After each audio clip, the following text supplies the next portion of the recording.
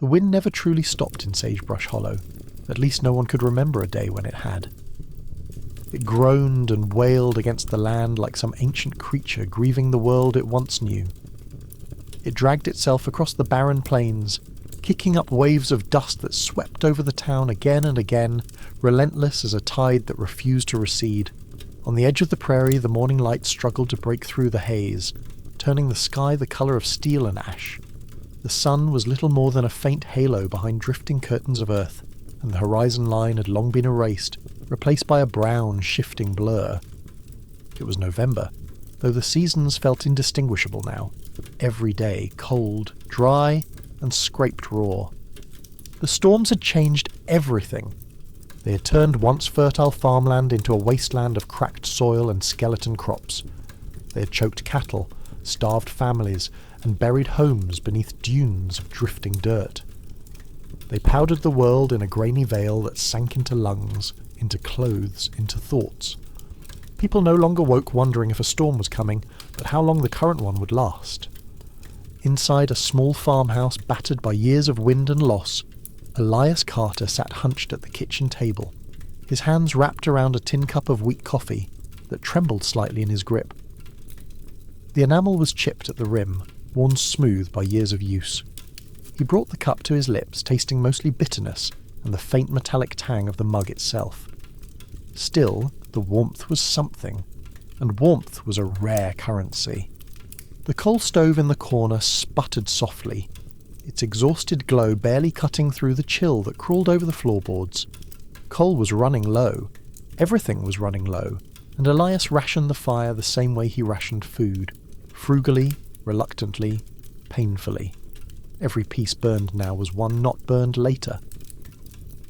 Across the room, Martha Carter sat quietly in a straight-back chair, mending a torn shirt using thread salvaged from an even older garment.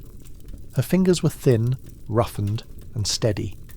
She worked slowly, not because she had nowhere else to be, but because moving slowly helped conserve energy, another resource that could not be wasted.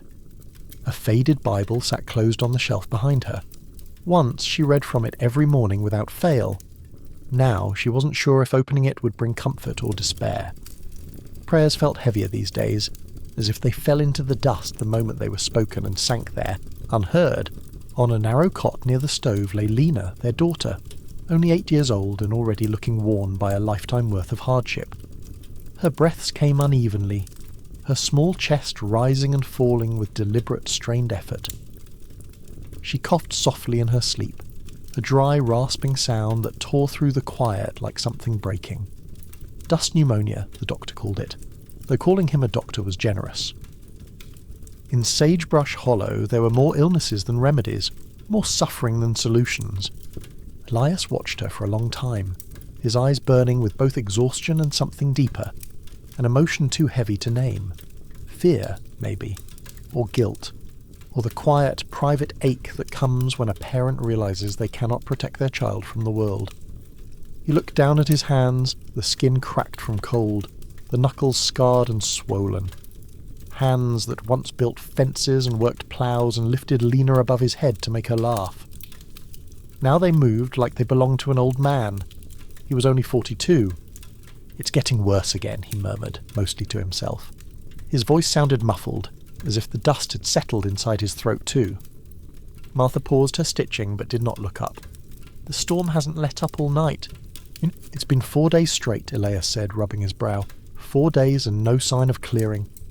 The silence returned, heavy and fragile.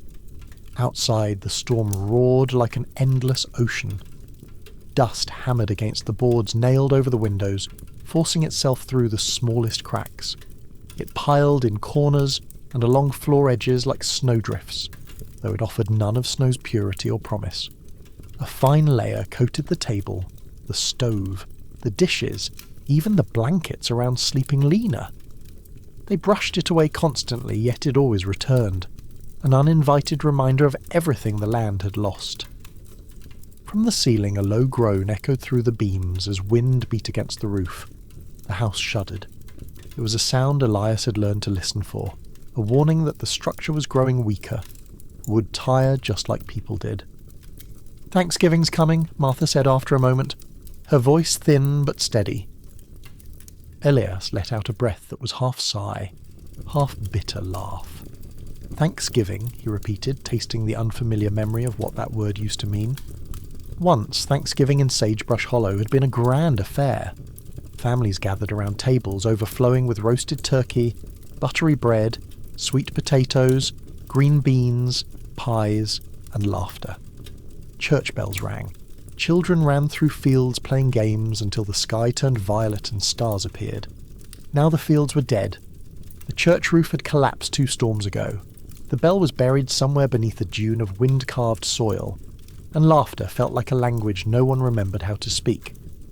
"What will we have to give thanks for?" Elias whispered. Martha set the mended fabric on her lap and finally met his gaze.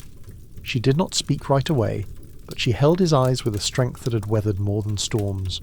A strength he sometimes feared he depended on too much. "We have each other," she said softly, "and we're still here." The words hung in the air like something both tender and fragile. Elias wanted to accept them, to believe them, but hope was a dangerous thing. Hope required energy, and energy was in short supply. He stood slowly, joints aching from cold, and crossed the room to check the boards secured across the door. He pressed his hand against the wood and felt the vibration of the wind pulsing like the heartbeat of something alive. "Town meeting's supposed to be today," he said, "if the storm lets up.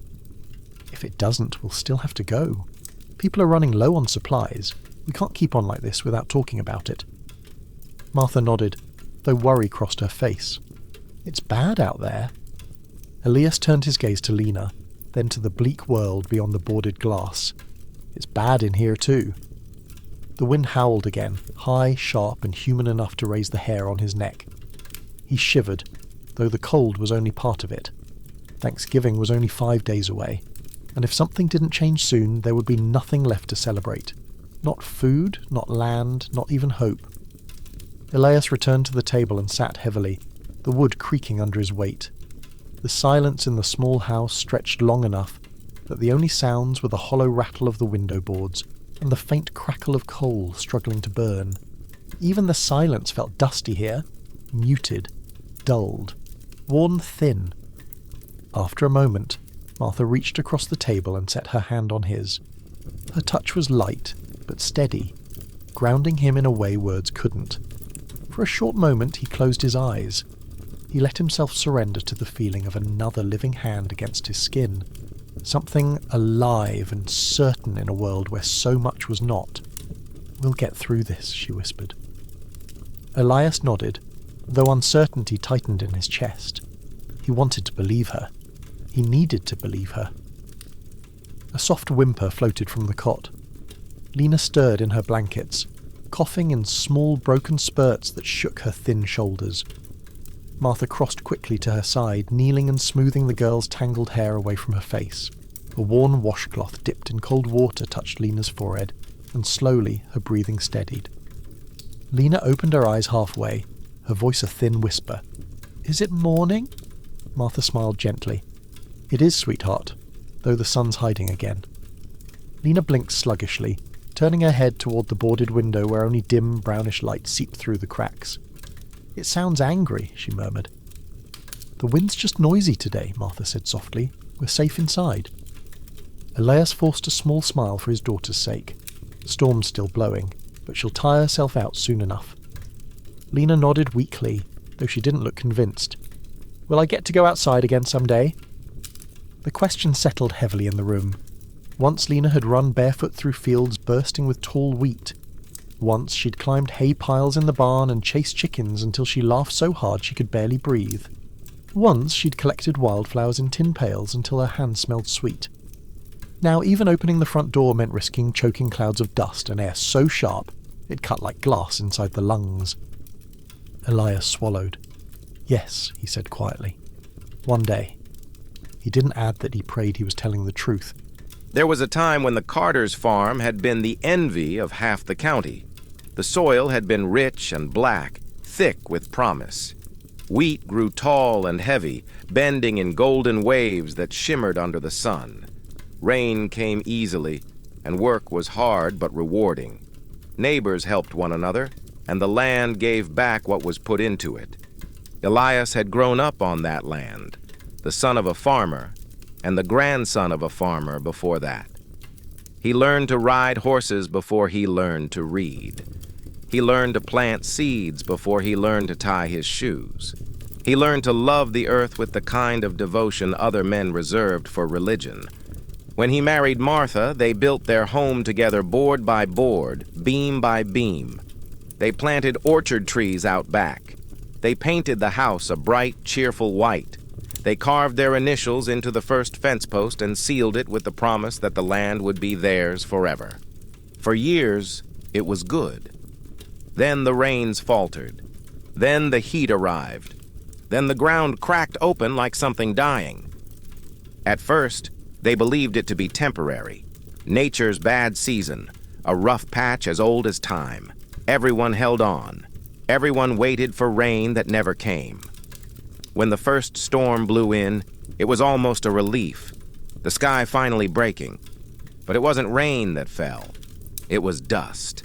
Dark clouds of earth rolled like thunder, swallowing the sun and covering the world in choking blackness. Day became night. Crops suffocated. Livestock dropped where they stood. The land turned to ash beneath their feet. And still the storms continued, and continued, and continued. Sagebrush Hollow had once been a place of hope, a small but proud settlement where people believed in hard work and good years ahead. The railroad track had cut clean through the center of town, and the station brought travelers and mail and new ideas. There were 2 general stores, a barber shop, a diner where people gathered after church, and a schoolhouse filled with the lively ring of children's voices. Now, the school bell hung silent. Many families had left, their wagons rolling westward in desperate search of greener land or rumors of work. Some wrote letters back, postcards describing California orchards and government camps, places where people waited in lines for beans and bread. Others never wrote at all. Those who remained stayed because they had nowhere else to go, or because they still believed the land they loved would someday forgive them. But even the strongest hope was growing thin. Elias looked toward the door, listening to the wind battering it. "I'm going to try to reach town this morning," he said softly. Martha hesitated. "It isn't safe." "It isn't safe here either," he replied gently. "If the meeting happens today, we need to know what the council decides. There's talk of rationing, and the grain reserve is almost gone."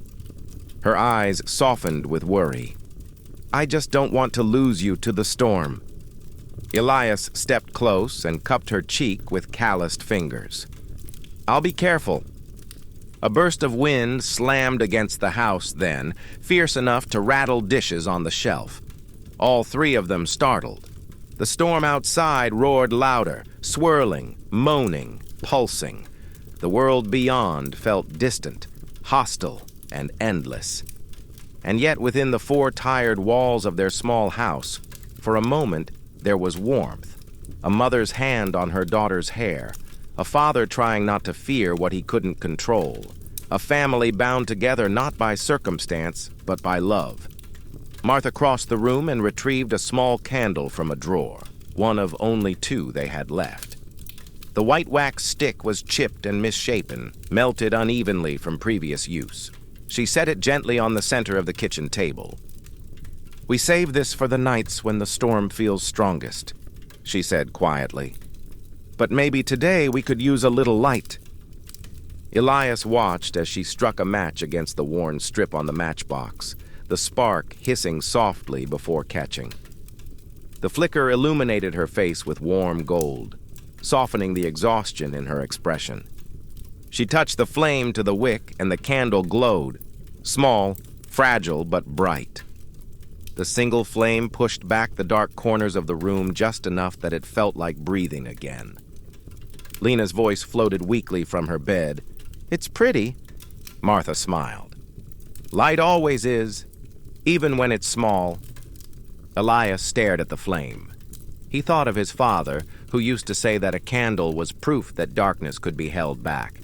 but only if people stood close to one another. The wind shrieked outside. The candle burned steady inside. For the first time all morning, Elias felt something flicker within his chest. Not hope exactly, but something like it. A reminder that they were still here, still fighting, still refusing to disappear.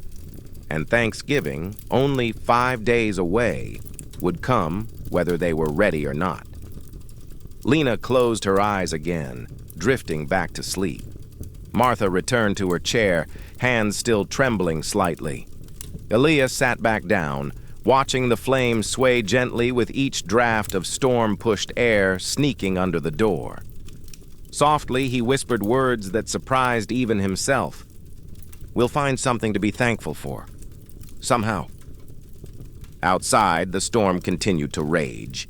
Inside, the candle continued to burn. And that small light changed everything. The storm had not broken by midday. If anything, the wind screamed louder, clawing at the house with a desperation that rattled the walls and shook dust loose from the rafters. It felt as though the storm wanted inside, not just to the house, but to the very breath of anyone who dared stand against it. Elias buttoned his coat with stiff fingers, pulling the wool collar high around his neck. The fabric smelled of smoke and earth, and it was far thinner than it used to be. Years of wear had thinned the shoulders and frayed the sleeves, but it still offered more comfort than stepping into the storm without it. Martha stood by the door, tying a scarf around his mouth and nose to shield him from the worst of the dust. Her hands lingered at the knot, trembling slightly as she tried not to betray her worry. Her eyes glistened, not with tears, but with a brightness sharpened by fear. "You stop if it gets too bad," she whispered. "No meeting is worth losing yourself to the storm." Elias nodded. "I'll be careful. And if the wind gets too strong, turn back." "I will." She reached up and pressed her forehead gently against his chest. For a moment, neither moved. The creak of the stove, the distant cough from Lena's cot, the low howl of the storm outside, everything softened, suspended in the fragile stillness of that shared breath. "Come back to us," she murmured. He rested a hand on the back of her head. "Always." Elias turned and pulled the door open just enough to squeeze through. Immediately, the storm shoved against him like a living force, sending a blast of dust into his face. He fought to close the door behind him, leaning his weight against it until the latch clicked, sealing Martha and Lena safely inside. Outside, visibility shrank to almost nothing. The world was an endless blur of shifting brown and gray. Dust swirled in wild spirals, twisting violently as if the earth itself were trying to lift into the sky. Elias could barely distinguish the outline of the windmill only 20 feet from the house, its rusted blades spinning wildly with a shriek of grinding metal.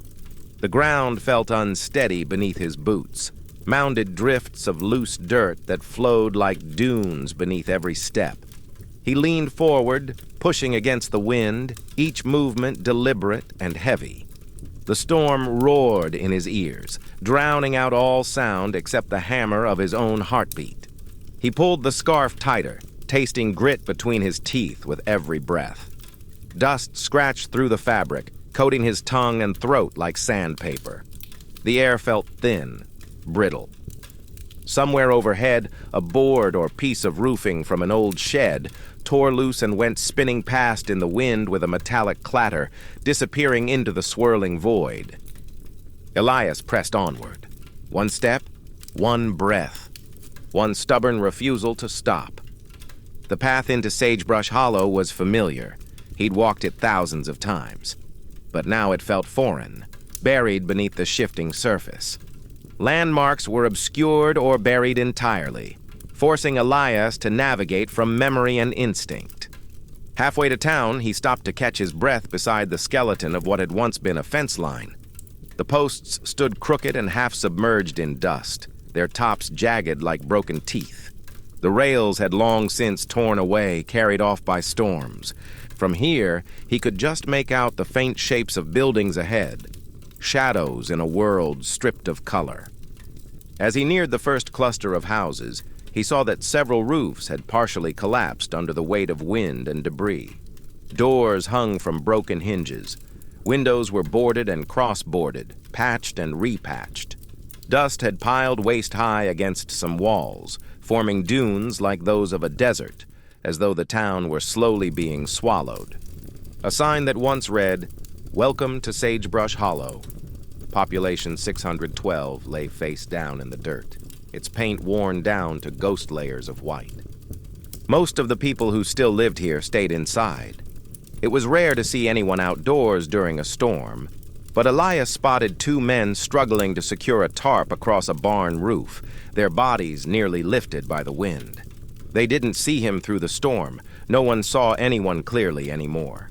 He forced his way forward toward the outline of the church, what remained of it anyway. The church had once been the heart of Sagebrush Hollow. Weddings, baptisms, Christmas choirs, harvest festivals, everything had lived here, pulsing with music and laughter. Now the steeple was half collapsed, roof beams exposed like broken ribs, and one of the great front doors hung twisted on a rusted hinge. Inside, a handful of lanterns cast an amber glow across the dusty air, illuminating benches arranged in a rough circle where the floor had been swept clear enough to sit. 8 or 9 townsfolk were already gathered inside, wrapped in scarves and coats, their faces lined with the pale exhaustion of survival. Elias stepped in and shut the door behind him. The roar of the wind outside softened to a muffled thunder. Heads turned, nods passed silently. In a town where words were expensive, small gestures carried meaning. "Elias," called William Harper, the town council leader, his voice rough. "Didn't think anyone from the far ridge would make it through today." "Storm's lighter than 2 nights ago," Elias replied, removing his scarf and shaking dust off his coat. "I've walked through worse." William huffed something between a laugh and a sigh. "Guess we all have." Elias took a seat beside Grace Holloway, a widow who had lost her husband to lung sickness the previous spring. She clutched a handkerchief in her hands, twisting it slowly as she stared at the lantern flame in the center of the circle. Across from them sat Thomas Reed, once the wealthiest rancher in the region, now a man with nothing left to ranch. Beside him, Mabel Dawson, the midwife who had delivered half the town's children, including Lena. A few others scattered among the benches, the last stubborn souls refusing to abandon home. The mood in the room felt heavy, like the air before lightning. William cleared his throat and stood. "Thank you for coming, everyone. I wish we had better news." No one spoke. No one expected good news anymore. "We're running low on supplies," William continued. "The grain reserve is down to less than a week. Coal is nearly gone. The well is pulling slower, and if the pump gives out again, we may not be able to repair it." Soft murmurs rippled around the circle. Grace wiped her eyes. "And the doctor says there are 5 new cases of dust pneumonia this week," William said quietly. 3 children.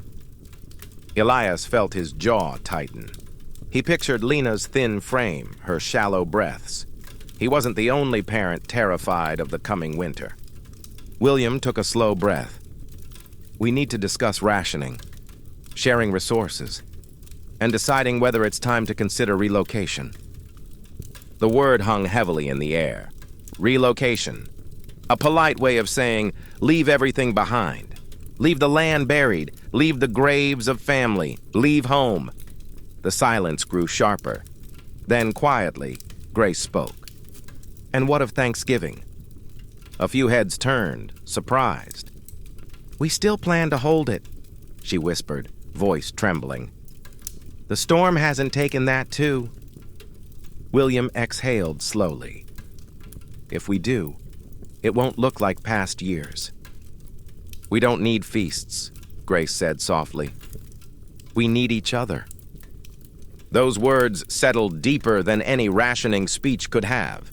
Even Elias felt something shift. Not hope exactly, but a reminder of humanity beneath the dust. The storm could take crops, homes, and certainty, but connection was harder to bury. William nodded slowly. Thanksgiving stays on the table then, even if all we share is bread and prayer. A quiet murmur of agreement filled the space.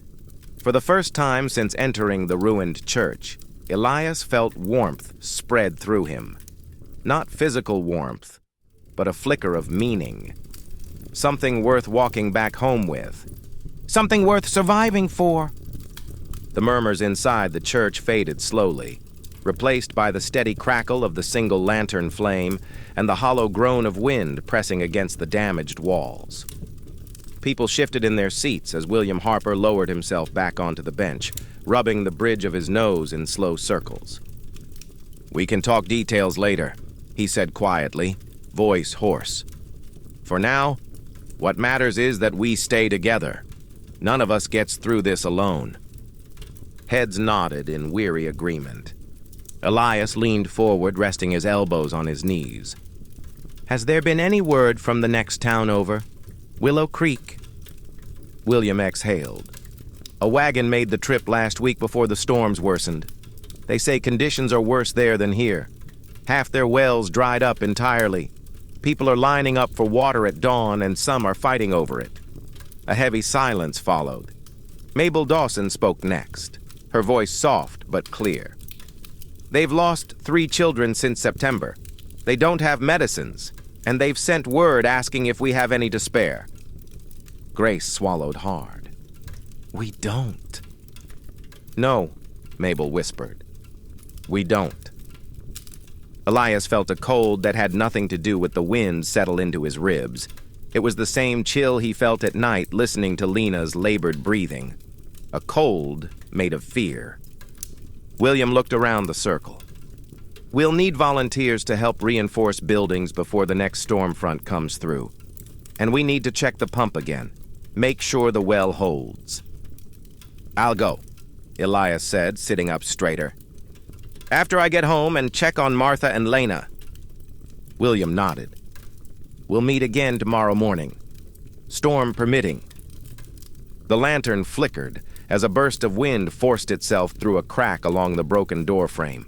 Dust swirled through the air in fine spirals that glowed golden in the lantern light. It looked almost beautiful, if beauty could exist inside something so destructive. One by one, the townspeople stood. They exchanged quiet goodbyes and hand squeezes, gestures more meaningful than words. Grace stopped briefly beside Elias, touching his arm gently. "How is Lena?" she asked. "Fighting," Elias answered, voice tight. Grace nodded with a small, sympathetic smile. "She's strong, like her mother." Elias managed a faint smile back.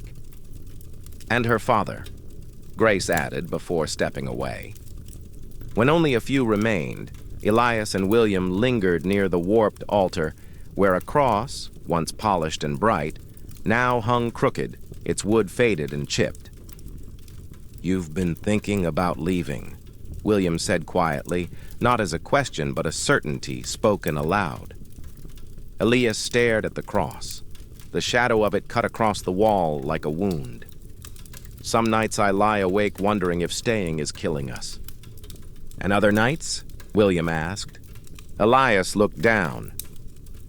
"Other nights I know leaving would too." William sighed, resting a hand on Elias's shoulder. "Whatever you decide, this town stands with you. But don't make choices when fear's doing the speaking." Elias nodded, his throat tight.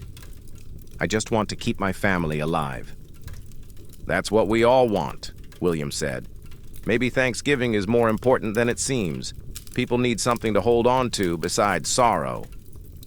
The wind wailed again outside, long and mournful like a voice calling through the dark.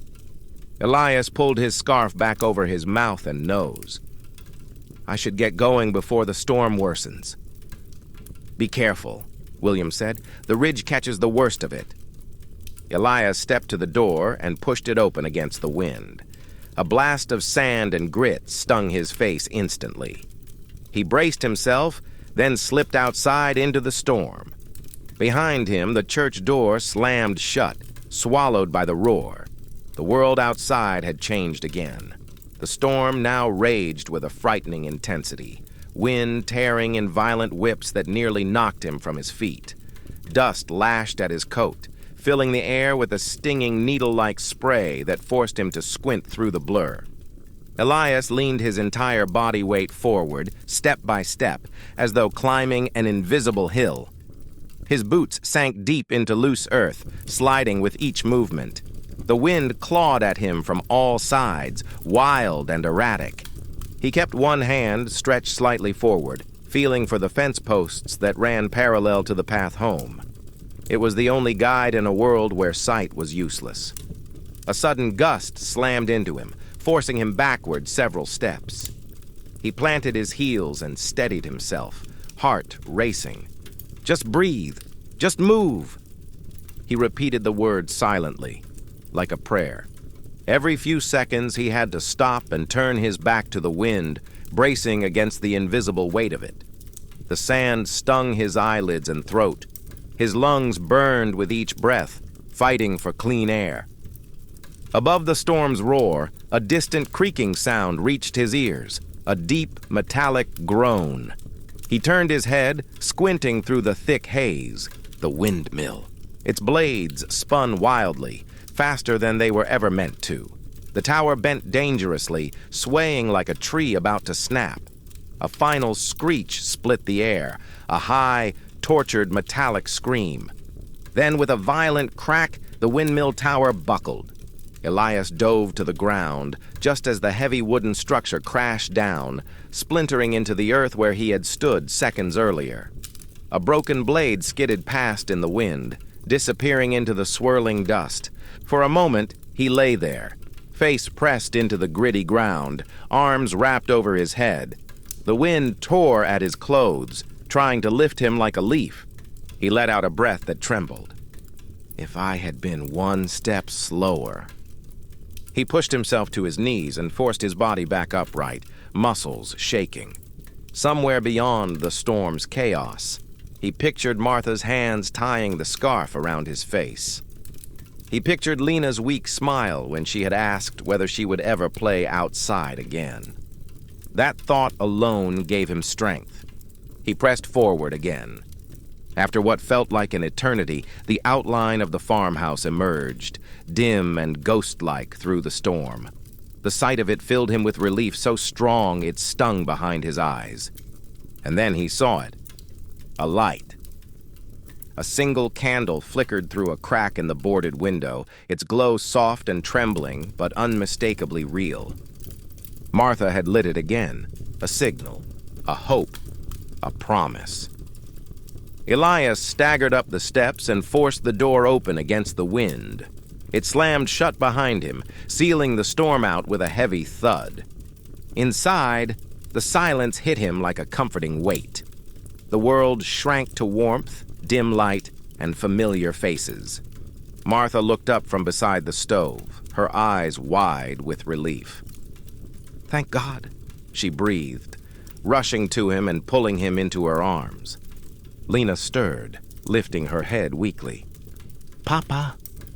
Elias crossed to her and knelt beside the cot, brushing dust gently from her cheek. "I'm here, little one." She smiled faintly and reached for his hand. He clasped her tiny fingers in his own, rough and trembling. "You're home," Martha whispered, voice cracking. Elias looked from her to the candle burning brightly in the center of the table. "Yes," he said softly, "I am." And for the first time in a long while he felt it, beneath the exhaustion, the fear, the dust and ruin. They were still alive. They were still together. And as long as that was true, the storm had not won. Sagebrush Hollow was not much to look at from a distance anymore. From the ridge where Elias's farmhouse stood, the town was a cluster of low shapes hunched beneath a restless sky, buildings half buried in rolling drifts of dust, chimneys leaning at tired angles, the faint skeleton of a water tower rising like a bleached tree against the horizon. The railroad track that had once gleamed in the sun was now a dull, mottled line that disappeared into mounds of wind-blown earth. But beneath the dust and splintered wood, beneath the broken fences and shuttered windows, Sagebrush Hollow still breathed. Its heartbeat was faint, slowed almost to a murmur, yet it persisted. It lived in the people who refused to leave. The town had not always been called Sagebrush Hollow. Once, long before Elias was born, it had another name entirely, New Providence, chosen by settlers who believed the land was a blessing directly from the hand of God. Back then, the earth was dark and deep, rich enough that you could dig with your bare hands and feel it crumble thick and heavy between your fingers. Rivers flowed reliably. Rain came when it was needed more often than when it was not. Grass grew tall enough to sway above a man's waist, and wildflowers created splashes of color across the rolling prairies. The railroad arrived when Elias's father was just a boy. With it came workers, merchants, opportunity. A depot was built at the center of town, and suddenly New Providence was a place people arrived in rather than only a place they left. Wheat fields spread outward in all directions, neat rectangular plots like quilts stitched tightly together. Cows grazed. Horses stamped and snorted in sturdy barns. Children ran barefoot down dirt roads, their laughter tangling with birdsong and the whistles of passing trains. Sometime later, as the town grew, the name changed. No one remembered exactly how or why. Maybe it was because of the low valley in which the town sat, ringed by gentle rises and scattered with tough gray-green shrubs that never seemed to die regardless of heat or frost. Maybe it was a joke that stuck and turned official. Sagebrush Hollow, a name that sounded humble, unpretentious, plain. People there were proud of that. They weren't the sort to ask for more than what they could earn with their own hands. Give them good soil, a little rain, and a fair price at the grain elevator, and they were content. For a while, that was enough. Elias grew up with the town the way most boys grow up with a favored pair of boots, so used to it that he scarcely noticed its details until years later when they began to disappear. He remembered Harper's General Store long before it belonged to William Harper. Elias's father used to take him there once a month to buy sugar, coffee, nails, and sometimes a baseball for him and his brothers. Glass jars of candy lined the shelves behind the counter, red and yellow and white, catching the sunlight. There was always a bell ringing, always someone laughing, always someone arguing good-naturedly about the weather or the price of grain. He remembered Mabel Dawson as a young woman, hair still mostly dark, carrying a black leather bag from house to house. She always seemed to arrive just when she was needed, bringing babies into the world like it was a sacred bargain only she understood. She was there the night Lena was born, and Elias could still hear her steady voice guiding Martha through each wave of pain, calm as if she were shelling peas on a summer porch. He remembered Thomas Reed before the dust took his lands, owner of the biggest ranch on the outskirts, his cattle-black dots scattered across golden grass. Thomas was the kind of man who filled a doorway without meaning to, who slapped back so hard the sound echoed, whose laugh carried all the way down the street. He remembered Grace Holloway and her husband, Samuel, dancing on the church lawn at the summer socials. They had moved to Sagebrush Hollow from somewhere back east, bringing with them a slightly softer accent and a more formal way of dress. But they fell into the rhythm of the town just the same, their hands as dirty with soil as anyone's by the end of harvest. All of them had changed. The town had changed. The land had changed first. When the first truly bad year came, too little rain, too much heat, people grumbled but bore it. They'd seen bad years before. They cut back, tightened belts, told each other it would be better next season. But the next season was worse. Then worse again. The good topsoil, loosened by years of aggressive plowing and stripped of grasses that had anchored it for generations, turned fragile under relentless sun. When the wind came, it found the land unprotected. It took what it wanted. By the time of this November, with Thanksgiving only days away, scars covered every inch of Sagebrush Hollow. The train depot stood empty. No trains stopped there anymore. The company had rerouted southward, chasing more reliable shipments and safer tracks. The station's windows were boarded up. The platform where children once waited to wave at passing trains was buried up to the steps. The schoolhouse still held its bell, but the bell had not rung in months. Too many families had left. Those who remained could not always spare their children's energy for lessons. Sometimes in the late afternoon, when the wind lulled, you could still hear echoes of old laughter there if you strained your imagination. The diner, once the busiest place in town on Sunday afternoons, now opened only sporadically. Its owner, Mrs. Connor, had long since run out of meat and fresh vegetables. These days, on the occasions she unlocked the door and lit the stoves, she served thin soup, stale bread, and bitter coffee, and even that felt like a feast. The church, with its battered steeple and cracked windows, still drew people, not because they were sure someone was listening, but because gathering made the loneliness hurt less. And yet, in all this, stubborn signs of life remained. In front of one collapsing house, someone had planted a line of sunflowers in a narrow strip of soil sheltered by a broken fence. Most had shriveled, but one tall stalk remained, its head bowed and dried, decorated with a bit of red yarn tied around its stem like a ribbon of defiance. At the edge of town, two boys, no more than 10 or 11, had built small windbreaks out of scrap lumber and old blankets, creating a makeshift shelter where they tried to play marbles in the packed dirt when the storms eased. Their marbles were chunks of glass, polished smooth by time. On a clothesline between two leaning posts, Mabel Dawson hung laundry one calm afternoon, not because anyone would see it and admire the crisp lines, but because wearing something that didn't smell like smoke and dust for at least a few hours helped people remember a different life. Sagebrush Hollow was wounded, yes, but it was not dead. Not yet. 2 days after the town meeting, the storm finally weakened. The wind dropped from a scream to a moan, then to a restless sigh. Dust still drifted, but in softer veils rather than brutal walls.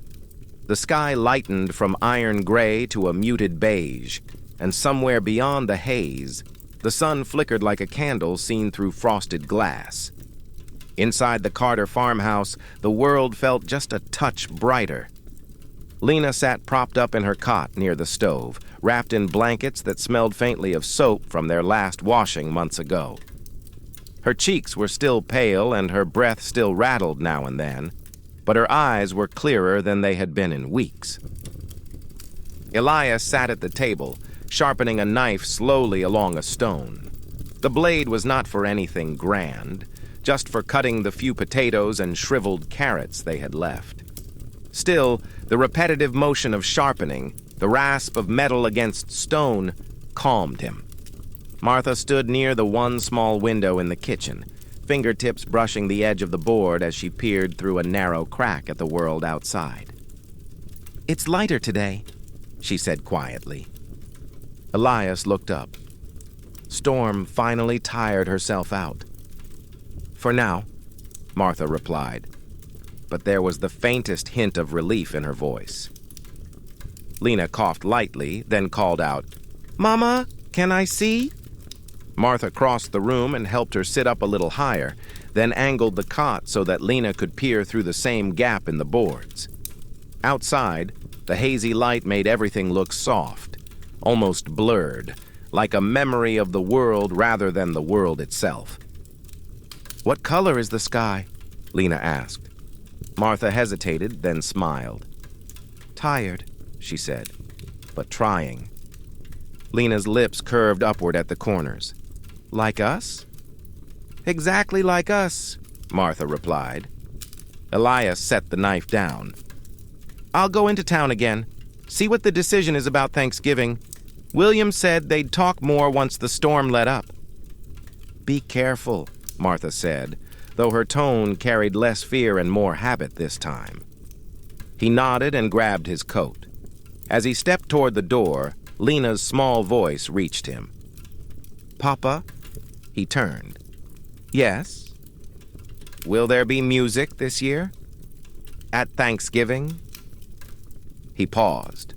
Once, the town's Thanksgiving gatherings had been filled with music. Fiddles, harmonicas, the old upright piano in the church shipped in pieces by rail and assembled plank by half the men in town.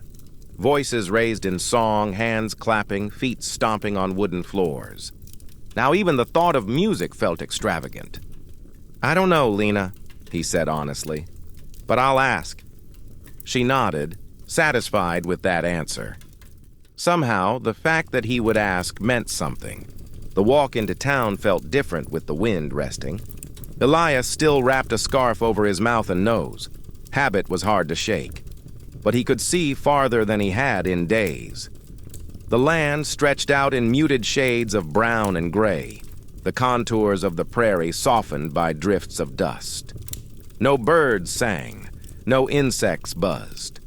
The silence of the plains was its own sound. He passed the skeleton of the windmill, its broken frame lying in twisted pieces where it had fallen. He'd need to salvage what he could later. For now, he walked on. As he neared town, he saw a few other figures in the distance, also venturing outside. A man leading a gaunt horse toward the well. A woman pulling a child along on a makeshift sled fashioned from a sheet of corrugated metal. Two boys kicking something between them that might once have been a ball. The closer he came, the more the town's history wrapped around him. There was the alley where he had stolen his first kiss behind the hardware store on a summer night, thick with the scent of cut hay. There was the hitching post where his father used to tie their horses before bringing the family to Sunday service. There was the corner where he had stood the day Lena was born, nearly bursting with pride as he announced to everyone who passed that he had a daughter, a healthy girl, a miracle. Now those places were buried in dust, but they weren't gone, not entirely. They lived in memory and in the faint impressions of footprints, cart tracks, and worn doors that still opened and closed each day. As he walked past Harper's General Store, he noticed something that made him slow. Someone had cleaned the front window. The glass, once coated in a dull film of dust, now showed streaks where a cloth, likely dampened with precious water, had wiped across it. Beyond the glass, shelves had been rearranged to look fuller than they were. Canned goods grouped closer together, empty space hidden behind stacked crates. Inside, William's teenage son, Jacob, swept the floor with stiff, determined strokes. The sight made Elias's chest ache with something like pride and sadness tangled together. People were still trying, even now. Especially now. At the far end of town, the church steeple rose, scarred but still standing, its crooked cross silhouetted faintly against the pale sky. As Elias approached, he heard voices inside. Not many, just a handful, but enough to stir the air with low murmur. He climbed the steps slowly, hand trailing along the banister worn smooth by decades of Sundays. At the door, he paused and glanced back at the town. Sagebrush Hollow looked half buried, half fading, as if it were being erased, stroke by stroke. But inside those quiet houses were people who still cooked what little they had, still mended clothes, still lit candles against the dark. Maybe Thanksgiving wouldn't be a feast. Maybe it would be a handful of bread and thin soup. Maybe it would be just a prayer spoken into the silence. But it would be something. He took a deep breath, thin and dusty, but enough, and opened the door. The hinges creaked, heads turned. William, Mabel, Grace, and a few others sat inside, gathered around the same lantern-lit circle as before. "Elias," William said with a small nod. "We were just talking about you." "Hopefully kindly," Elias replied, managing a faint smile. Grace shifted forward on her bench. "We've begun making plans," she said, "for Thanksgiving and for the days after," Mabel added quietly. Elias stepped fully inside and closed the door behind him. The storm outside might not be finished, but in here, for a brief moment, something else began.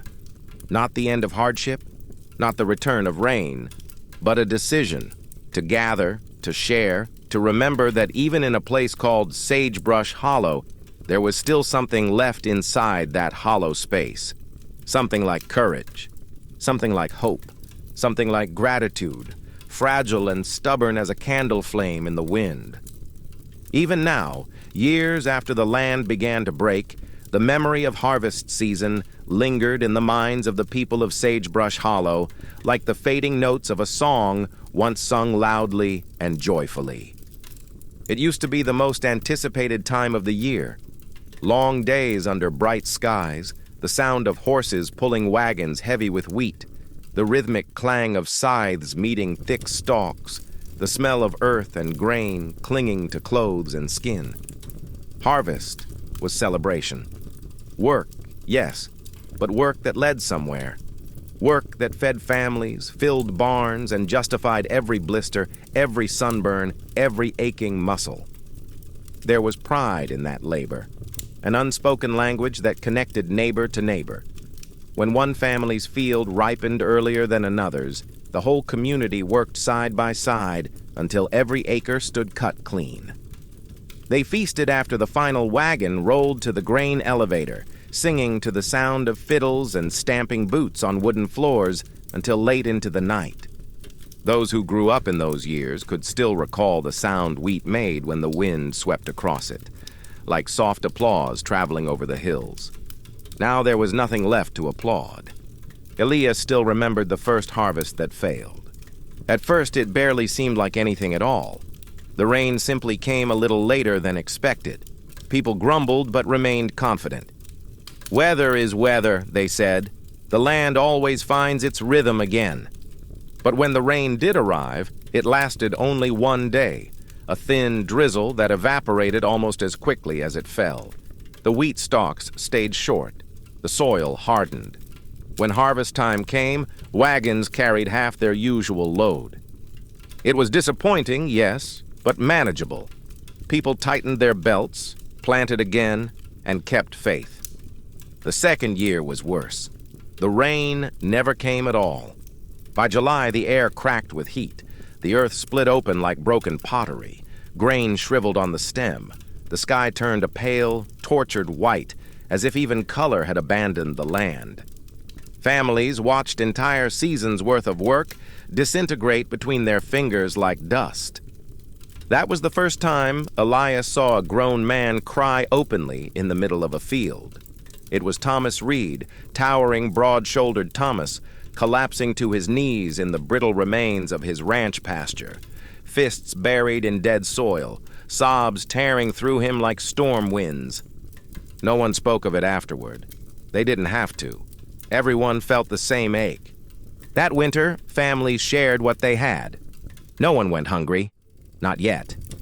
They believed the next year would be better. The third year was the year everything turned. It started as a far-off rumble, a wind unlike anything anyone in Sagebrush Hollow had heard before.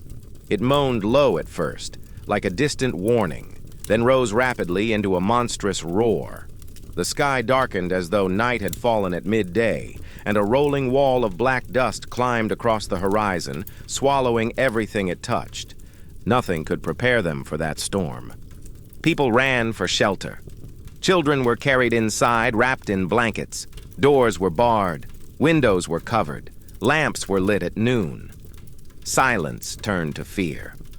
The storm hit with a force that rattled nails loose from wood. Dust blasted into houses through every crack, every seam, every place light once entered. Inside, families soaked cloths and pressed them to their faces, eyes burning, lungs choking. Outside, wheat fields, the last hope of a crop, whipped and tore from the ground, ripped apart grain by grain, leaf by leaf, until nothing remained but bare earth. Soil lifted and flew into the sky, carried like dark smoke. People prayed. People cried. People waited for silence that did not come. When morning arrived, the town looked buried. Fences, barns, roads, gone. Crops, gone. Hope, gone, or close enough to it. When Elias finally stepped outside after the storm cleared, he found the land unrecognizable. What had once been golden fields stretched endlessly beneath the sun now lay flattened beneath thick drifts of black earth. He fell to his knees and tried to dig with his hands, clawing into the dirt as though the wheat might still be there beneath, alive somehow. But there was nothing, only dust.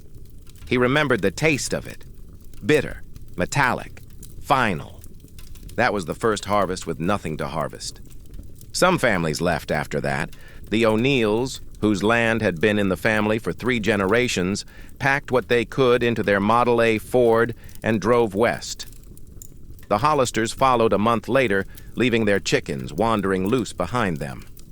The searing emptiness of those abandoned farms struck harder than any storm. Watching neighbors drive away felt like watching a limb be severed.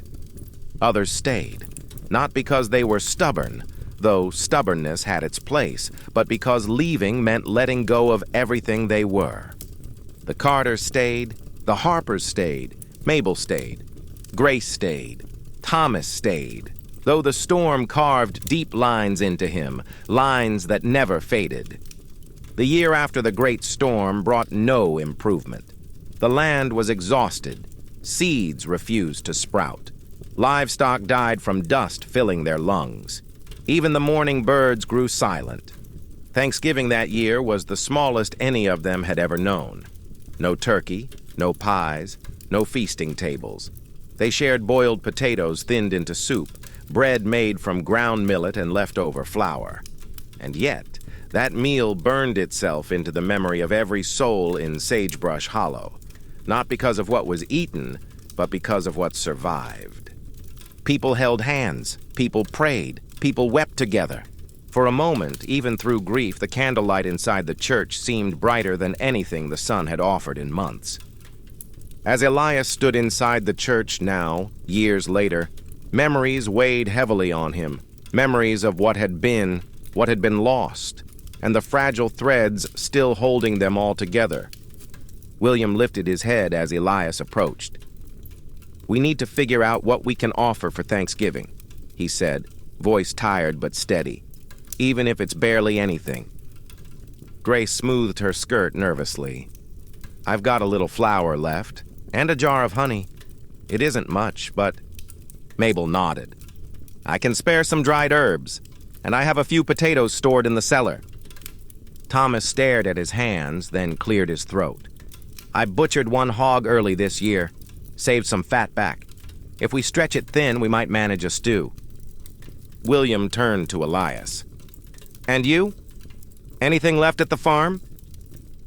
Elias hesitated, not because he wished to hide the truth, but because saying it aloud made it feel heavier.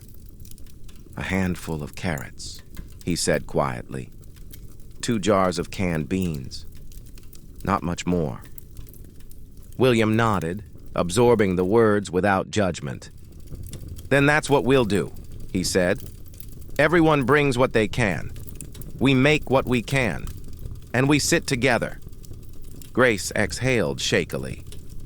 "It won't be like the old days." "No," Mabel said softly. "But it doesn't have to be." Silence settled over the group again. Not empty silence, but the kind filled with thought and memory and quiet resolve. The harvest hadn't come again this year, but maybe something else could. Maybe Thanksgiving wasn't about what they lost. Maybe it was about what they still had the strength to hold. Elias looked around the circle, at faces worn by storms, but lit from within by something stubborn and bright. Hope wasn't a feast. Hope was a handful of people refusing to give up. When the meeting ended, the group dispersed slowly, reluctant to step away from the fragile comfort of shared resolve. The storm had quieted to something manageable, a push rather than a shove. Dust still drifted through the air, but visibility stretched farther than any of them had seen in days. Elias stepped outside, pulling his coat tighter around his shoulders.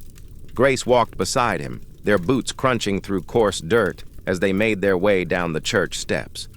For a few long seconds, they simply walked without speaking. Wind tugged at their clothes, but softly, like worn fingers brushing fabric rather than claws tearing at it. "Thank you for speaking up today," Grace finally said. Elias shook his head. "I only said what everyone was thinking.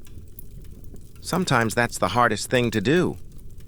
They passed Harper's General Store, pausing to watch Jacob sweeping the porch, his motions determined. A faded sign above the door still read, "Supplies and Sundries," though half the letters were obscured by grit. Elias felt a pang of nostalgia. Grace spoke again, voice quiet. "I remember the first year Samuel and I lived here. We thought we'd stumbled into paradise. It felt unreal, how kind people were, how open, how much they gave." "You helped build that kindness," Elias said. Grace smiled faintly. "Samuel always said a town is like a garden. It grows stronger when every hand tends to it. When people stop tending, it withers." She paused, breath catching slightly. "After he died, I almost let myself wither too. But the town didn't let me." Elias nodded slowly. "It won't let any of us." Their eyes met for a moment, soft, tired, deeply human. Then Grace looked away, blinking the sting from her eyes. "You should get home to Martha and Lena," she said gently, "and tell them the meeting went well." "I will." Grace turned toward the direction of her house, lifting one hand in farewell. Elias continued on. As he passed the old train depot, he noticed something unusual. Someone had propped the fallen "Welcome to Sagebrush Hollow" sign upright against the building's side. The letters were still chipped and faded, but the sign's presence stood stubborn, almost proud. Elias felt something shift inside him. Not joy, not hope, but determination. Sometimes that was close enough. By the time he reached the farm, the sky had taken on a pale, dusty orange hue. The sun strained through the haze like a lantern held behind dirty glass. It was the closest thing to warmth the land had felt in weeks. Elias climbed the steps and opened the door. Warmth from the coal stove greeted him, along with the faintest scent of something cooking. Thin broth heating in a pot. Martha looked up from the stove, eyes scanning his face. "How did it go?" He removed his scarf and hung his coat, brushing dust from his sleeves. "Better than I expected. We're planning Thanksgiving. Everyone's bringing what they can. We'll make a meal from it. We'll sit together."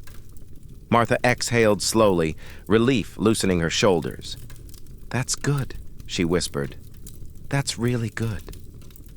Lena looked up from her cot, eyes bright and hopeful. "Did you ask about the music?" Elias knelt beside her and smiled. "I did. And William said we'll find a way." He tapped her nose lightly. "Even if it's just someone tapping a spoon against a pot." Lena giggled, a sound like a spark catching in dry tinder. "That still counts." Martha crossed to them and placed a hand on Elias's shoulder. "It means something, doesn't it? Even if we don't know what happens after Thanksgiving, even if it's small." Elias looked at her, really looked, and saw the strength beneath the exhaustion, the fierce steadiness behind her eyes. "It means everything," he said. That evening, after Lena drifted into sleep and the wind quieted to a soft hum against the house, Elias stepped outside onto the porch with a lantern. The storm remnants swirled around him, but gently now, like tired dancers slowing their steps. He walked to the broken windmill, its wreckage scattered across the ground. Kneeling, he tucked the lantern safely beside him and searched through the splintered wood and twisted metal. After a moment, he found what he was looking for, one of the intact wooden slats from the tower, the surface smooth and weathered but unbroken. He brushed dust from it with his sleeve, then lifted it carefully. It wasn't much. A scrap of wood. A remnant of something destroyed. But it was still here. Carrying it back to the porch, he propped it upright near the door and wrapped a piece of spare rope around its base to hold it in place, like a single board standing guard. Not useful, not practical, not necessary, but symbolic. Martha opened the door behind him softly. "What's that for?" Elias looked out at the horizon, where the last sliver of sun struggled through the dusty clouds. "It's for Thanksgiving," he said quietly. "Something to build from." Martha slipped her hand into his and leaned her head against his shoulder. The wind sighed gently across the plains, releasing a long, low breath, like the land itself was finally resting. For the first time in weeks, the night felt still, and inside that stillness, the smallest ember of purpose glowed warm. The Carter farmhouse sat farther from town than any other homestead, far enough that most days it felt less like part of Sagebrush Hollow and more like an outpost surviving at the edge of civilization. When the storm swept across the plains, their house caught the first blow and the final lash. The land around them stretched open and unprotected, a wide expanse of faded earth broken only by clusters of shriveled shrubs and the skeletal remains of dead crops rattling softly in the wind.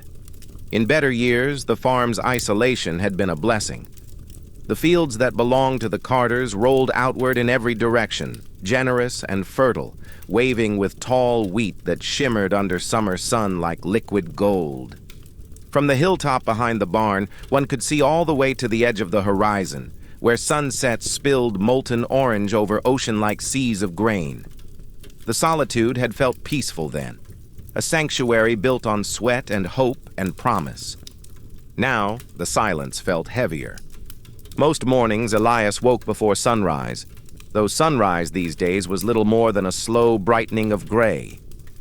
He sat at the edge of the bed, feet planted on the cold wooden floorboards, listening to the wind test the windows and the house settle its weary bones. It was a moment of quiet reckoning, a moment in which he counted both blessings and losses. This morning was no different. Martha stirred beside him, pulling her patched quilt tighter around her shoulders. "You're awake early," she murmured, voice rough with sleep. Elias smiled faintly. "Didn't sleep much." "No one sleeps much anymore," she whispered, sitting up carefully. "Storm dreams?" He nodded. Storm dreams were common now, visions of swirling darkness and choked breath, of endless wind and walls of dust rising like tidal waves. Dreams where he ran without moving, where Lena reached for him through smoke-like clouds and slipped from his grasp. Dreams where the land simply disappeared. Martha reached out and touched his hand. "It's a new day," she said softly. "Whatever that means now." "Still a day," he replied. "Still ours." They shared a tired smile, the kind born not from joy but from understanding. The morning ritual, though sparse, carried a sacred weight. Elias stoked the coal stove gently, coaxing embers into weak flame. Coal was running dangerously low. By now they broke pieces into halves and quarters, stretching every fragment. The stove groaned awake, warmth trickling slowly into the chilled room. Martha set a small pot onto the grate and poured in a cup of water. From a jar, she shook out a thin scoop of oats, barely enough to cover the bottom. She added a pinch of salt and stirred slowly, letting the mixture simmer. The smell of cooking oats, no matter how modest, filled the small kitchen with a memory of abundance. For a moment, the room felt almost comforting. Lena sat up weakly in her cot, blanket draped around her shoulders. Her cough rasped rough through the quiet, but ended quicker than it had days earlier. Her eyes looked brighter today, though shadows still clung beneath them. "Morning, Papa," she whispered. Elias crossed to her and brushed her hair gently behind her ear. "Morning, sweetheart. Feeling any stronger?" "A little." She smiled a thin, brave smile. "I dreamed we made snow angels." He felt his throat tighten, not with sadness, but with the bittersweet ache of remembering that winter once meant joy. "Maybe one day," he said softly. Martha carried the pot to the table and spooned the thin oatmeal into 3 bowls. Uneven portions, with the largest set quietly before Lena. Elias pretended not to notice. They bowed their heads, and Martha spoke the blessing. Short, genuine, trembling. "Lord, give us strength for today, and give us softness where strength runs thin. Amen." "Amen," Elias echoed. Lena whispered it too, her voice small but steady. They ate slowly, savoring each spoonful, letting the warmth slide down into their hollow stomachs. It wasn't enough, not physically, but the ritual fed something deeper, something that grew more necessary by the day. After breakfast, Martha washed the bowls with a rag dipped in boiled water. Resources were too scarce for waste. Even dishwater was saved for flushing dust from window boards or dampening cloth masks later.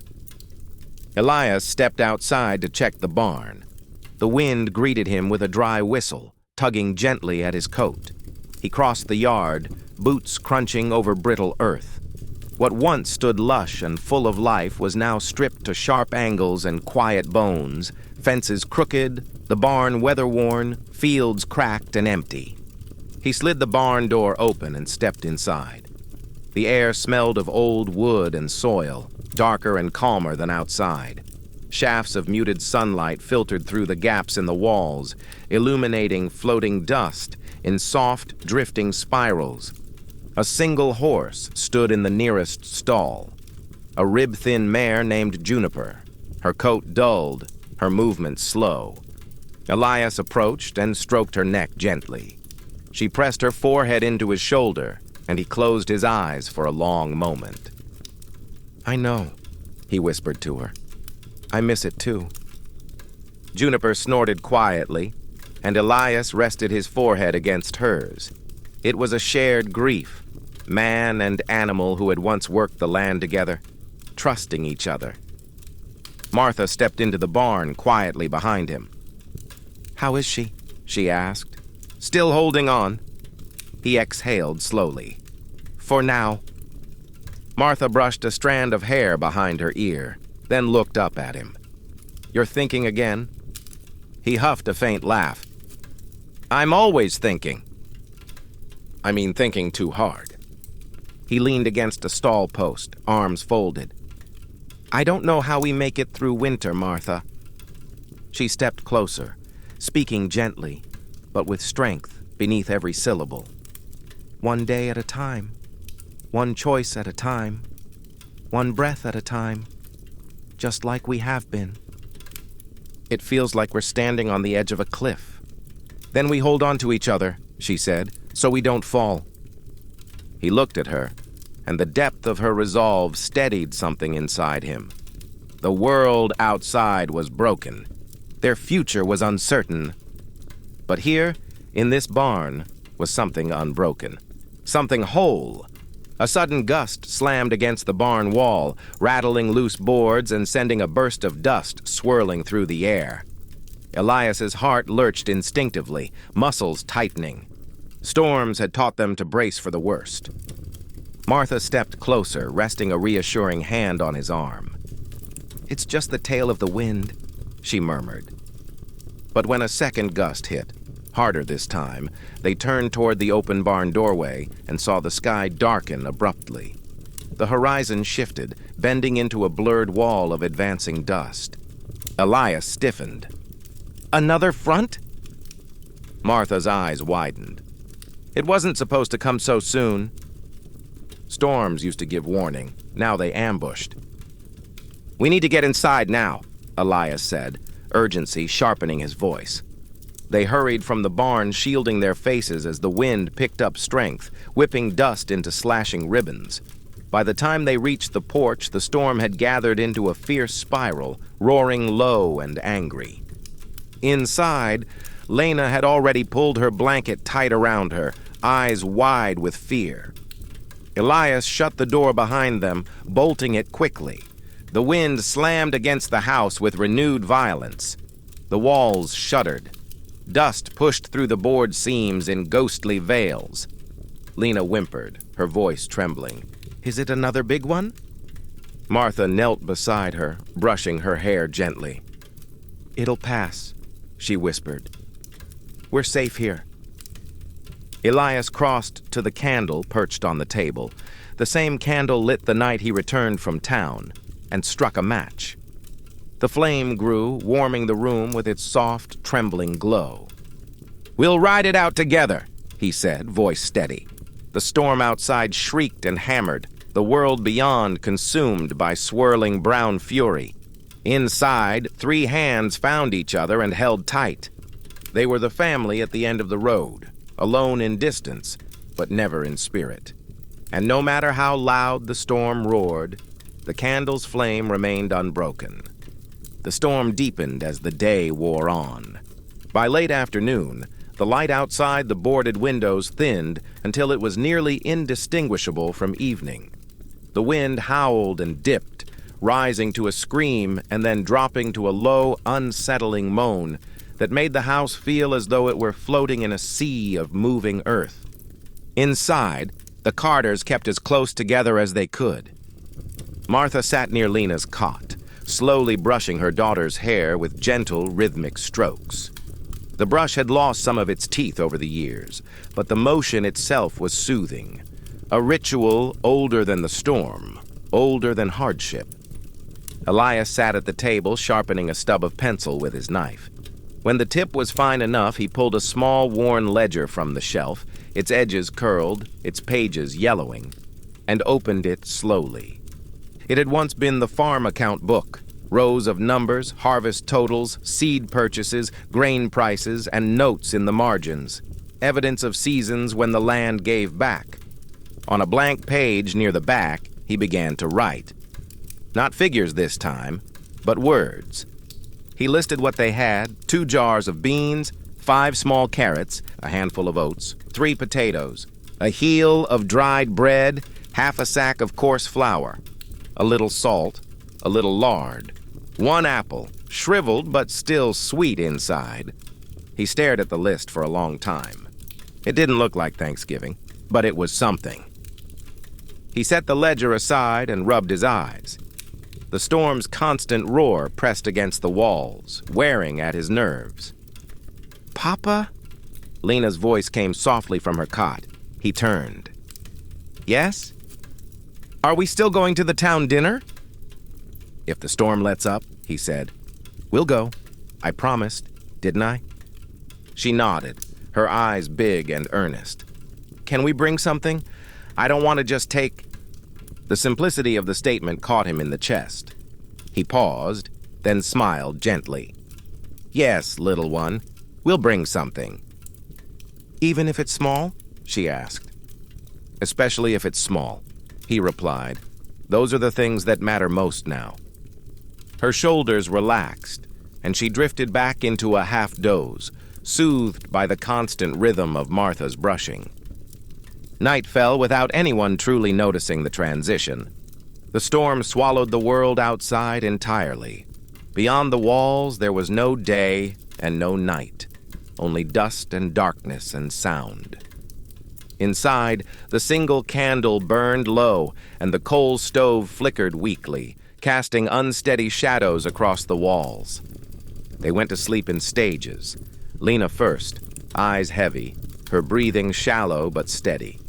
Martha next, curled beneath the patched quilt, one hand still extended toward the cot, as if she could watch over her daughter even in sleep. Elias stayed awake the longest, listening. Wind, dust, the creak of the roof, the faint whistle at the window seams. Sometime past midnight, a new sound threaded through the storm's roar. A cough. Not the occasional weak cough they'd grown used to, a dry, brief scrape. but a deep, racking fit that shook the silence like a sudden shout. Elias sat up instantly, heart pounding. "Lena!" He crossed the dark room in 3 quick strides, kneeling at her bedside. In the dim glow from the banked stove, he could see her shoulders jerking as she tried to suck in air between coughs, her hands clutching the blanket tightly. "Easy, easy," he murmured, voice low and steady. "I'm here. Breathe, little one. Breathe with me." Martha woke with a jolt, pushing herself upright. "Lena!" Another cough ripped through the girl's chest, short and sharp, followed by a wheezing inhale that didn't sound complete. Her eyes were wide now, not with fever, but with fear. "I can't get it in," she rasped. "It's all right," Martha said, rushing to her side. "We've got you. Just breathe with us." Elias grabbed the small basin of water near the stove and dipped a cloth into it, wringing it out quickly. He folded the damp cloth and held it gently over Lena's mouth and nose. Not tight, but firm enough to filter some of the dust still lingering in the air. "Slow," he whispered. "Smell the cloth. In and out. Slowly." He exaggerated his own breaths, long and gentle, so she could hear and feel the rhythm. Martha stroked her hair, murmuring soft words that didn't need to make sense. For a few terrifying seconds, nothing seemed to change. Then, slowly, Lena's breathing began to catch, the wheeze stretching a bit longer, the coughs growing farther apart.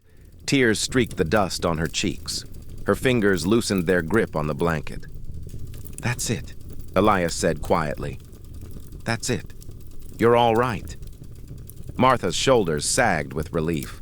She looked up at Elias, eyes glistening. "That was worse than before," she whispered, when Lena's breathing finally steadied into a tired, fragile rhythm. Elias swallowed. "The dust is settling in places it shouldn't. The doctor's seen it in half the kids." He sat back on his heels, breathing hard as though he'd run miles. Outside, the wind shrieked again, but it sounded slightly less powerful, as if even the storm had exhausted itself. Elias glanced toward the boarded window, then back at his daughter. "We can't rely on the weather," he said softly. "We can't rely on the land." Martha nodded slowly. "Then what do we rely on?" He looked at her, then at Lena's small hand resting atop the blanket. "On each other," he said. They didn't go back to bed right away. Instead, they sat around the quieting stove, wrapped in blankets, their faces lit by the faint orange glow. Lena fell asleep again, her body slumped against Martha's side, her head on her mother's shoulder. Martha's fingers traced slow circles on Lena's arm. "Do you ever regret staying?" she asked after a long silence, her voice so soft it almost blended with the settling house. Elias stared into the embers. "Yes," he answered honestly. "And no." She waited. "Yes," he continued, "because I see what this place is doing to her." His gaze drifted to Lena. "To you, to all of us, and no, because I can't bear the thought of leaving the land that holds everything we've ever been." Martha nodded, eyes distant. "I think about it too," she admitted. "Sometimes I imagine us somewhere else, somewhere with green trees, clean air, rivers, a place where Lena can run again without coughing." "Do you wish we had left?" he asked. She shook her head slowly. "I wish we didn't have to choose." A small, sad smile touched her lips. "You know what I remember?" she said. "Our first Thanksgiving here. The very first one after we built this house." He looked at her, the memory rising vivid and warm. "We roasted a turkey we raised ourselves," he said. "You got into an argument with your brother about the best way to baste it," she added, a faint chuckle in her voice. "And you burned the first batch of rolls." "On purpose," she teased softly. so the second batch would seem perfect. They both smiled, the memory softening the edges of the moment. "There was so much food," Elias murmured. "I thought it would last forever. I thought it would always be that way." Martha watched the embers.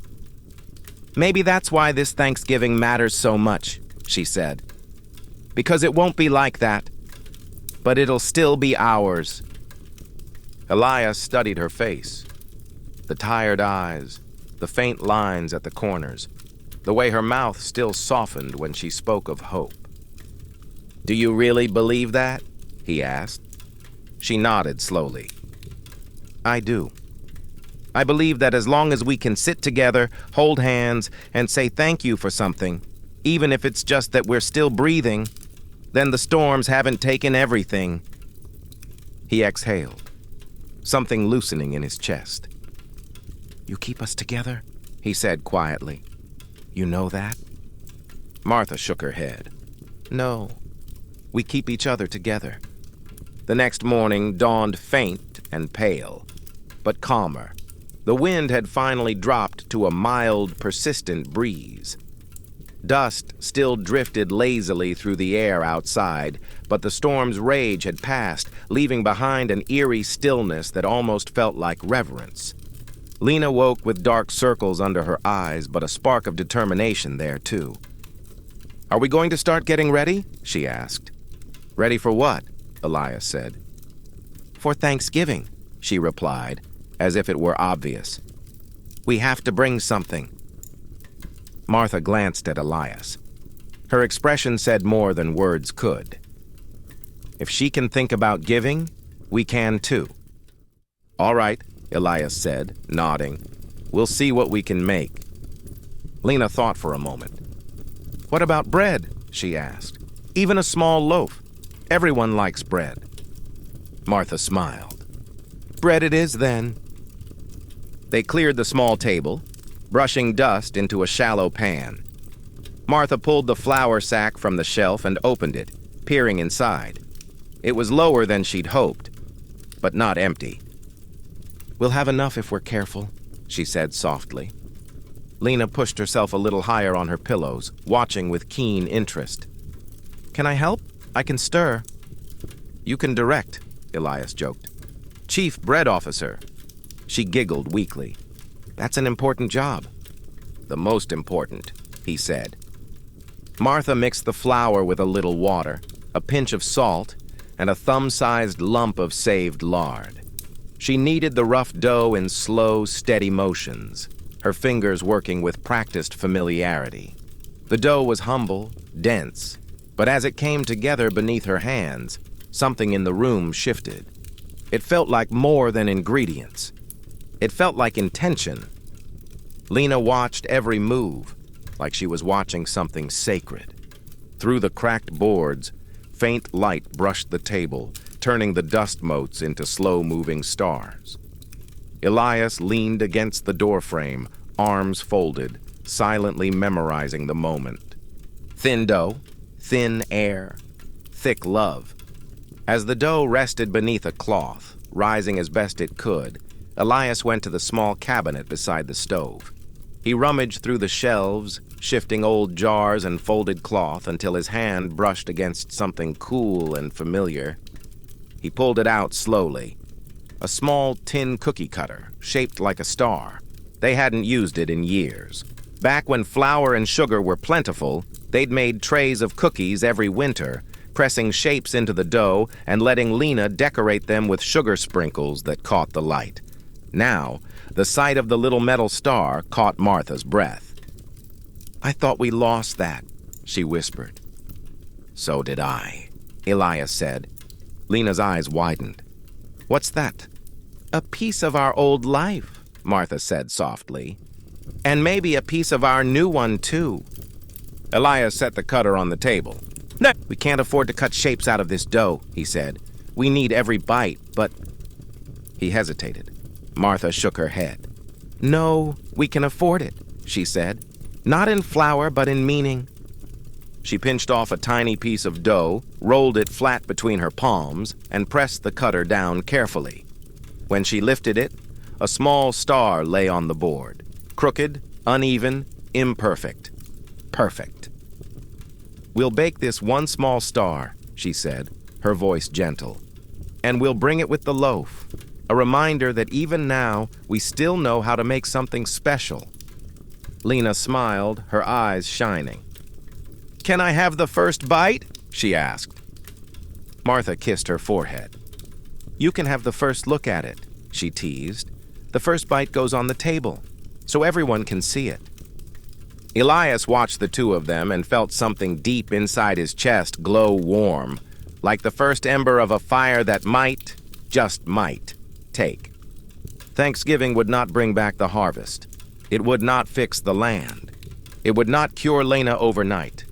But as the small star of dough waited beside the loaf, ready for the oven, the Carters knew one thing for certain.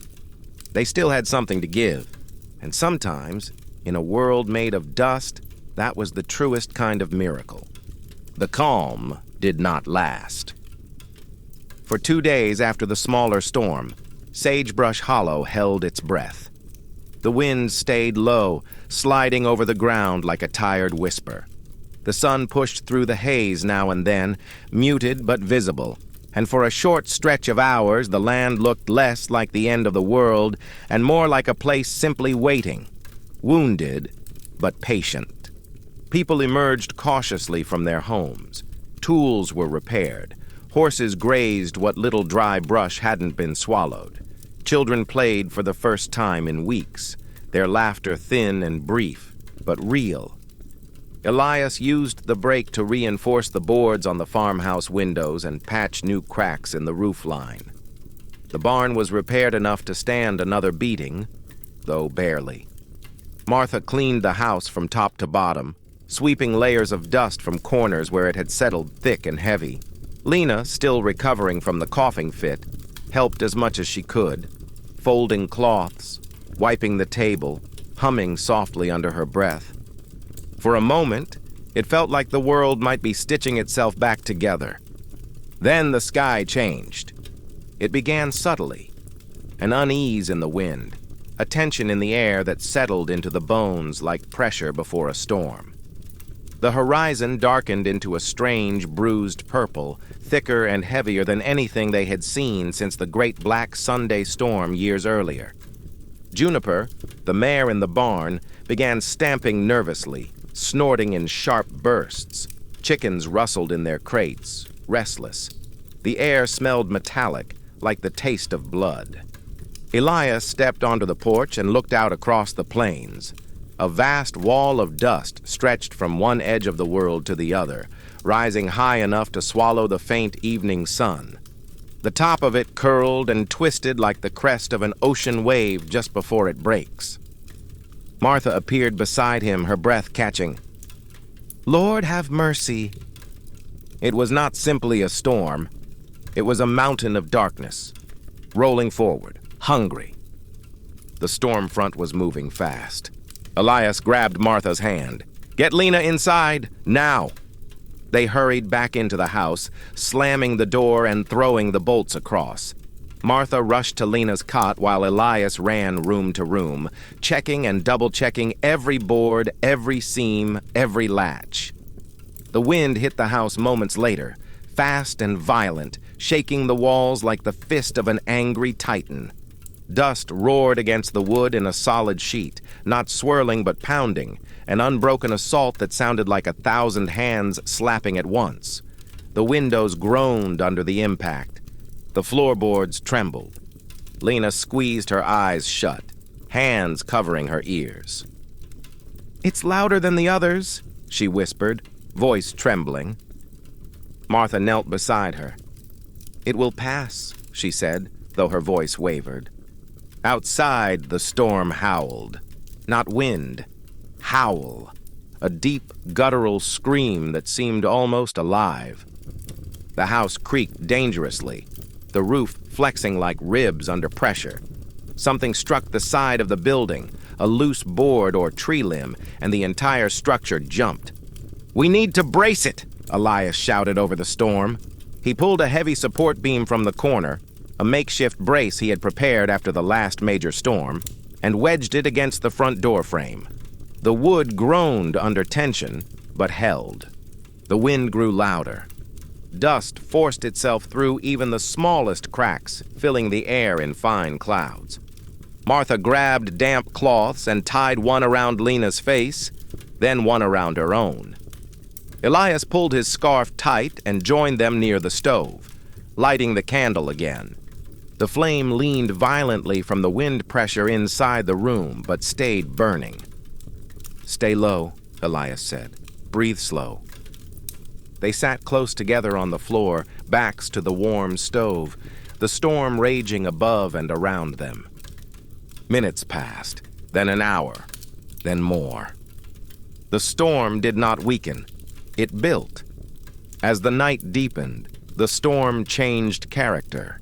The wind swung suddenly, slamming the house from a different angle. The boards rattled violently. Something heavy scraped against the roof, shingles loosening, nails pulling free. Lena whimpered softly, eyes wide. "It sounds like it's trying to get in," she whispered. Elias wrapped an arm around her shoulders. "It can't," he said. "The house has weathered storms before." "But not like this," Martha murmured under her breath. Elias heard her anyway. The sound of tearing wood cracked through the room, sharp, violent. A beam somewhere in the attic splintered, sending dust shaking loose from the ceiling. The candle flickered wildly before settling again.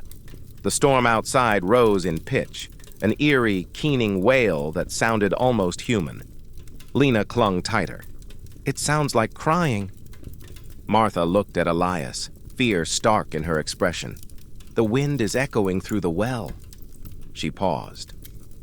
"That sound carries." Elias nodded slowly. He'd heard it before. Many had. It was one of the cruelest things about storms like this. They stole shapes and made them into ghosts. The storm screamed again, battering the house harder, the vibrations shaking the stove and rattling the pots hung beside it. The candle guttered nearly flat before rising again. Elias tightened his arms around his family, pulling them close. "We're together," he said, voice low and steady. "No matter what happens, we stay together." Lena pressed her head against his chest, breathing in his scent. Earth, grit, wood smoke. The safest smell she knew. Outside, the wind roared like an animal with endless teeth. Inside, 3 hearts beat against the void. Hours passed. Time slipped loose. At some point in the darkest stretch of night, the storm reached its peak, a furious assault that shook the floorboards and made the walls bend inward like paper. The sound was deafening. Then, suddenly, somewhere between that rage and the next breath, something shifted. The wind dipped. Not much, just the slightest falter, like a monster pausing to breathe. But it was enough. Elias felt it first. His shoulders eased. His breath returned. Martha looked up. "Is it easing?" The wind surged again, but slightly weaker. "Yes," Elias said. "I think maybe it's breaking." Lena opened her eyes fully, hope sparking there. "Really?" Elias nodded. "Really?" They didn't move yet. They didn't celebrate. They simply breathed, longer, deeper, steadier. Minutes later, the storm's voice changed again. The furious scream dropped to a strained roar, then to a heavy, ragged moan. Dust still battered the boards, but less violently. The roof no longer shook like it might collapse. The worst had passed. Martha let out a long breath and leaned her forehead against Elias's shoulder. Lena squeezed their hands weakly, but with quiet triumph. The candle flame straightened, burning tall and steady. Outside, the storm still raged, but inside, something stronger held. Not the boards, not the braces, not the house, them. The storm began to weaken sometime near dawn. The roar faded gradually, shrinking from a monstrous scream to a heavy, exhausted sigh. The walls still groaned, and dust still scraped against the boards, but the violence had drained from its voice. Inside the farmhouse, the stillness that replaced the storm felt almost unreal. Elias sat with his back against the stove, his arms still wrapped around Martha and Lena. None of them had slept, not really. They had taken turns drifting into brief, shallow dozes, only to jolt awake at some shift in the wind or groan in the house's tired bones. Now, as the storm's fury faded, the silence settled on them like a blanket, heavy, ringing, almost sacred. Lena lifted her head slowly from Martha's shoulder. Her eyes were rimmed with red and exhaustion, but she was alive, breathing more easily than she had hours earlier. "Is it really over?" she whispered. Elias listened carefully, tilting his head like a man waiting for the crack of thunder after lightning. "Not over," he said, "but nearly through." Martha reached up and cupped his cheek gently with her hand. "We made it." He covered her hand with his own, pressing it to his skin. "We did." They sat there for a long moment, simply breathing, simply existing, simply holding on. Then Elias stood and crossed to the door. He unlatched the bolts slowly, listening for any shift in pressure. When he cracked it open just an inch, a thin stream of dust drifted in, not the violent gale of before, but a tired breath. He opened the door wider and stepped outside. The world beyond looked like something from another planet. The sky, dim and bruised purple only hours ago, now hung an eerie yellow-gray, lit by a reluctant sunrise struggling through the thinning haze. The ground had changed shape entirely, the storm having sculpted it into new ridges and valleys like frozen waves of earth. Drifts rose nearly as high as the porch rail in some places. Other patches had been scoured flat down to cracked clay. Fence posts lay buried almost completely, only their tops visible like gravestones. The barn sagged dangerously to one side, half its roof peeled back. The windmill lay scattered in pieces far beyond where it had fallen before, dragged by the storm like scraps of paper. It wasn't devastation. Devastation had been here for years. No, this was transformation, a reshaping, a rewriting, a erasing. Martha stepped out beside Elias, wrapping her arms around herself against the chill. "God," she whispered, "it's worse than I imagined." Elias nodded. "We need to check the animals." They crossed the yard, boots sinking deep. Dust slipped like liquid under their feet, shifting unpredictably. At the barn door, Elias yanked hard, twice, before it gave, scraping open with a groan. Juniper stood trembling in her stall, ribs pronounced beneath her skin, eyes wild with lingering fear. But she was alive. Elias pressed his forehead to her muzzle, whispering soft reassurance. Martha stroked the mare's neck, tears gathering silently at the corners of her eyes. "We're all right," she whispered. "You're all right." Outside, a faint voice called through the thinning wind. "Elias!" He turned sharply. A figure staggered closer through the dust haze.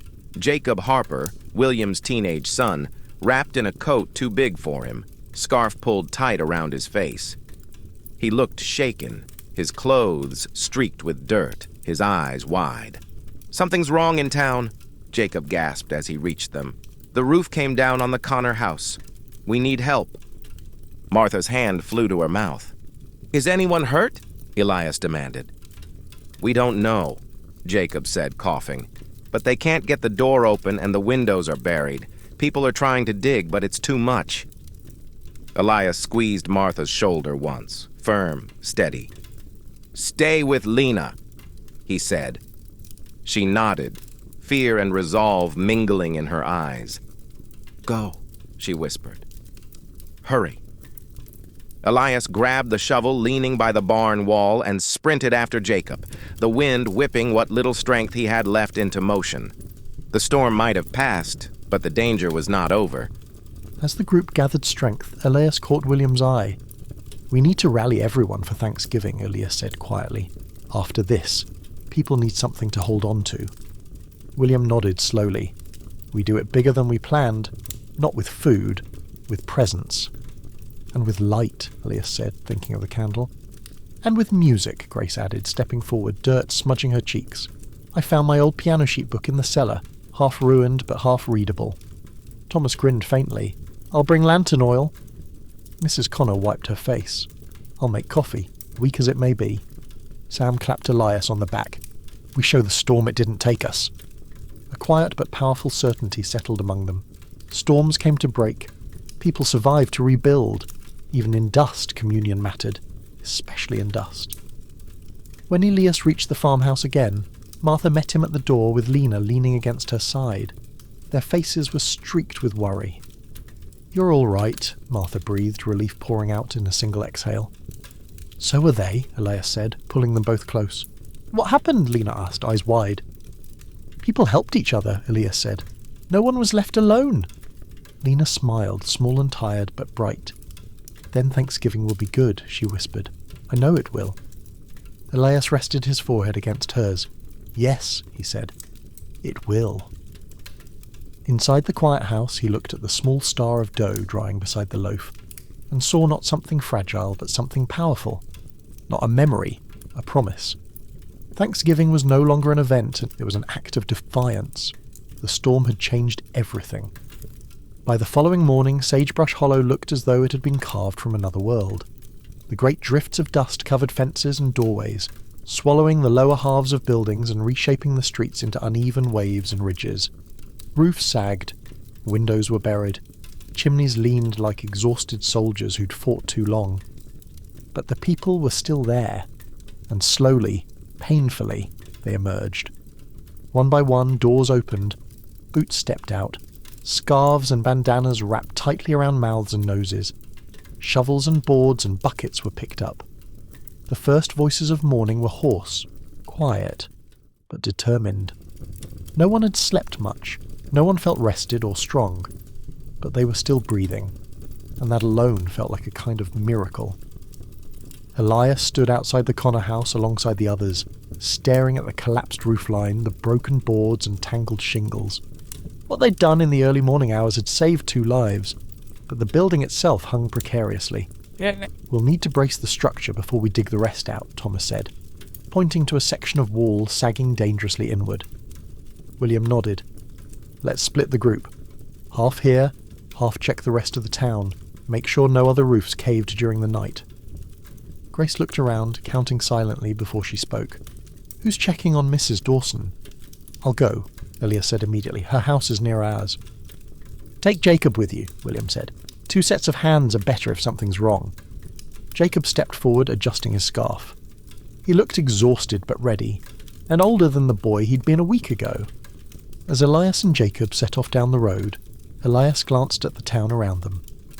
The storm had left everything changed, but something about the movement in the streets, neighbours helping neighbours, shovels slicing into drifts, voices calling out checks and roll calls, made Sagebrush Hollow feel more alive than it had in years. Suffering had stripped away everything unnecessary, but underneath something unbreakable remained. Community. Elias and Jacob trudged through knee-high drifts, the dust shifting under their steps.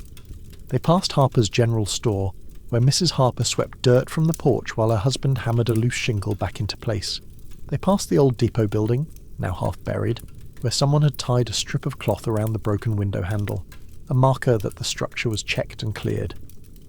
When they reached Mabel Dawson's small yellow house, now nearly brown beneath layers of dust, Elias felt his chest tighten. The front porch roof sagged, and a shutter hung half-torn from its hinges. "Mabel!" Elias called as he climbed the steps. "Mabel, are you all right?" For a moment there was silence. Then the door creaked inward, and Mabel appeared, clutching the frame for support. She looked frail in the doorway, her grey hair wild, her shawl coated in dust, but her eyes still burned with their familiar iron. "Well," she rasped with a tired little smile, "if this is the welcoming committee, I suppose I passed inspection." Elias let out a breath of relief. We were worried. The town was hit hard. So was I, she said, voice shaking slightly. The storm took part of the roof, and the bedroom window shattered. But I'm still standing, and so is this house. God bless it. Jacob stepped forward. We can help patch the roof, ma'am, and cover the window. She smiled softly at him, an expression full of gratitude and pride. Good boy. Come in, both of you. The kettle survived the night. I can offer warm water. She laughed weakly. Tea is a luxury of the past. Inside, the house smelled faintly of lavender and dust. A thin line of daylight slipped through makeshift boards over the broken window. Elias checked the remaining beams and walls. Damaged, but stable for now. You're lucky, he said gently. Another inch of collapse and we'd be digging you out like the Connors. Mabel nodded slowly, her hands trembling slightly around the kettle handle. Luck, she whispered. Or grace. Elias helped her sit, then crouched beside her. We're preparing for Thanksgiving, he said. Town gathering. Everyone's bringing something. Will you come? For a moment her eyes shone with tears. I'll bring dried sage, she said. And stories. Those are the only things I have left to give. Elias touched her hand. They're worth more than anything. By the time Elias returned to the farmhouse, the air felt calmer. Dust still floated thickly, but the wind no longer snapped or clawed. Inside, Martha stood at the table, shaping the rested dough into a small round loaf.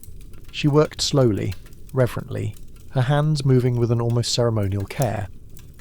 The little star-shaped piece of dough sat beside the larger loaf, waiting. The sight filled Elias with a deep and quiet ache. Not grief, but love, the kind that lived in the bones. Lena sat wrapped in blankets, pale but smiling weakly. Did you save them? She asked softly. We did, Elias said gently.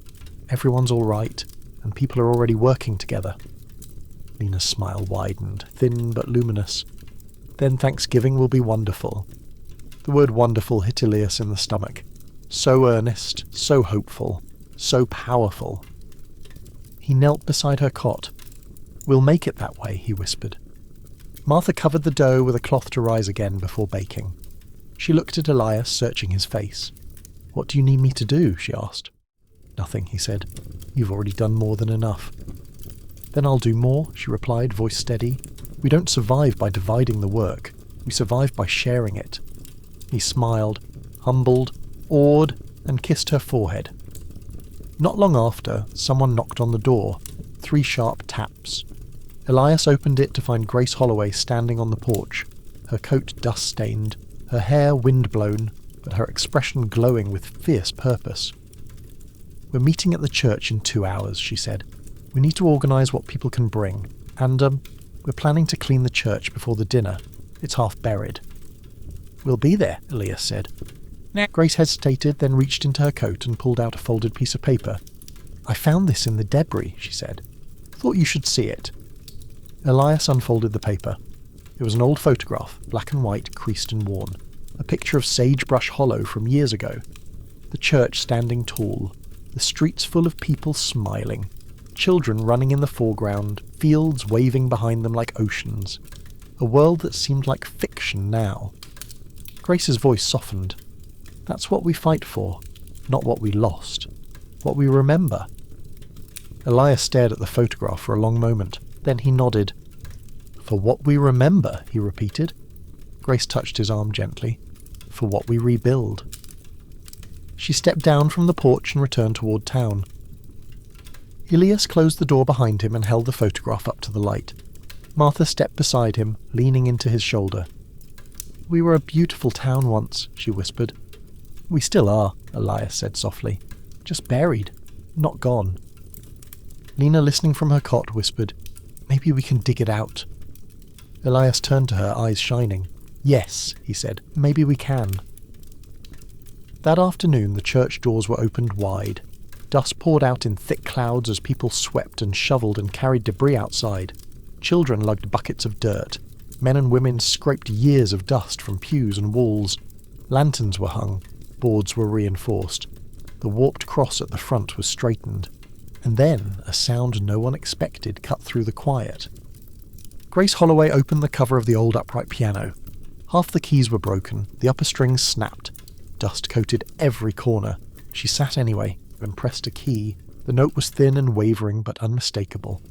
People froze. Grace pressed another, then another. Slowly she played the fractured shape of a melody, one that once filled the church on harvest evenings long before the storms. Be thou my vision. Voices trembled, hands stilled, hearts cracked open. And then, quietly at first, almost like breath, the others joined. No harmony, no perfection, just human voices, raw and real, rising through the dust. The broken piano carried them, and the church, scarred, damaged, half buried, filled with sound again. A sound stronger than any storm, the sound of people refusing to disappear. The last trembling note of Grace's fractured hymn drifted into silence. For a long moment no one moved. The stillness inside the church felt sacred, thick with emotion, with memory, with something fierce and quiet rising beneath the exhaustion. People looked at one another with tear-rimmed eyes, dust streaked with the path of grief and relief. It wasn't a performance, it was a reclaiming. A woman in the back, Mrs. Harper, brought a hand to her mouth and let out a shaky laugh. "Well," she said softly, "I think the storm just learned it's not the only thing that can roar." A ripple of warm chuckles moved through the group, gentle and genuine, like sunlight finding cracks in a boarded window. William Harper stood near the front, wiping his eyes with the back of his sleeve. "All right," he said, clearing his throat roughly. "Let's talk Thanksgiving." People shifted closer, gathering around the centre of the church where a stack of crates had been arranged into a makeshift table. On top lay pieces of paper, pencils worn down to blunt nubs, and a lantern flickering beside them. William looked around at the crowd. Maybe 30 people, nearly everyone left in town. "We've got 2 days," he said. 2 days to get this place ready and to put together whatever meal we can. Thomas Reed stepped forward, arms crossed but posture softened by resolve. "I'll butcher the hog meat I mentioned. There's barely enough for stew, but if we stretch it thin—" "We'll stretch it," William said, nodding. Mabel Dawson raised her hand slightly. "I have dried sage and thyme, and a little salt." "And I've got flour enough for 2 pans of cornbread," Mrs. Connor added, voice steady now despite everything. "1 jar of honey," someone called from the back. "Might as well donate it before it turns to crystal." "And coffee," Mrs. Connor said. "Weak but warm." Grace smiled faintly. "I'll handle music. It won't be pretty, but it'll be ours." Elias stepped forward, clearing his throat. "We'll bring bread," he said, "and something special, just a small thing." People nodded, accepting that without judgment or comparison. No one boasted, no one apologized. The gesture mattered more than the size. For the first time in years, gratitude felt tangible. The church doors creaked and heads turned as a figure stepped slowly inside, coat torn, hat in his hands, dust clinging to his beard. Nathan Blair, a man who had rarely spoken since losing his wife and infant son 2 winters ago to sickness. The doctor could not stop. After that night, he withdrew from the community, worked alone on his failing land, kept to himself, avoided gatherings. His presence now stunned the room. He cleared his throat, silent eyes scanning the faces watching him. "I heard you're planning a Thanksgiving," he said, voice low and rough. "Figured maybe it's time I stopped hiding." No one spoke. Nathan reached into his coat and pulled out a burlap sack, small but full. "Found these in the root cellar yesterday," he said. "Forgot I even had them. They're onions, a bit shriveled, but good enough for stew." Mabel's hand flew to her heart. William stepped forward, placing a hand on Nathan's shoulder. "We're glad you're here." Nathan swallowed hard and nodded, eyes shining with unspoken grief. "I'd like to help." No one asked anything more. They didn't need to. Some returns are louder than any trumpet. As afternoon slipped toward evening, the townspeople made a decision. Not out loud, but with movement. One by one they lit lanterns. At first just a few, then dozens, carried out into the streets, hung from eaves, set along pathways, hoisted onto posts still standing. A soft golden glow spread through the dusty twilight, flickering through haze like stars rising from the ground instead of falling from the sky. Elias stepped outside the church and stared. The lanterns turned the broken town into something almost beautiful, like a memory revealed under thin ice. The glow cut through the settled dust, revealing faces tired but uplifted, eyes reflecting light instead of fear. Martha approached the church gate with Lena bundled in blankets, weak but smiling. Elias ran his hand over her hair gently. "Did you see?" she whispered, voice breathy with awe. "It looks like Christmas." Elias looked around, throat thickening. "No, sweetheart," he said softly. "It looks like hope." Martha slipped her hand into his. "I had forgotten what light looks like outside a storm," she murmured. He squeezed her fingers. "Maybe we're learning again." A soft wind stirred, lifting dust gently into the air, not in violent spirals, but in delicate eddies that caught the lantern light like fireflies. Someone began humming, a quiet tune at first, then louder. A second voice joined, then another. Soon, the street outside the church filled with the sound of human voices, tired but strong, singing an old hymn that many had almost forgotten. "When peace like a river attendeth my way." Children leaned against their mothers. Men rested arms across shoulders. Neighbours who had hardly spoken in months embraced without hesitation or shame. Storms can strip away homes, crops, certainty, but they cannot strip away belonging. Elias stepped aside for a moment, leaning against the fence rail beside Thomas Reed. The lantern glow softened the lines in Thomas's face, making him look younger, less burdened. "Feels strange," Thomas said quietly, "to feel proud again." Elias nodded. "I thought the land was everything," he said. "Turns out it wasn't." Thomas looked toward the singing crowd. "Turns out this is." They stood in silence for a long moment, letting the music fill the air and settle into their bones. "We almost lost ourselves," Elias said. "We didn't," Thomas replied. "That's what matters." Then Thomas looked sideways at him with something close to a smile. "You ready to build again? Not the farm, the town." Elias inhaled for the first time in months without tightness in his chest. "Yes," he said. "I think I am." No one knew who suggested it first, or how the idea spread, but without any call or signal, people began turning toward the church steeple. The bell, buried under feet of dust and debris, had been silent for years. A dozen hands lifted shovels, others dug with bare fingers, children cleared loose dirt, lanterns were set around the growing crater. Elias joined the circle, heaving heavy shovels of dust aside. Thomas worked beside him, grunting with effort. William and Jacob uncovered the metal housing. Mabel brushed away the last packed layer with trembling hands. Then Grace placed her hand on the rusted rope. "Ready?" she whispered. All eyes turned toward her. She pulled. The bell groaned, a long, painful metal cry. For a moment it seemed it might break. Then it rang, low at first, like an old voice clearing its throat, then louder. A sound rolling over the buried land, echoing through the dust, carried by wind not as an enemy, but as an ally. Someone sobbed openly, someone laughed, someone shouted "Praise God" into the night. The bell rang again, and again, and again, calling the living, honouring the lost, marking survival. Later, when the lanterns burned low and voices faded into tired silence, Elias stood with Martha and Lena beneath the church steps, watching the glow settle over Sagebrush Hollow like a blanket. Lena leaned sleepily against his chest. "Papa?" "Yes, love?" "Thanksgiving is going to be perfect," she whispered. He kissed the top of her head. "It already is." And for the first time in longer than he could remember, Elias believed it. The morning before Thanksgiving dawned faint and pale, a thin sheet of grey light stretching across the horizon. The sun fought its way upward through lingering haze, its dim glow barely strong enough to push back the dusty gloom. But to the people of Sagebrush Hollow, it looked like a sunrise of promise. For the first time in many weeks the air was still, no wind clawing at the earth, no choking curtains of dust. Just silence, punctuated by distant voices waking the town to life. At the Carter farmhouse, the smell of baking bread drifted softly through the rooms, faint but unmistakable. The dough Martha had set to rise now rested in the oven, browning slowly, turning crisp at the edges. The small star-shaped piece of dough sat beside the larger loaf, baking together on the same tin. Lena lay propped up in her cot, watching the stove with an expression Elias recognised instantly. Hope disguised as patience. "Almost ready?" she whispered. "Almost," Martha answered, checking the loaf through the tiny stove window.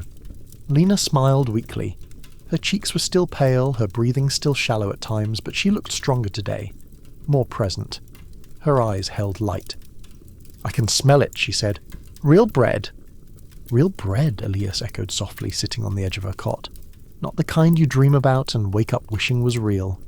Lena giggled faintly. "The kind we used to have every Sunday before church." A silence stretched gently between them, warm, heavy with memory. Elias brushed a strand of hair from her face. "You ready to go into town today?" Lena grasped his sleeve. "More than anything. I want to see the lanterns again." "You will," he promised. "Can I help carry the loaf?" she asked. Martha turned from the stove, eyes soft. "You might be able to carry the star. The little one." Lena's face brightened, her breath catching softly. "The star is mine." "Yes," Martha said. "And we'll let you place it on the table." Lena pressed both hands to her heart. "Then I'll carry it like it's gold." Elias swallowed the sudden burn behind his eyes and nodded. "In this town," he said quietly, "it might as well be." 2 hours later, the bread finished baking, and wrapped carefully in a towel to keep the warmth, Elias helped Lena into her coat and lifted her gently into the wagon. The journey into town was slow, the landscape still reshaped by drifts, the road uneven and unpredictable. But other wagons moved the same way, heading toward the church like pilgrims. Some were pulled by horses, some by stubborn old mules, others by hand, dragged by men whose backs were bent from years of labour. People walked together beside the wagons, talking softly, nodding greetings through scarves and worn hats. Mabel Dawson rode with the Harpers. Thomas Reed walked alone, leading a cart holding the hog meat wrapped in cloth and packed in cooling earth. Mrs. Connor carried 3 small jars tied carefully in a basket, weak coffee brewed thick and dark, meant to be shared like communion. As Elias guided the wagon forward, he looked around at the weary but determined faces, the quiet conversations, the way hands reached to steady others across unstable ground. They had nothing, yet they were bringing everything.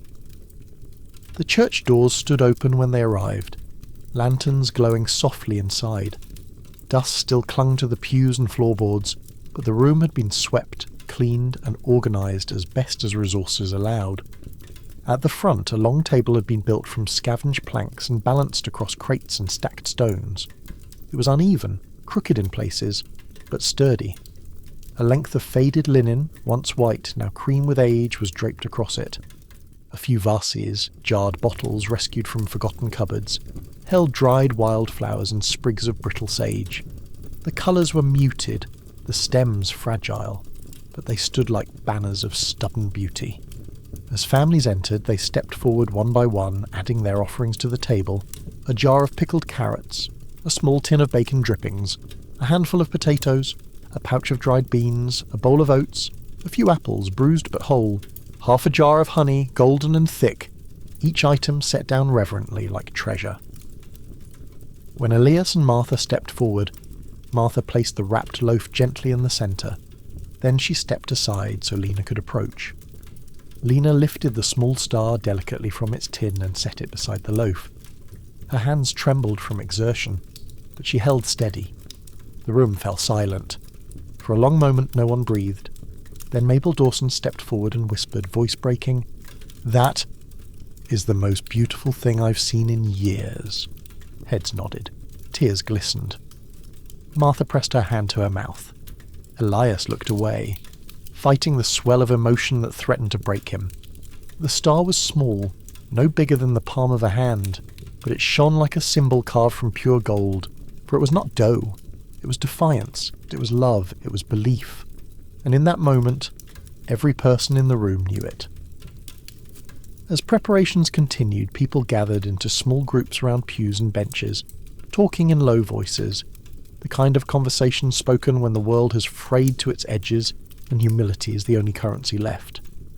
Mrs. Connor sat beside Grace Holloway, hands wrapped around a cup of warm water. "I thought my house would bury us," she whispered, shaking her head. "Sam and I prayed until our voices gave out." "You're here now," Grace said softly. "That's something sacred." Sam nearby nodded. "When they dug us out, I felt like I was being pulled back into the world." Thomas Reed sat with William Harper, who ran a finger along the photo he kept folded in his coat pocket. "They say storms reveal who people are," Thomas murmured. "Maybe we needed to remember." William nodded. "I lost the store after the railroad rerouted. Thought that was the end. Turns out, not even close." In another corner, two women peeled potatoes with pocket knives, laughing quietly over a shared memory of burned pies and childhood mischief. Stories so ordinary they felt extraordinary now. Every voice carried a piece of the town's soul. And for the first time in years, Elias felt something uncoil in his chest. Tension loosening, breath deepening, something long dormant stirring. It was not certainty. It was not victory. It was simply hope. As the preparations neared their end, Grace returned to the piano, her hands hovering tentatively over the keys. She pressed a note. It sounded clearer than the day before. Another, then another. "Try it again," someone encouraged. She began to play, not a hymn this time, but a lively folk tune, simple and old. The kind people used to dance to at summer socials in the grassy field beside the church. A few children clapped. Someone stamped a foot. Someone whistled. Someone laughed. A real laugh, full and bright and unashamed. Elias felt his throat tighten. It was the first time he'd heard that sound in years. Even Thomas cracked a smile. "This old piano might outlive us all," he said. Grace grinned. "If it does, we should listen when it speaks." Lena watched from her cot at the side of the room, eyes shining. She lifted her hands and clapped weakly along with the others. Martha brushed tears from her cheeks with her sleeve. Elias looked at his family, his town, his people, and felt his heart swell so powerfully it hurt. This was more than preparation. This was resurrection. When the sun began to sink, a soft orange glow filtered through the dusty windows, turning the room into something that looked almost like a painting. People began to gather coats and baskets and tools, ready to return home for the night. Tomorrow would be Thanksgiving. Lena tugged Elias's sleeve lightly. "Papa?" "Yes, love?" "Do you think tomorrow will feel like the old Thanksgivings?" Elias looked around the room, at faces lit softly by lantern glow, at tired hands smoothing wrinkled cloth, at offerings arranged carefully on the table. "No," he said gently. Lena's face fell slightly. "It will be better," he whispered. She blinked, surprised. "Better?" "Because we're not celebrating what we have," Elias said softly. "We're celebrating what we're holding on to." Lena rested her head against his shoulder, eyes closing. "Then I can't wait," she whispered. And Elias felt the truth settle deep in his bones. Neither could he. Even after the crowd thinned and wagons began their slow journeys back towards scattered homesteads, the faint glow of the lanterns remained around the church like a constellation stitched into the dark. Pinpricks of gold flickered through the haze, each one trembling slightly in the settling breeze, a map of stubborn light refusing to go out. The Carters lingered longer than most. Lena watched the lanterns through the window from her cot placed near the wall, her face illuminated by the soft amber glow. Elias stood nearby, hands in his pockets, letting the gentle hum of fading conversation wash over him. For a moment, the world felt gentler. "Papa," Lena whispered, voice small and dreamy. "It looks like the sky came down to the ground." Elias leaned closer. "Maybe it did," he murmured. "Maybe the stars wanted to see us better tonight." Lena smiled. "Do you think they're proud?" "Yes," Elias said softly. "I think they're proud we didn't let the storm take us." As they prepared to leave the church, someone called out softly. "Lena," Mabel Dawson said, approaching with careful steps. Her hands trembled slightly as she reached into the pocket of her shawl. "I've been holding on to something for many years. I think it's time it belonged to someone who needs a reminder of hope." She knelt gently, lowering herself onto one knee so she could face Lena directly. From her pocket she drew a small silver locket, tarnished but still shining faintly beneath the lantern light. Its surface was etched with a delicate engraving of a wheat stalk, once golden, now faded but still visible. "This belonged to the first baby I ever delivered in this town," she said quietly. "A healthy girl named Caroline. Her parents gave it to me as thanks. She grew into a young woman full of strength and grace. She left for the city years ago, before the storms. I always thought I'd return it to her someday." Lena reached out, fingertips brushing the charm reverently. "But I think it's meant for you now," Mabel continued. because sometimes the strongest souls are the smallest ones. Lena blinked up at her through tears. Are you sure? Mabel nodded. More sure than anything. Martha placed a hand over her heart. Elias swallowed hard. Lena opened the locket gently. Inside was a tiny pressed sprig of wheat. Fragile, browned with age, but perfectly preserved. She inhaled softly. It looks like it's still alive, Lena whispered. In some ways, Mabel said gently. So are we. Lena closed the locket and held it to her chest. Thank you, she breathed. You've already given the town far more, Mabel replied. You reminded us what a star looks like. She rose carefully, brushing dust from her skirt, and for a moment looked 20 years younger. The ride back to the farmhouse was quiet. The wagon wheels dragging through drifts that glittered faintly beneath moonlight filtered through haze. The storm had remade the land into soft, rolling shapes, like dunes in a desert. The silence was deep, broken only by the horses' slow steps and the rustle of blankets. Halfway home, Elias stopped the wagon and looked out across the fields. A thin streak of moon appeared through a narrow tear in the clouds, painting a faint silver path across the plains. Look, he whispered. Martha followed his gaze. It's clearing. For tonight at least, Elias said. The land still looked barren, still broken, still scarred. But beneath the moonlight the dust shimmered like glass, like something transformed rather than ruined. Sometimes, Martha murmured, things look most beautiful after they break. Elias slipped his hand into hers. Then we're going to be beautiful someday. She leaned her head against his shoulder. We already are. Later, after settling Lena into bed and checking the stove one last time, Elias and Martha sat together in the quiet kitchen. They shared the last cup of warm water, passing the mug back and forth between them. It tasted like metal and dust, but tonight it tasted like peace. Martha watched the candle flicker beside them. Do you ever wonder what we would say to the couple we used to be? She asked softly. Elias thought about it, then nodded. I think I'd say, hold on tight. Martha smiled faintly. I'd say, more is coming than you can imagine, but so is more strength than you knew you had. He looked at her, really looked, and was struck by the fierce beauty in her tired features, the lines etched by worry, the shadows under her eyes, the softness still shining through it all. You saved us, he whispered. We saved each other, she corrected. He brushed his fingers against her cheek. I love you. Her eyes softened, glassy with quiet tears. I love you too. They rested their foreheads together, breathing the same slow breath as the house finally fell still around them. Outside, the wind hummed faintly, not angry, but tired, like it too was ready to rest. Inside, warm silence wrapped around them like a blanket. Just before dawn, Elias woke to a sound he hadn't heard in months. Birdsong, faint, fragile, wavering, but real. He sat up abruptly, heart pounding. Martha stirred, blinking awake. They shared a look of shared disbelief and rose quickly, stepping to the window. The first light of morning bled across the horizon, colouring the sky in pale gold. The dust still hung heavy, but the sun pushed through it, bold, determined, unstoppable. Elias opened the door and stepped onto the porch. The air was cold and thick with residue, but beneath it, was clean air, sharp and unmistakable. And then he heard another sound, footsteps behind him.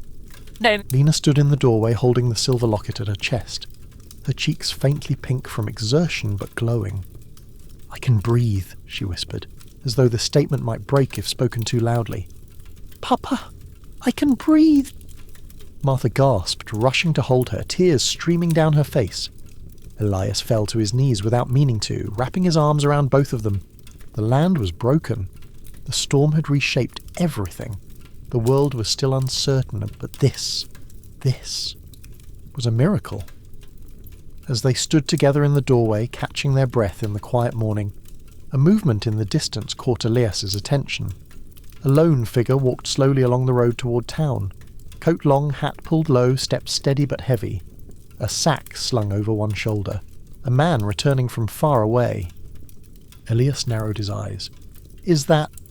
Martha followed his gaze, breath hitching. "It can't be," she whispered. But as the figure drew closer, Elias felt his heart thunder. It was Michael Carter, Elias's younger brother, gone west months ago in search of work and a future beyond the storms. They'd heard nothing since. Many assumed he'd never return. But here he was, dust-covered, thin, exhausted, but alive. He dropped his sack and spread his arms wide. "Happy Thanksgiving," he called through the morning air, voice breaking. Elias started toward him at a run. The sun ignited the horizon. The storm was not gone, but something else had arrived. Something stronger. Something worth rebuilding. The sun climbed slowly above the horizon, its light soft and pale, as though afraid to break the fragile quiet the morning held. Dust still hung in the air, but thinner now, like a veil rather than a wall. The world felt exhausted, stripped bare, but somehow holy. Thanksgiving morning. Elias stood in the doorway of the farmhouse, watching his brother approach through the drifting haze. The sight hardly felt real, like a dream drawn from memory rather than flesh. Michael's steps were uneven, weighted by miles and hardship. His face was sharp with hunger, his eyes shadowed with long nights, but when he saw Elias striding toward him, something bright ignited behind his fatigue. "Brother," Elias said, voice thick as he reached him. Michael dropped his bag and pulled Elias into a fierce embrace. Dust rose around them like smoke, the land itself bearing witness. "I heard the storms hit hard," Michael said, voice hoarse. "I walked for the last 12 miles. Roads are buried. Wagons stuck.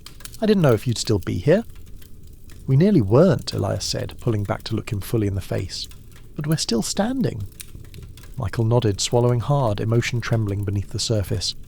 "I came back because the world out there isn't what we thought it was. Work is scarce.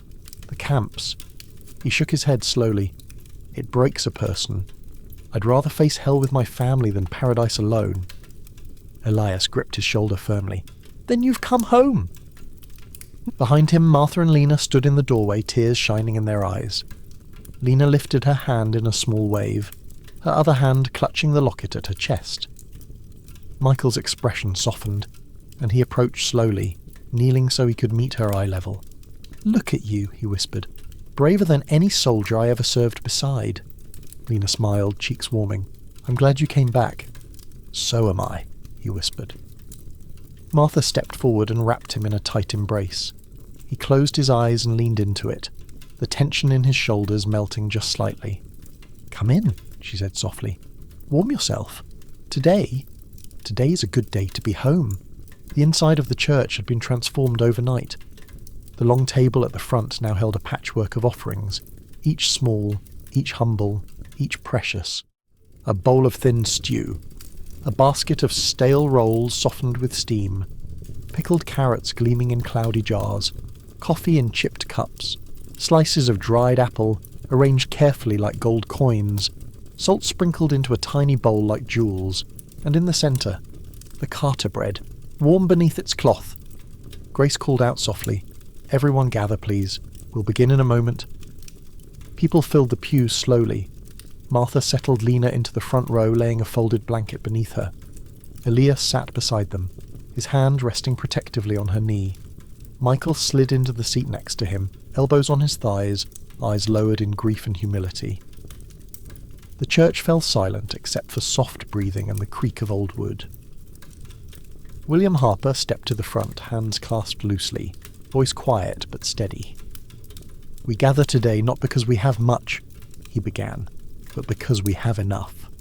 Heads bowed, a few people wiped their eyes.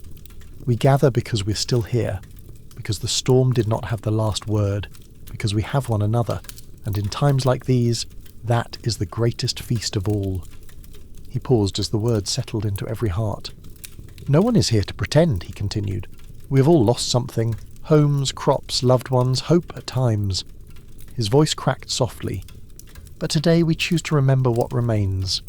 Mabel Dawson stood slowly, her voice trembling but sure. "We remain."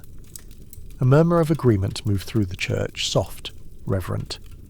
"And so," William said, gesturing toward the table, "we share what little we have." Martha lifted the loaf of bread gently from the cloth and carried it to the centre of the table. The crust crackled softly as it touched the wooden surface. Then she nodded to Elias. He looked to Lena. She straightened her posture, reached into the towel and lifted the star-shaped piece of bread with both hands, small palms trembling. She placed it at the centre. Silence swallowed the room. For a moment no one moved. Then Mrs. Connor pressed her hand over her chest and began to cry. Quietly, reverently. Thomas Reed bowed his head. Mabel Dawson closed her eyes. Michael swallowed hard, blinking back tears. Grace whispered, "Amen." And something shifted in the air. Something warm, something rising, something like sunrise. Before breaking bread, William stepped aside and invited anyone to share their story, what they brought and why. Thomas cleared his throat. "I brought meat because it's what I have left from a life that's mostly gone, but I'm sharing it today because if we're going to rebuild, we need strength, and nothing builds strength like knowing you don't fight alone." Mabel touched the table gently. "I brought herbs, the last from my cellar, because flavour matters even when the world is bitter." Mrs. Harper lifted her jar of honey. "I brought sweetness, because God knows we all need to remember what that tastes like." Grace placed sheet music beside the piano.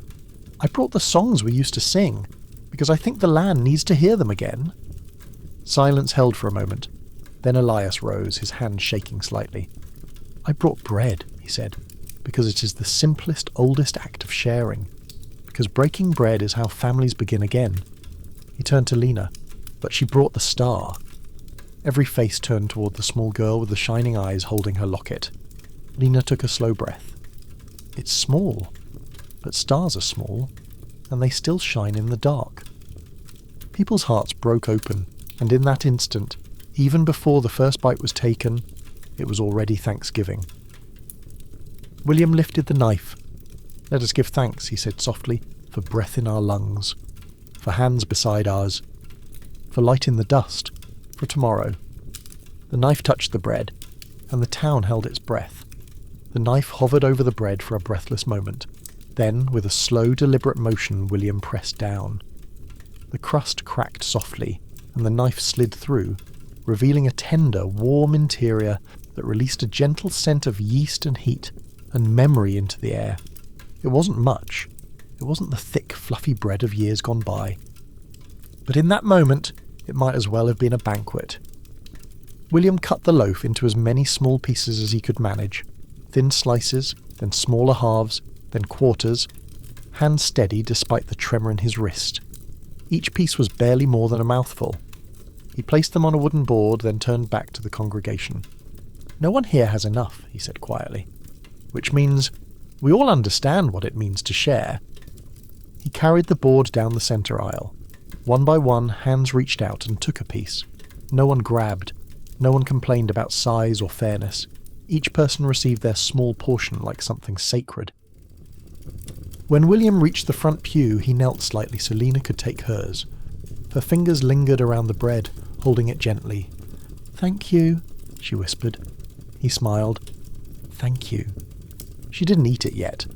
She held it, staring at it, as though deciding the exact right moment to taste it. After the bread was shared, others stepped forward with the rest of the food. The thin stew made from Thomas's meat and donated vegetables was ladled into mismatched bowls and cups. Enamel chipped, colours faded. The broth was mostly water, but it carried the richness of everything that had gone into it. The last of a hog, a few precious onions, herbs saved for months, salt rationed with painful care. The cornbread Mrs. Connor baked was sliced into narrow sticks. Apple pieces were divided carefully, each slice no thicker than a finger. Coffee was poured into small tin cups so weak it was nearly see-through, yet it smelled like warmth and comfort. People spread out through the church, bowls balanced in their hands, sitting side by side on pews and makeshift benches. Conversations rose in fragile waves. Elias watched as Lena lifted her spoon to her lips. She tasted the stew, then closed her eyes briefly. "Good?" he asked. She nodded. "It tastes like everyone." He smiled. "Seems fitting." Martha sat beside her, silently taking in the sight of her daughter, eating more in one sitting than she had managed in days. The girl's cheeks slowly regained faint colour as she sipped broth and nibbled bread. Michael, seated on the other side, ate with a restraint that spoke of long hunger. Every bite seemed to hurt him, not because of the food, but because of what it represented. All the meals he'd missed with them while he was gone. All the time he could never reclaim. "You can have some of mine," Lena whispered, noticing how slowly he ate. He shook his head, smiling gently. "No, little star, you've earned every bite." She touched the locket at her chest unconsciously at the nickname. "The camps," Michael began, staring into his bowl. "They give you food in lines. You stand for hours, and when you get to the front you take whatever they've got and you eat it fast because there's nothing to share, everyone's too desperate." He lifted his gaze, eyes glistening.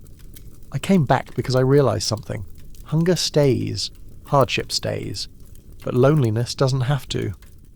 Elias placed a hand on his brother's shoulder, gripping it firmly. "You're home now," he said. "We're hungry together. That's a different kind of hunger."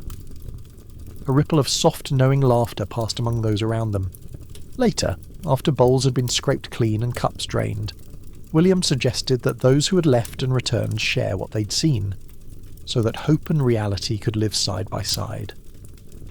Michael stood slowly, leaning on the back of the pew. "I went west because I thought that's where the future was," he began. "I thought the storms were God's way of telling us to move on."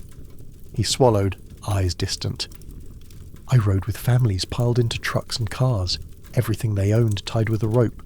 We saw signs promising work, pick fruit, harvest crops, good wages.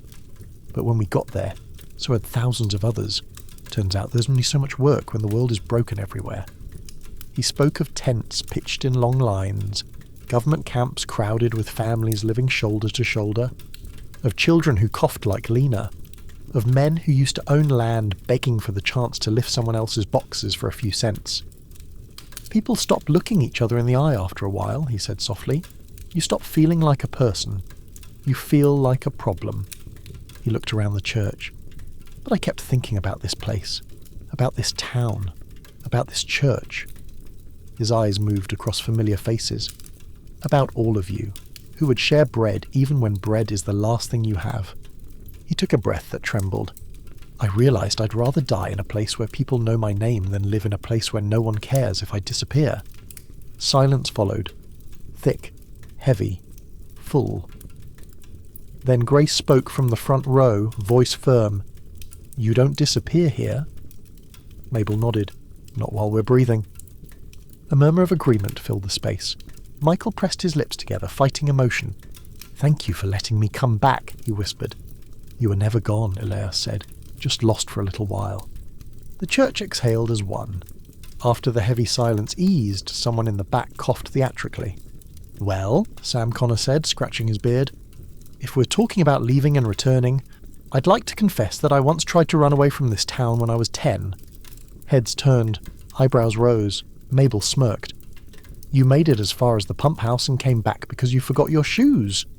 Soft laughter scattered through the church. Sam threw up his hands. All right. So I wasn't very committed to the plan." Mrs. Connor shook her head, smiling. "I married that man. Pray for me." The laughter grew, still gentle, but fuller, richer. It passed through the room like a warm breeze, loosening the stiffness in shoulders, the tightness in jaws. Thomas cleared his throat. "I tried to impress a girl once by riding my horse through the middle of town." "Didn't you fall off in front of the barber shop?" William asked. Horse stopped. "I didn't," Thomas replied. More laughter. Someone slapped a pew. A child giggled, the sound bright and high like a bell. Even Elias laughed. Really laughed. For the first time in what felt like years. The sound surprised him, unfamiliar in his own chest. Lena watched, eyes wide and luminous, absorbing every smile, every chuckle, as if storing them like light. The church, once a place of funerals and whispered prayers for rain, had become, for a moment, a room of living joy. When the laughter faded, and the room sank into a gentler hush, Grace stood and stepped toward the table. "I think we should do something," she said. "Something to mark that we were here for this, that we chose to gather, even when the world told us not to." She looked at Elias. "Do you still have that candle?" Elias blinked, then nodded. He reached into his coat and pulled out the small, melted, much-used candle they had lit during the worst storms, the one that had burned through nights when the wind tried to tear the world apart. He set it on the table. Grace held up a lantern, its flame still burning strong. "This came from my kitchen," she said. "From a shelf that used to hold more than it does now. But this fire, it's enough." She tipped the lantern slightly, touching its flame to the candle wick. The wick caught. The small flame rose, wobbling at first, then standing tall and steady. Everyone fell quiet. Grace stepped back.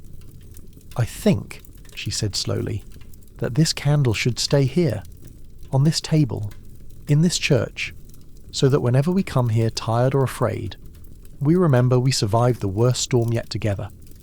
Mabel placed her hand flat on the table. "I agree."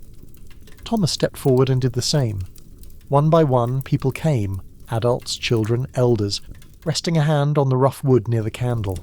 Some closed their eyes. Some whispered prayers. Some said nothing at all. Elias looked at Martha. She nodded. They approached together, Lena between them. Lena reached out with her small hand and placed it gently on the table near the candle. The silver locket glinted at her throat. The light warmed her knuckles. Elias laid his hand over hers. Martha's followed.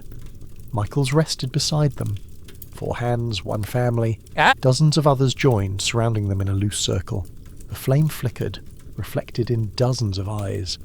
Something unspoken passed between them. A vow that didn't need words. We stay, we fight, we remember. When the candle ritual ended, people drifted back to their seats. The mood softer, calmer, anchored. Lena remained at the front for a moment longer, staring at the small star of bread still resting on the table. It had not been eaten yet. No one had dared to ask. She picked it up carefully and turned to face the crowd. "I think," she said quietly, voice trembling but clear, "this shouldn't belong to just one person." She paused, looking down at it. "I think it should belong to all of us." She broke the star gently into as many tiny pieces as she could manage.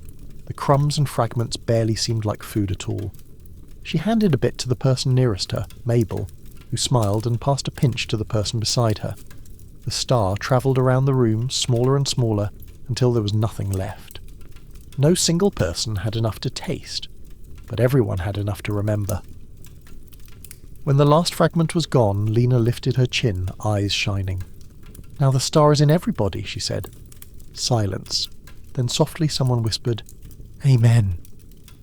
As the sun began its slow descent, casting long shadows across the battered town, the people of Sagebrush Hollow filtered out of the church. Some walked home in pairs, some lingered to talk. Children played along the dusty road, tracing shapes with sticks. Elias, Martha, Lena and Michael stood for a moment at the top of the church steps, looking out at the small town that had weathered so much. "Look at us," Michael murmured. "Broken roofs, empty fields, bare cupboards."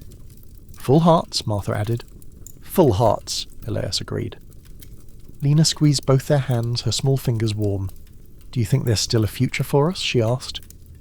Elias looked out at the town, at the people, at the faint glow of the candle still burning inside the church. "Yes," he said quietly, "I do." "Even if the storms come back," she whispered. "Especially then," he replied, "because now we know something we didn't before." "What's that?" she asked. "We know we're stronger together than any storm is alone." They stepped down from the church and began the walk home under a sky beginning to show the first faint stars. Tiny, distant, but brilliant. The Thanksgiving table had been poor by any measure of the world, but in the measure that mattered most, it had overflowed. The sun slipped beneath the horizon in a wash of muted gold, leaving behind a sky streaked with lavender and ash grey. The last lanterns along the church road flickered in the cooling air, their flames swaying gently as if bowing the day into silence. Thanksgiving evening had ended not with applause or fanfare, but with soft goodbyes, tired smiles, and the quiet shuffling of boots along dusty ground. People walked home slowly, as though unwilling to break the fragile peace the day had created. Elias guided the wagon steadily along the winding path back toward the farmhouse, Lena resting against Martha's side, already half asleep. Michael trailed alongside on foot, one hand on the wagon rail, eyes raised toward the sky as though memorizing its newfound clarity. For the first time in a long while there were stars, faint, still struggling through haze, but real. "Look," Elias whispered, pointing upward. "There, just above the ridgeline." Michael stopped walking, breath catching. "I thought I'd forgotten what starlight looked like." Martha lifted her face to the sky, her expression soft and reverent. "We're seeing the world again." "And the world is seeing us," Elias murmured. Lena stirred, blinking awake. "I can see the little ones," she whispered, pointing weakly. "The baby stars." Elias looked at her, his heart full. "Maybe they were waiting for us." She smiled sleepily and closed her eyes again. The wagon rolled onward, wheels crunching softly through shallow drifts. The night air smelled of cold earth and wood smoke, a cleaner scent than any of them had known in months. For a moment the world felt whole. When they reached the farmhouse, Elias lifted Lena from the wagon with careful arms. She wrapped her arms around his neck, head resting against his shoulder. A small weight that meant everything. Inside, the house felt unusually warm, as though the Thanksgiving gathering had left a glow that followed them home. Martha set a lamp on the kitchen table and lit it. The flame shone softly across the room, revealing dust motes drifting through the air like slow snow. A few dishes remained from morning, but the kitchen looked orderly, peaceful. Michael stood near the door, hat in his hands, looking around with a kind of aching nostalgia. "It looks the same," he murmured. "Every detail, every memory." Elias smiled faintly. Not everything stayed the same. "No," Michael said softly, "but enough did." Martha touched his arm gently. "You'll stay here tonight. The couch folds out. You can stretch your legs properly for once." Michael blinked rapidly and nodded. "Thank you." Elias carried Lena to her room and laid her gently onto her cot. She stirred once, eyes fluttering open. "Did we really do Thanksgiving, Papa?" "We did," Elias whispered. "You helped make it real." She reached for his hand. "I'm glad I didn't miss it." Yeah. "You won't miss anything," he murmured, squeezing her fingers. "Promise." He brushed her hair back and kissed her forehead. "Promise." She drifted into sleep, breath steady and deeper than it had been in weeks. Elias stood watching her for a long while, the night quiet around him, the lamp casting soft light across her face. A fragile, fierce gratitude filled him to the brim. Later, Elias and Martha sat at the kitchen table with Michael, the three of them wrapped in the quiet intimacy that follows a day full of emotion. Martha poured warm water into cups, and they held them close to their palms for warmth, even though the water had no flavour. It felt ceremonial, an offering to the stillness of night itself. For a long moment no one spoke. Then Michael exhaled slowly. "You saved this town today," he said. Elias shook his head. "No one saved anything alone." "But you started something," Michael insisted. "You kept going when others gave up." Martha looked at her husband, eyes soft. He did. Elias lowered his gaze, embarrassed. "I almost didn't. I fought the land the way a man fights a losing war. I thought strength meant holding everything together with my bare hands." Michael leaned forward. "Strength means surviving the breaking." Martha nodded. "And bending without snapping." Elias's voice was quiet. "I wasn't ready to bend, not until everything forced me to." Michael let out a low breath. "Sometimes that's the only way humans learn."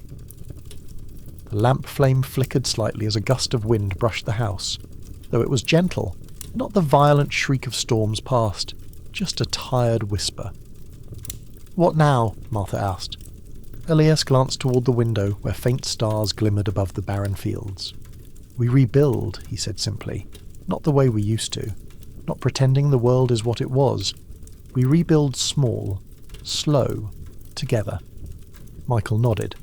"I want to help." Yeah. Elias reached across the table and gripped his brother's hand. "Then help me start again."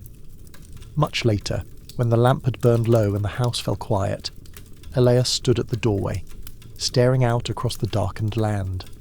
The silence felt larger than the fields themselves. Michael's voice came from behind him, calm and low. "You pray still?" Elias hesitated. "I don't know," he said. "I don't know if I've been praying or just pleading into the dark, hoping something hears." Michael stepped beside him. "Maybe that's all prayer ever is." They stood shoulder to shoulder watching the horizon. Back west, Michael said after a moment. One night in the camps, a preacher came through. He said something I didn't understand then, but I think I do now. Elias waited. He said, "Hope isn't thinking good things will happen. Hope is waking up even when you're afraid they won't." Elias closed his eyes. "That sounds right." "It was," Michael murmured. Martha joined them at the doorway, wrapping a blanket around her shoulders. "What are you two thinking about out here?" Elias turned slightly. "Hope?" Martha smiled softly. "A good thing to think about." She rested her head against Elias's shoulder, arm wrapped around his waist. Michael leaned back against the rail, hands in his pockets, breathing quietly. And there, in the cold night air, beneath a sky that was no longer empty, the three of them stood together in silence, not waiting for a miracle, not demanding answers, just acknowledging the moment, just breathing, just believing that tomorrow was worth waking up to. Elias closed his eyes and whispered words that felt unfamiliar on his tongue but honest in his throat.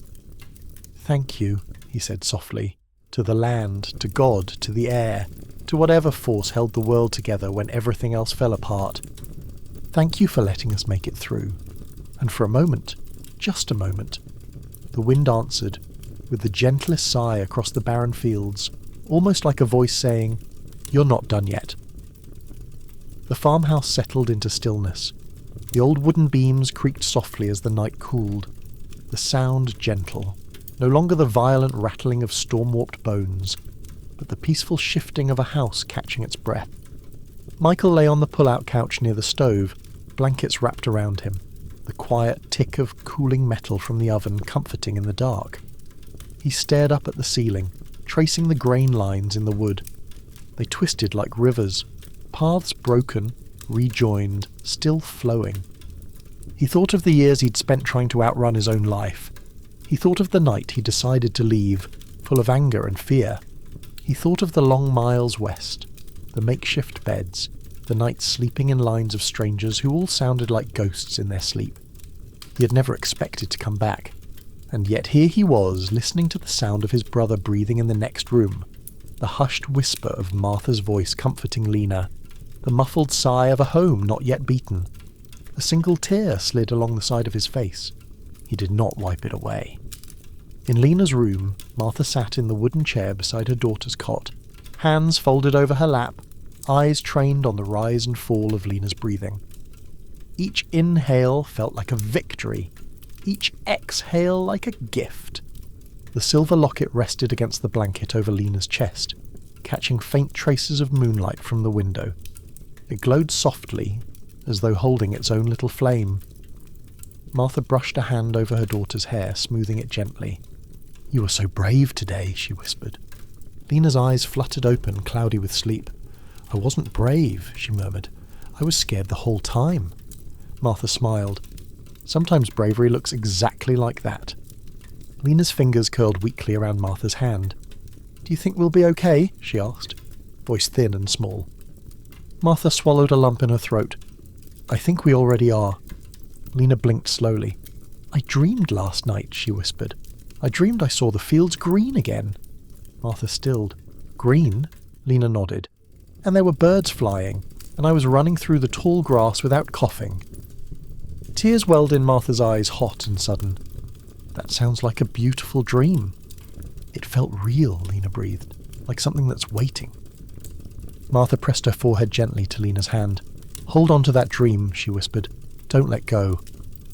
Lena drifted back into sleep, breathing steady, peaceful, and Martha sat in the quiet darkness and let the tears fall freely, not in grief this time, but in release. Outside again on the porch, Elias stood wrapped in his coat, staring at the quiet horizon. He could almost feel the earth beneath the dust, waiting, resting, gathering something unseen.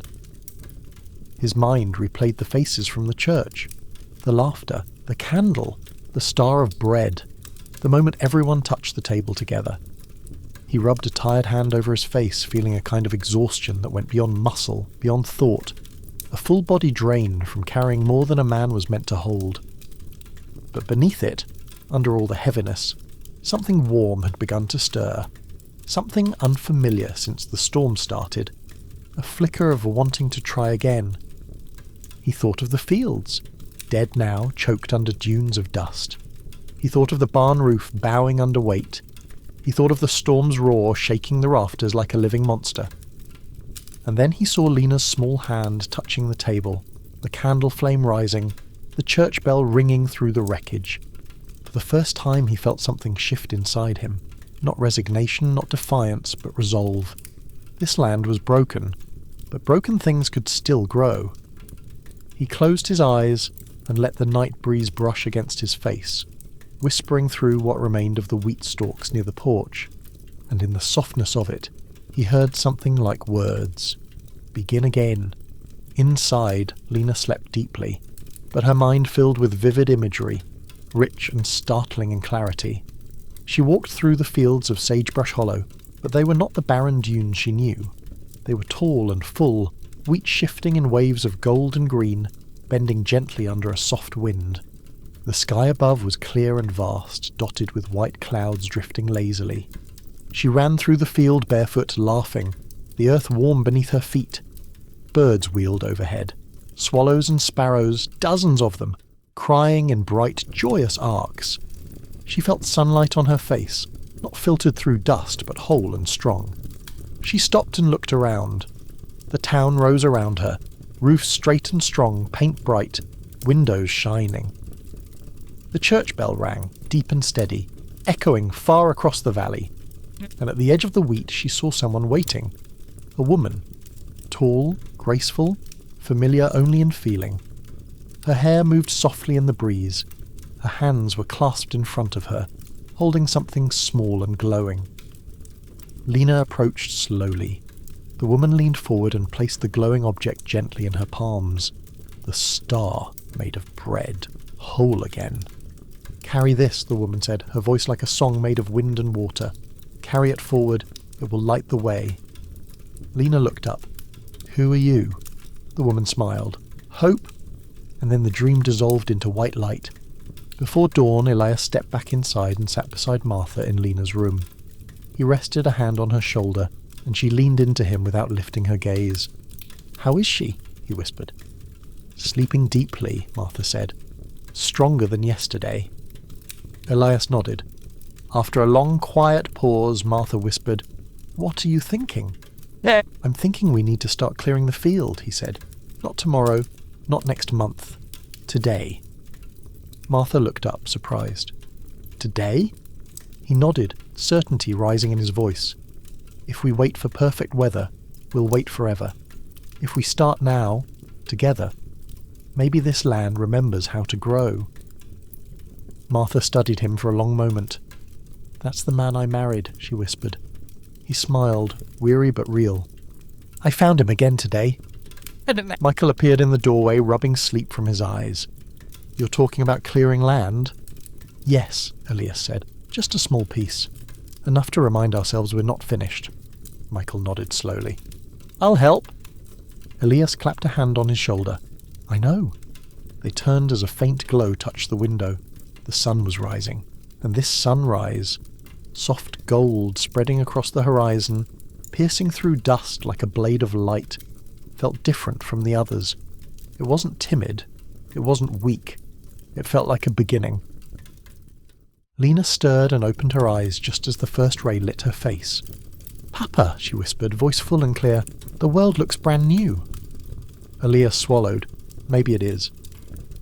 The sun rose slowly, stretching long fingers of light across the battered land. It touched the farmhouse roof first, warming the frost-rimmed shingles in a pale gold glow.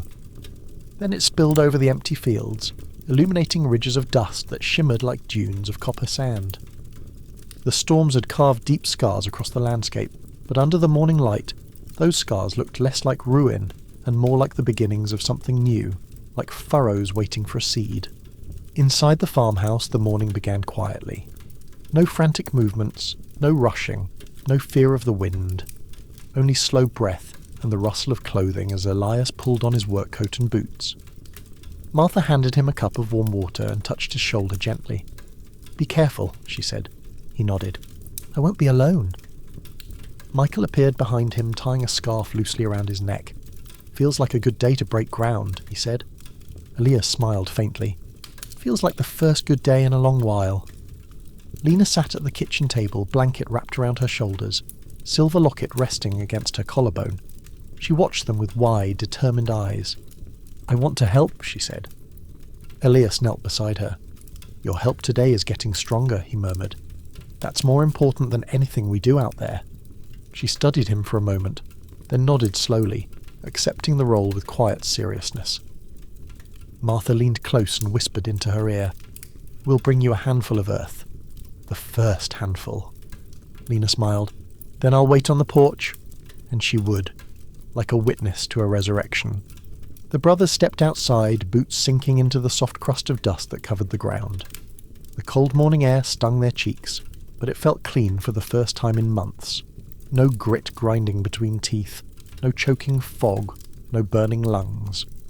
A few yards from the porch, Elias paused and looked across the land stretching endlessly before them. Last season's wheat stalks lay buried beneath the storm's remnants, broken and scattered like bones. The field was a grave and a promise at once. Michael followed his gaze. "Will it grow again?" Elias exhaled slowly. "I don't know," he said. "But something will, even if we have to teach the land how to remember." Michael nodded, jaw set. "Then let's start today." He scanned the horizon.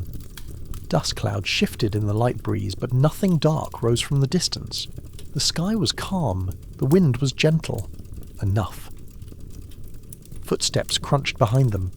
Turning, they saw Thomas Reed approaching with 3 other men, Jacob, Sam Connor, and William Harper, each carrying shovels and tools slung over shoulders. "Thought we'd give you a hand," Thomas said, as though the decision were casual. Elias felt something warm swell in his chest. "You don't have to," he said. Thomas raised an eyebrow. "We know." Sam grinned. "But today seemed like a good day to get dirt under our nails again." Jacob swung his shovel over one shoulder. "And if we wait for a miracle, we'll be here forever." William clapped Elias on the back. "And since we're already halfway to crazy, we might as well finish the job properly." Laughter, real laughter, bubbled from the group, rolling over the fields like a breath of wind filled with life. Michael retrieved the old plough from the barn, a rusted relic with splintered handles and an iron blade dulled by years of neglect. When he rolled it into the light, it looked more like a museum artifact than a tool meant to be used again. Sam whistled low. "I've seen skeletons in better condition." William crossed his arms. "She'll work. She's stubborn, just like us." Elias stepped forward and grasped the handles. The plough felt heavy, heavier than he remembered, but familiar, like shaking hands with an old friend who'd seen the same pain. He looked at the others. "Ready?" Thomas planted his boots beside the plough. "Let's wake the ground." Together they pushed. The blade cut into the surface, resisting at first, scraping against hard-packed dust like metal against stone. But then the crust broke, and the plough sank deeper. A dark ribbon of earth curled upward behind the blade, rich and damp beneath the dead topsoil. The first furrow in nearly 3 years. A breath caught in every throat. "That's real soil," Sam whispered in awe. Michael knelt beside the furrow and scooped a handful into his palm. It smelled of rain and memory and life hidden beneath ruin. "It survived," he murmured. Elias closed his eyes for a moment, overwhelmed. "So do we." They worked slowly at first, pushing the plough together, shoulders straining, boots digging into shifting ground. The sun climbed higher, warming the backs of their coats. Shovels cut through the top crust, pitching aside the dead layer so the plough could reach deeper. They did not speak much. They didn't need to. The rhythm of labour filled the silence, boots grinding, metal cutting, breath heaving, shovels striking, hands gripping. The work was hard, harder than any of them remembered. Dust fought every movement, wind tugged at collars, muscles burned with effort. But the ground began to open, slowly, stubbornly, row by row. After an hour, more figures appeared at the edge of the field. Women and children carrying pails of water, spare tools, cloths for wiping sweat. Martha stood among them, hair tied back, determination fierce in her eyes. "We thought you might need more hands," she called. And suddenly the field was alive with activity. Voices rising, tools passing, boots stamping patterns into the soil. Grace Holloway arrived with a wagon full of buckets for hauling earth. Mrs. Harper brought a tin of warm water for drinking. The Connor children collected and cleared rocks from the furrows. Even old Mabel Dawson appeared, leaning heavily on her cane as she walked, but still walking step by determined step until she reached the edge of the field. "Someone save an old woman a handful of earth," she said. "I want to feel it again before I go." Sam lifted a scoop of rich, dark soil and poured it gently into her palms. She closed her eyes and bowed her head, holding it like a blessing. "This land is not dead," she whispered, and no one doubted her. By late afternoon, a stretch of field, narrow but unmistakable, lay turned and ready. Furrows ran straight and dark across the land, the first honest lines of hope carved into a place once thought forsaken. Elias stood at one end, hands shaking from exhaustion, staring down the long ribbon of newly awakened soil. Michael stepped beside him. "It's a beginning," he said. Elias nodded. "And beginnings are enough." From the porch, Lena lifted the locket at her chest and whispered, "It's beautiful." The wind carried her voice softly across the field as the sun lowered behind the horizon, painting the sky in deep, glowing amber. And for the first time, the land did not feel like a grave. It felt like a promise. The sun dipped lower in the sky, the light warming into a deep, burnished amber that washed the field in molten gold. The newly turned earth glowed richly beneath it, the furrows running in clean, determined lines across the land. A sense of triumph hung in the air, thin, fragile but real. People paused to breathe, leaning on shovels and wiping sweat from foreheads. Coats hung open, scarves were loosened. Laughter carried lightly across the field, mingling with the soft rustle of wind moving through broken stalks. For the first time in months, the land sounded alive. Elias stepped back, hands on his hips, watching Jacob and Sam drag the plough into position for another pass. Michael carried buckets of soil to rising mounds, reinforcing weak spots where dust still threatened to reclaim ground. Thomas sharpened the shovel edge with a whetstone, small sparks lifting into the air. Martha and Grace filled tin cups with warm water and passed them between calloused hands. Mabel sat on a crate at the field's edge, her cane resting across her lap, breathing deeply the scent of turned earth as if inhaling a memory. "This," she said, voice rough, "is what hope smells like." Elias lifted his head, eyes wet, but before he could answer, something sharp cut through the air, like a whip crack of lightning without light. A sudden gust of wind, then another, then a third, stronger, rattling the tools stacked nearby. Heads snapped upward. Scarves were pulled back into place. A hush fell instantly across the field. The horizon darkened, not violently, not with the towering black wall of a great storm, but enough to set every heart pounding with muscle memory. Dust began to lift from the ground, swirling into miniature spirals, tiny devils twisting in place, rising and falling unpredictably. Jacob stepped closer to Elias, voice tense. "Is it another storm?" Michael shook his head, scanning the horizon. "No, not like before, but the wind's carrying grit." The breeze strengthened, dragging long tendrils of dust across the furrows. It wasn't catastrophic, but it was enough to erase progress if left untouched. "We have to cover the loose soil," Thomas said sharply, "before it blows flat again." Elias nodded, voice steady but urgent. "Sacks, boards, anything we can use to weigh the lines down. Move!" The peaceful rhythm of work shifted.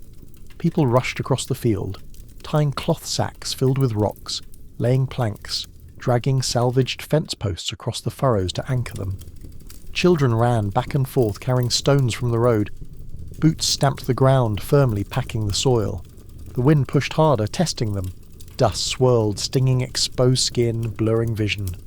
The smell of grit burned in throats. The field trembled under the threat of being swallowed again. Mabel gripped her cane with white knuckles, whispering breathless encouragements. "Hold fast, hold fast, hold fast!"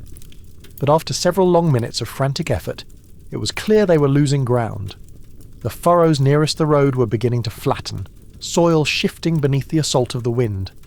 "We're not going to keep it all," Jacob shouted, panic sharp in his voice.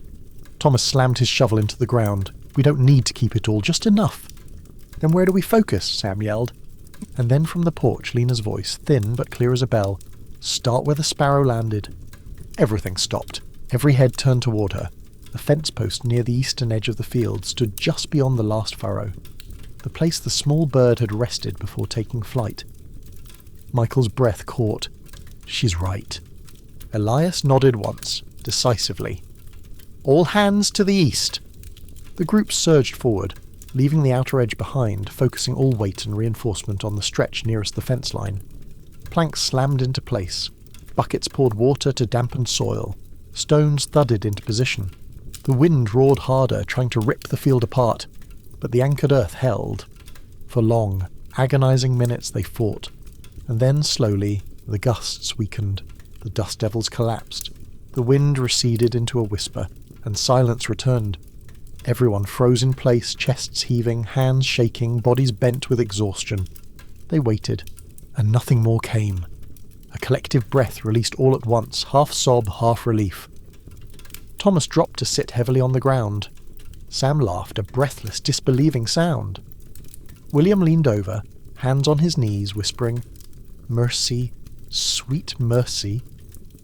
Elias turned toward the porch. Lena stood gripping the railing, face pale but determined, eyes shining with fierce pride. "You saved it," he said quietly. She shook her head. "We all did." Martha wrapped her arms around her tightly, pressing her face into Lena's hair. Michael walked to Elias and put a hand on his shoulder. That wind was a test. Elias nodded. And we stayed. As they stood catching their breath, a small wagon approached from the road, wooden wheels squeaking. A tall, thin man in a travel-worn coat stepped down, brushing dust from his collar. The preacher from the west, the same one Michael had spoken of. He raised his hat. "Afternoon, folks. I heard a bell yesterday. Thought I'd follow the sound." Thomas straightened, breathing hard. "You came far. Far enough to know it was worth the walk," the preacher said, surveying the field, the faces, the anchored furrows. "Looks like you've done something holy here." Elias shook his hand firmly. "We're trying to begin again." The preacher nodded. "Then let me leave you something for the journey." He reached into his coat and pulled out a small cloth bag, pressing it into Elias's hands. Elias loosened the string. Seeds, not many, but enough. "Barley," the preacher said. "Hardy, fast, grows where weaker crops die. Plant them when you're ready. They don't need much except faith." Elias stared at the tiny seeds cupped in his palm, humbled beyond words. "How much do we owe you?" Martha asked. The preacher smiled sadly. "Just promise me you'll stay together. Storms don't break towns. People do that when they give up." Everyone was silent. Then Elias nodded once. "We won't." The preacher tipped his hat. "Then that's payment enough." He climbed onto his wagon and rolled away into the afternoon light. Lena whispered reverently, "A miracle can fit in a handful." Elias knelt, pressing the seeds gently against his chest, and grow into a field. As the sun set, the sky turned a deep, breathtaking orange, the kind that once marked harvest season. Shadows stretched long across the furrows, making them look deeper, stronger, determined. The group stood together in silence, facing the newly anchored soil. No one spoke. No one needed to. Finally, Elias said quietly, "Tomorrow, we plant." Michael nodded, voice steady. "Tomorrow we begin again." Lena lifted the locket to her lips and whispered a single word into the wind. "Rise." And the land seemed to breathe with her. The morning broke gently, like a whispered secret shared between sky and earth. Sunlight spilled slowly across the horizon, not fierce or blinding, but soft and golden, as though the sun itself understood the fragile hearts waiting beneath it. Dawnlight touched the field first, the rows of dark, newly turned soil lying still beneath the pale sky. A faint mist clung low to the ground, thin as lace, glowing faintly in the rising sun. Birdsong returned. Faint, scattered, but real. Inside the farmhouse, Elias dressed in silence, tying his boots with steady hands. Martha stood behind him, fastening his collar, smoothing it gently as though preparing him for something sacred. "Are you ready?" she whispered. He nodded. "I've never been more ready." Michael stepped into the doorway, coat slung over his shoulder, shovel in hand. "The others are already heading to the field." Elias looked past him. Through the window he saw silhouettes moving in the early light. Neighbours walking, tools over shoulders, scarves wrapped around faces, steps purposeful and sure. The whole town was coming. Martha turned to help Lena, who sat on the edge of her cot, blanket wrapped around her shoulders, cheeks glowing faintly with new colour. "You sure you want to be outside today?" Martha asked gently. Lena nodded firmly. "I need to see it. I want to watch it happen." Elias lifted her carefully, holding her against his chest. She felt stronger than she had in weeks, still fragile but no longer like a shadow. Something in her had shifted since the feast, something quietly reborn. Martha followed with a blanket and the silver locket resting around Lena's neck. The tiny pressed wheat inside glinted with soft light. Together they stepped out into the crisp morning, breath fogging faintly in the clean air. The wind was gentle, only a whisper, lifting strands of hair rather than tearing them loose. It felt like a blessing. Lena inhaled deeply and smiled. "It smells like rain," she said. Elias blinked, startled. "Rain? I don't know why," she whispered, "but I can feel it." Michael looked at the sky, clear, cloudless. "We'll take that kind of prophecy any day." When they reached the field, they found more people than they expected. Families stood together, hands clasped, heads bowed. Thomas Reed held the bag of barley seeds reverently, as though it contained something far precious than grain. Mabel Dawson stood with her cane planted firmly in the soil, her thin frame trembling slightly but her eyes bright with fierce resolve. Grace carried a lantern, even in daylight, and set it gently at the edge of the first furrow. "A reminder," she said softly, "that light begins in darkness." William Harper stood near the plough, hat pressed to his chest. He cleared his throat and spoke, voice steady but weighted with emotion. "We plant today not because we know it will grow," he began, "but because believing it might is the bravest thing left to do." People murmured agreement, quiet and reverent. Thomas lifted the cloth bag and loosened the string. A hush fell over the field. Even the wind stilled. Inside, the seeds glinted like small pieces of polished amber. Lena leaned forward in Elias's arms. "They look like gold." "They are," Elias whispered. "A different kind of gold." Thomas held the open bag out toward Elias. "You should start," he said. Elias froze for a moment, overwhelmed. Then he nodded slowly and stepped forward, taking a small handful of seeds. They were warm in his palm, warm from Thomas's hands, warm from the sun, warm with the promise of what they carried. His voice shook when he spoke. "This is not planting for harvest," he said quietly. "This is planting for hope." Then he knelt and placed the first seeds into the earth. He pressed his palm gently into the soil. The land felt alive beneath him. Quiet. Waiting. Ready. Michael stepped beside him and planted his handful next. Then Thomas, then Sam, then Grace with a trembling smile.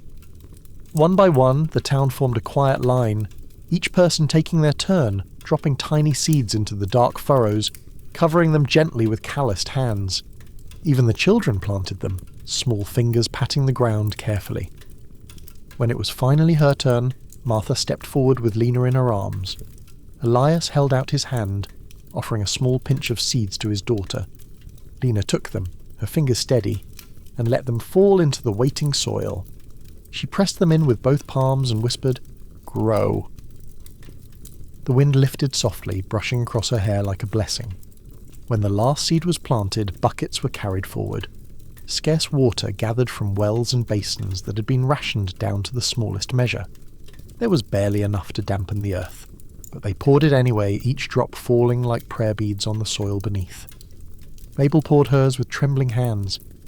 "For every life we've lost," she said. Thomas poured his. "For every dream buried in dust." Grace poured hers. "For the ones still breathing." Michael poured his. "For the home we're making again." Elias poured the last cup. "For what comes after." The water soaked into the ground, disappearing almost instantly, but leaving behind dark patches of promise where it touched. And then the miracle. A smell rose from the soil, rich and deep, like earth waking from sleep. People inhaled sharply, eyes wide, faces transformed with awe. "It smells alive," Sam whispered.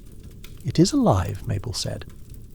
Just as the final drop vanished into the soil, the wind shifted. Not harsh, not wild, but carrying something new, something moist, something sweet. Lena lifted her head suddenly, eyes wide. "Look," she whispered. "Look at the sky." Everyone turned. Light clouds had begun forming at the far edge of the horizon, thin and wispy at first, then thickening, climbing, stretching like slow-moving sails across the pale morning sky. Grace gasped. "Is that—" "Clouds," Thomas breathed. "Real clouds." Michael put a hand to his chest, and then a sound, soft, distant, unmistakable, a low rolling rumble. Thunder. The field fell utterly silent, except for the quiet sound of someone sobbing with joy. Lena clutched Elias's sleeve. "I told you," she whispered. "I could feel the rain coming." Elias kissed her hair, voice breaking. "You were right." Martha pressed her hand to her mouth, tears spilled freely down her cheeks. "After all this time," she whispered. "After everything. Rain." The clouds thickened, darkened, spread. The rumble came again, closer this time. Sam laughed, a wild, breathless sound. "Well, I'll be." And then the first drop fell. Just one. It landed on the back of Elias's hand, warm, round, perfect. Another drop. Another, until the sound of rain filled the field like applause from heaven. People lifted their faces to the sky, arms raised, mouths open in disbelief and joy. Tears mingled with rainfall. Mabel spread her arms wide and laughed, a clear, radiant laugh that sounded 20 years younger. Michael fell to his knees. Grace sobbed openly. Thomas shouted with triumph. Lena reached her hands upward and caught raindrops in her palms, whispering, "Thank you." Elias closed his eyes, lifted his face, and let the water wash away every weight he'd carried. The land drank deeply. The seeds waited, the rain fell, and the world changed. The rain began as a soft patter, like fingertips tapping gently on the earth. Then it gathered strength, thickening into steady drops that darkened the soil wherever they fell. The ground drank hungrily, steam rising faintly where dry dust met water after so many years of thirst. For a few stunned moments no one moved. It was as if the world had paused, a breath held by both heaven and earth. And then the sound changed. The patter became a shower. The drizzle became rain, real rain, full and vibrant, falling with a rhythm like the beating of wings or the pounding of drums. Thomas Reed threw his head back and shouted into the sky. A raw, jubilant cry ripped from somewhere deep inside. Sam Connor began to laugh, a loud, unstoppable burst of joy that rolled across the field like thunder itself. Children shrieked and spun in circles, arms flung wide, faces lifted to the clouds. Grace Holloway fell to her knees, hands pressed into the mud, tears merging with rainwater. "Thank you," she whispered. "Thank you. Thank you. Oh God, thank you." Mabel Dawson clung to her cane, rain streaking down her lined cheeks like silver threads. She lifted her face skyward and whispered a broken, trembling prayer. "We are seen," she said softly. "We are seen." Elias pulled Lena closer, shielding her slightly with his body as rain soaked through their clothes. But Lena wriggled free, stretching her small hands into the downpour, laughing, a sound so bright it set something alight in every heart around them. "I can breathe without coughing," she shouted, voice ringing across the field. Martha gasped and covered her mouth, tears spilling as she watched her daughter lift her face freely to the rain, chest rising and falling without strain, without rattling breath, without fear. Elias stepped away and let the rain hit him fully. Cold, clean, electrifying. He lifted both arms, palms open. Michael moved beside him, rain pouring from his hair and chin, breath shaking. For a long moment the two brothers simply stood shoulder to shoulder, silent as the sky wept onto them. Then Elias turned, voice thick with emotion. "I thought we were finished," he said. "I thought the land had given up." Michael's voice was raw. Maybe it was waiting. "For what?" Elias asked. Michael looked around at the field, at the people, at the laughter, at the soaking furrows thickening with rich, dark mud. "For us," he whispered. Elias swallowed hard. "For us to believe again." The two men grabbed each other's shoulders, foreheads touching briefly in a gesture older than words. a forgiveness, a renewal, a recognition of everything lost and everything found again in the same breath. Children ran through the rows of soil, bare feet sliding through mud, leaving joyful tracks. Their shrieks of laughter rang through the field like music. Adults joined them, slow at first, then free, stomping boots into the ground, pressing the seeds deeper with every step. The rain showed no sign of stopping. It fell steadily, soaking clothes, hair, skin, sweeping dust from the air and washing scars clean. The smell of petrichor, wet earth after long drought, rose powerfully, filling lungs with a sweetness forgotten. People inhaled deeply, as though breathing for the first time in years. Lena reached down and scooped mud into her hands, letting it ooze through her fingers. She laughed.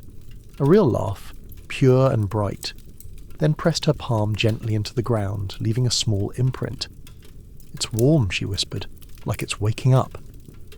Martha knelt beside her, pressing her own hand into the soil next to Lena's. "We're waking up too," she said. The two prints sat side by side in the rain, slowly filling with water but never disappearing. Marks of the living, not the lost. The bell in the church tower rang suddenly. Not a neat peal, but a wild, jubilant clang that carried through the wet air. Someone had climbed the steeple again.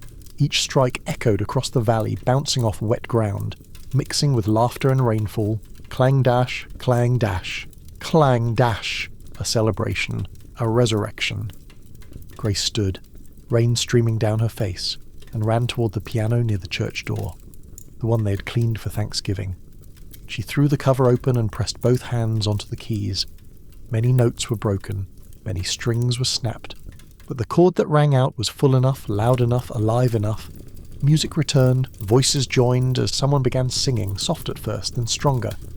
"When peace like a river." Others joined, voices rising through the downpour. Even the broken notes sounded perfect beneath the rain. "Attendeth my way." Mabel's voice cracked beautifully on the harmony. Thomas's deep baritone steadied the line. Children hummed between giggles. It is well with my soul." The town, once silent under fear and sand, now sang to the sky. By late afternoon, the clouds began to thin, rain softening to mist. The field lay dark and rich beneath them, furrows filled with life-giving water, barley seeds nestled deep within soaking earth. Clothes clung to bodies, hair flattened, boots were heavy with mud, faces glowed. The wind remained gentle, the air smelled new. Slowly people drifted home, tired but buoyed by the kind of joy that saturates the bones instead of just brushing the surface. They walked arm in arm, leaning on one another, sharing quiet words and quiet smiles. As the last of the townfolk left the field, Elias stood with Martha, Lena and Michael, staring at the transformed land. The furrows, once fragile, now held their shape confidently. Rivulets of rainwater glimmered between them, catching the fading light of the setting sun. Lena leaned against Elias's chest. "Papa?" "Yes, love?" "It looks like the field is breathing." Elias exhaled slowly, letting the truth of it wash through him. Maybe it finally is. That night the farmhouse felt warmer than it had in years. Wet clothes hung by the stove to dry, boots lined up in neat rows. The house smelled like damp wool, mud, wood smoke, and bread. A perfume richer than any wealth. Lena slept peacefully, cheeks flushed, breathing deep and clear. The silver locket rested against her chest, catching starlight through the window. Martha and Elias sat at the table, hands entwined, silence gentle between them. Outside, crickets sang. Inside, the candle burned steady. Michael leaned against the doorway, arms crossed, watching the flame.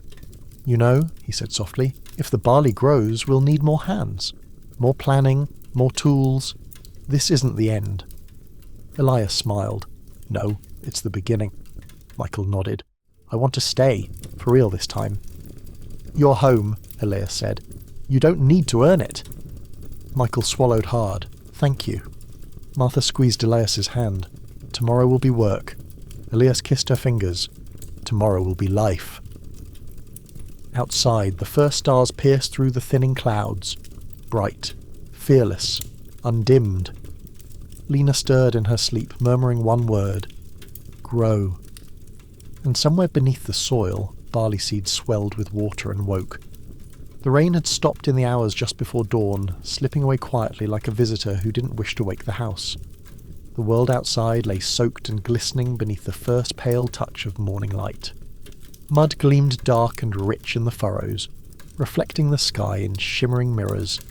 The air smelled different, cleaner, sharper, carrying the sweet scent of wet earth, and the faint perfume of sagebrush rising from deep beneath the soil. Every breath felt like a gift. Inside the farmhouse the morning woke softly. No coughing, no wind clawing at the windows. Only the quiet crackle of the stove and the slow stretch of waking bodies.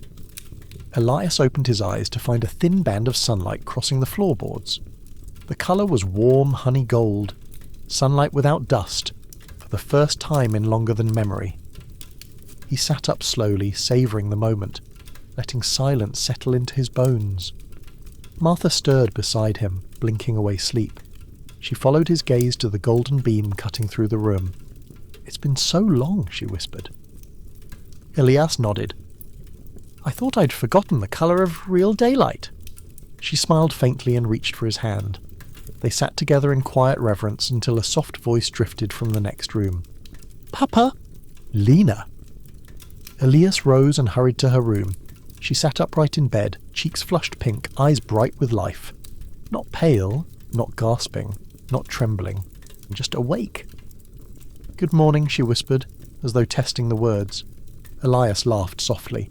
"Good morning, little star." She grinned. "I don't feel tired. I don't feel heavy. I feel light." Martha came to the doorway, one hand pressed over her heart. "May I stand outside and feel the air?" Lena asked.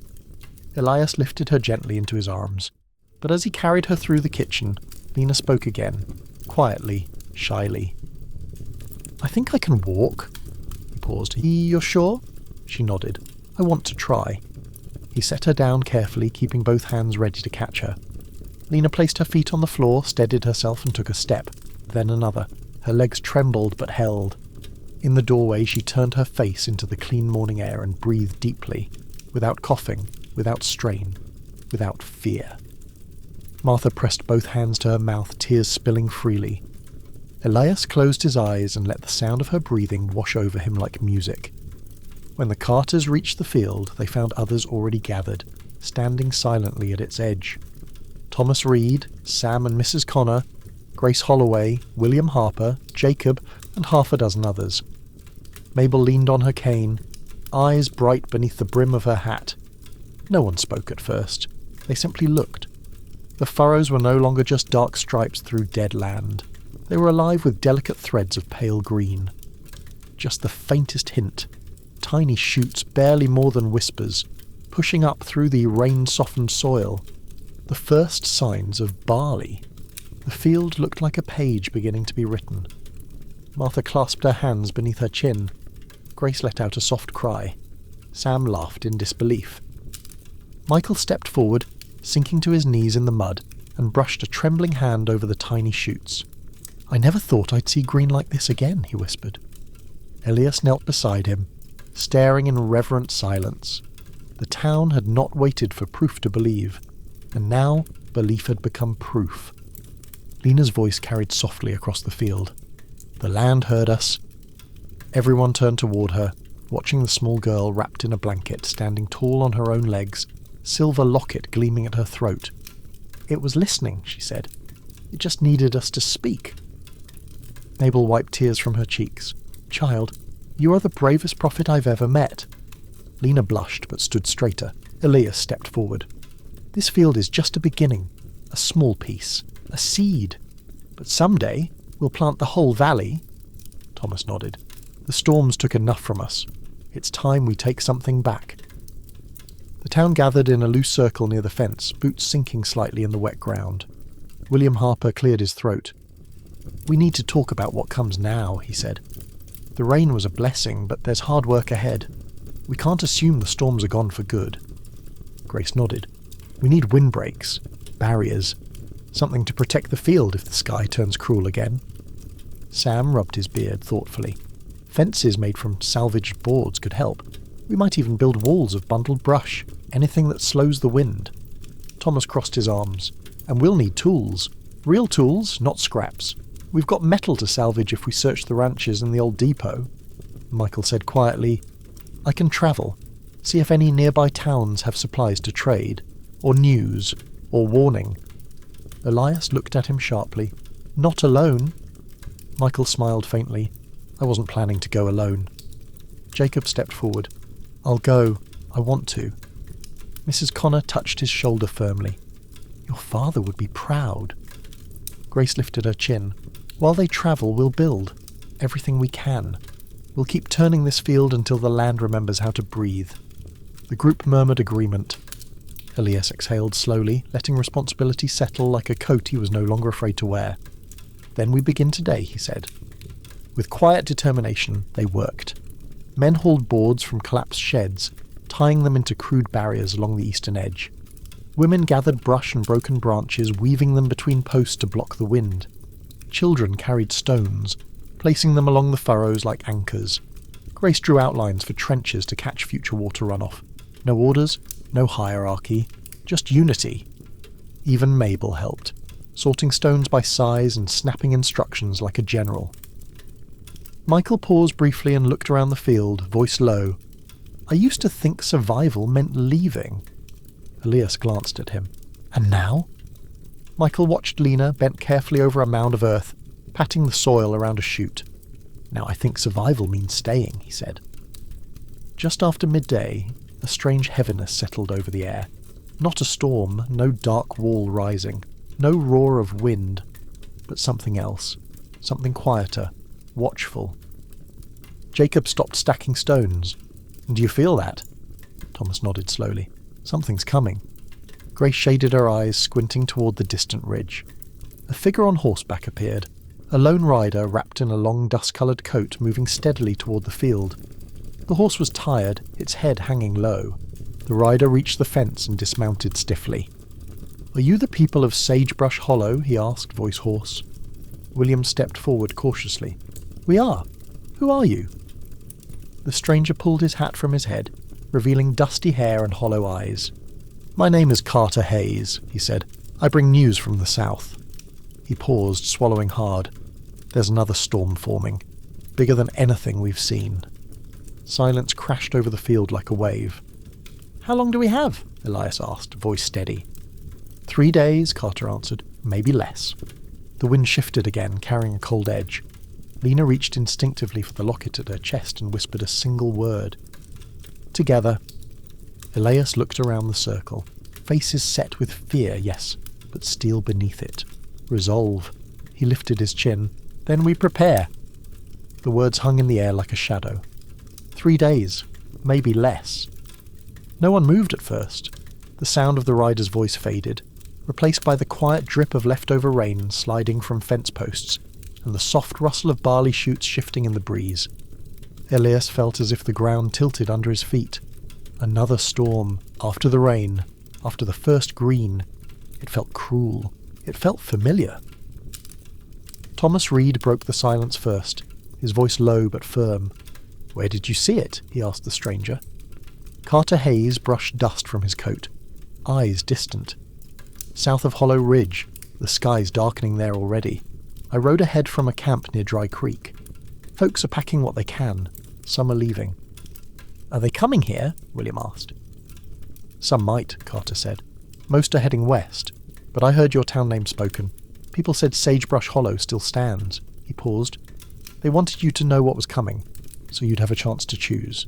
Choose what? Sam asked, though he already knew the answer. Carter looked at him plainly. To stay or to run? The words slid into the spaces between them, heavy and sharp. Lena's hand tightened around the locket at her throat. We just started planting, she whispered. Mabel lifted her chin. Then we don't stop now. Elias looked at the tiny shoots pushing up through the damp soil.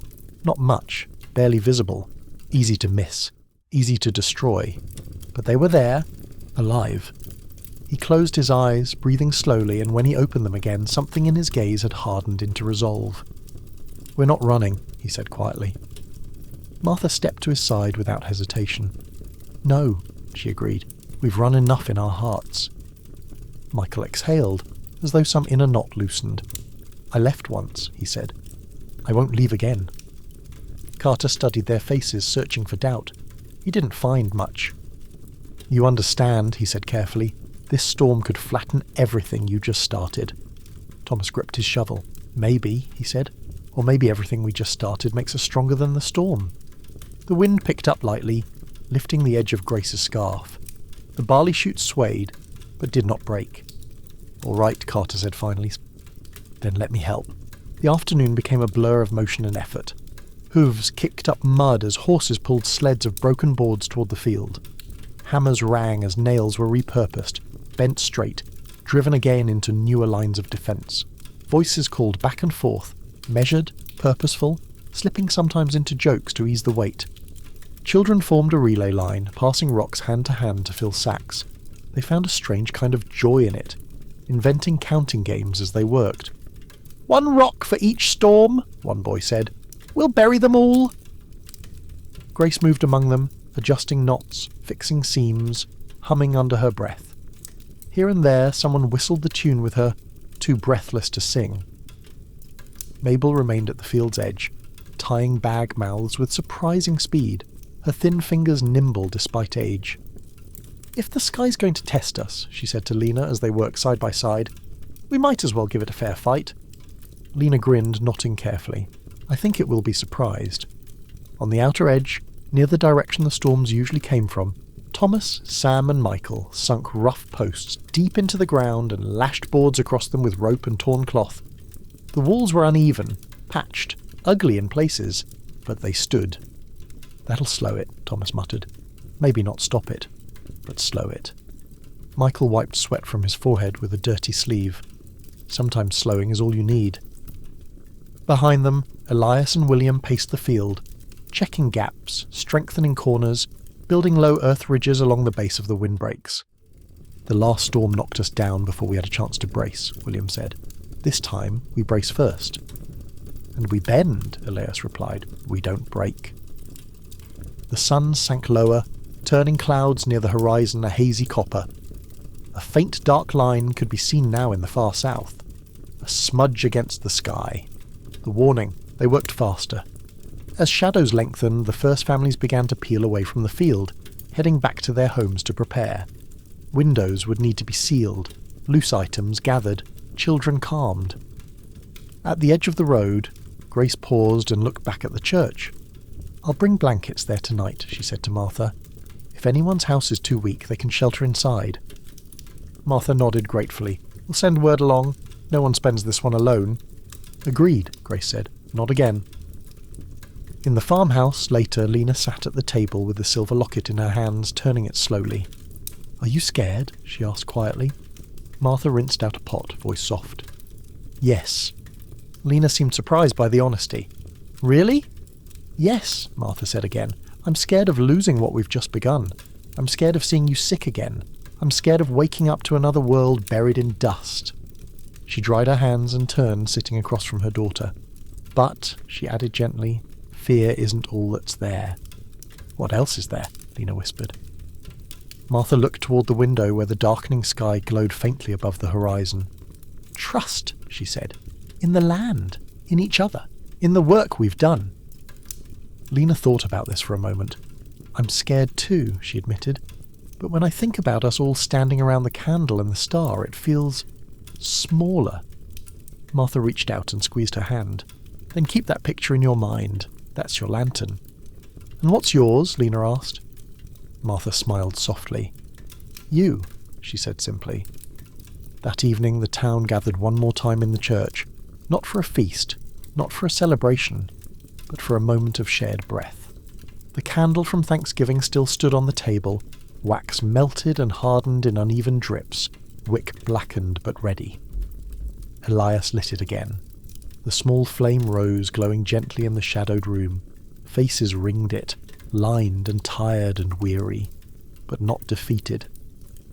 Carter Hayes stood near the back, hat in his hands, watching with a kind of wary awe.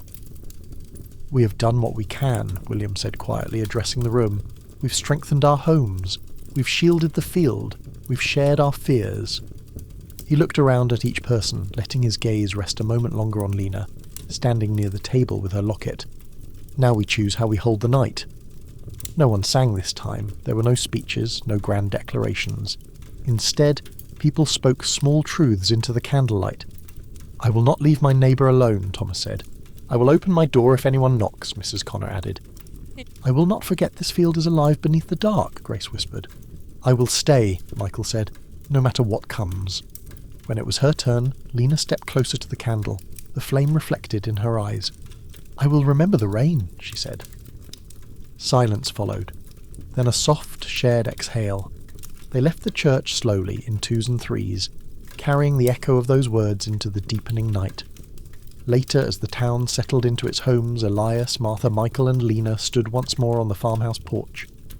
Far to the south, the sky had taken on a darker colour, a bruised band stretching along the horizon. It wasn't here yet, but it was coming. The wind had picked up slightly, tugging at hair and clothing. Not a scream, a warning. "Will the field hold?" Michael asked. Elias watched the faint shadow of the windbreak line, the careful mounds, the anchored sacks, the rows of barley just beginning to show. "It has a better chance than we did last time," he said, "and so do we." Lena slipped her hand into his. "We're stronger," she said softly. "Yes," he replied. "We are." Martha drew the blanket tighter around her daughter's shoulders. "Whatever happens, we face it together." The four of them stood in silence for a long time, listening to the growing murmur of wind. Inside the house, on the table, the candle still flickered in a shallow pool of wax, its flame small but steady. Outside, beneath a sky already shifting toward turmoil, the barley field waited. Not helpless, not abandoned, guarded. As the first distant rumble rolled across the plains, Elias whispered into the night, "Let this be the storm that learns we bend, but we do not break." And the wind, carrying dust and distant thunder, swept across Sagebrush Hollow as the town braced itself for what came next. The storm did not arrive all at once. It crept. For the first part of the next day, Sagebrush Hollow moved under a sky that seemed undecided. The light was dim, but not yet dark, filtered through a high veil of haze that thickened as the hours passed. The wind at first was merely restless, changing direction often, curling around corners, rattling loose leaves that hadn't moved in months. By mid-morning, the air felt heavier. The stillness people had cherished after the rain began to feel like the quiet that settles in a room just before an argument breaks, a pause full of pressure. Elias stood at the edge of the field, hands in his coat pockets, watching the horizon. The barley shoots looked impossibly small beneath the vast, lowering sky. Threads of green against an ocean of brown and grey. Michael approached, scarf already around his neck. "South is turning black," he said quietly. "Carter's right, it's coming fast." Elias nodded. "How strong do you think?" Michael took a breath, exhaled slowly. "Hard to tell from here, but the air's thick. I'd say big." Elias scanned the windbreak lines. The outer barrier of scavenged boards, the middle layer of stacked sacks, the inner earth mounds around the rows. Imperfect. Patchwork, but real. "It'll hit the outer line first," Elias said. "If that holds, even halfway, we stand a chance." "And if it doesn't?" Michael asked. "Then we hold the middle," Elias replied. "And if the middle fails..." He paused, looked down at the chutes. "Then we cover what we can with our own bodies." Michael didn't argue. The town buzzed with movement, but it wasn't frantic. Not like before. Doors were reinforced, windows sealed tight, loose tools tied down or brought inside. Families checked on one another. The church doors remained propped open as long as possible. Lanterns lit inside, blankets folded neatly along the pews. Grace moved between the aisles, straightening, checking, as though preparing a guest room for a storm itself. "If anyone's roof starts to lift, they come here," she told William. "No one rides it out alone." He nodded. "I'll send Jacob to knock on doors when it hits." "Not if," she corrected softly. "When?" At the Dawson house, Mabel packed a small bag, extra scarf, thick shawl, a small Bible, the old locket box that was now empty. She grabbed her cane and tested her weight on it. Her neighbour, Mrs. Harper, knocked on the doorframe. "Need an arm?" she asked. Mabel smiled. "I'll take two." Together, they stepped into the street. In the Carter farmhouse, Martha wrapped a scarf carefully around Lena's mouth and nose, tying it snugly but gently. "Remember," she said, her voice calm, "slow breaths, through the cloth. If it gets too loud, you hold on to us and close your eyes." Lena nodded, eyes serious but not panicked. "Will we go to the church?" "Not yet," Elias answered. "Not unless the house starts to give. For now, we stay close to the field." He knelt so he was eye level with her.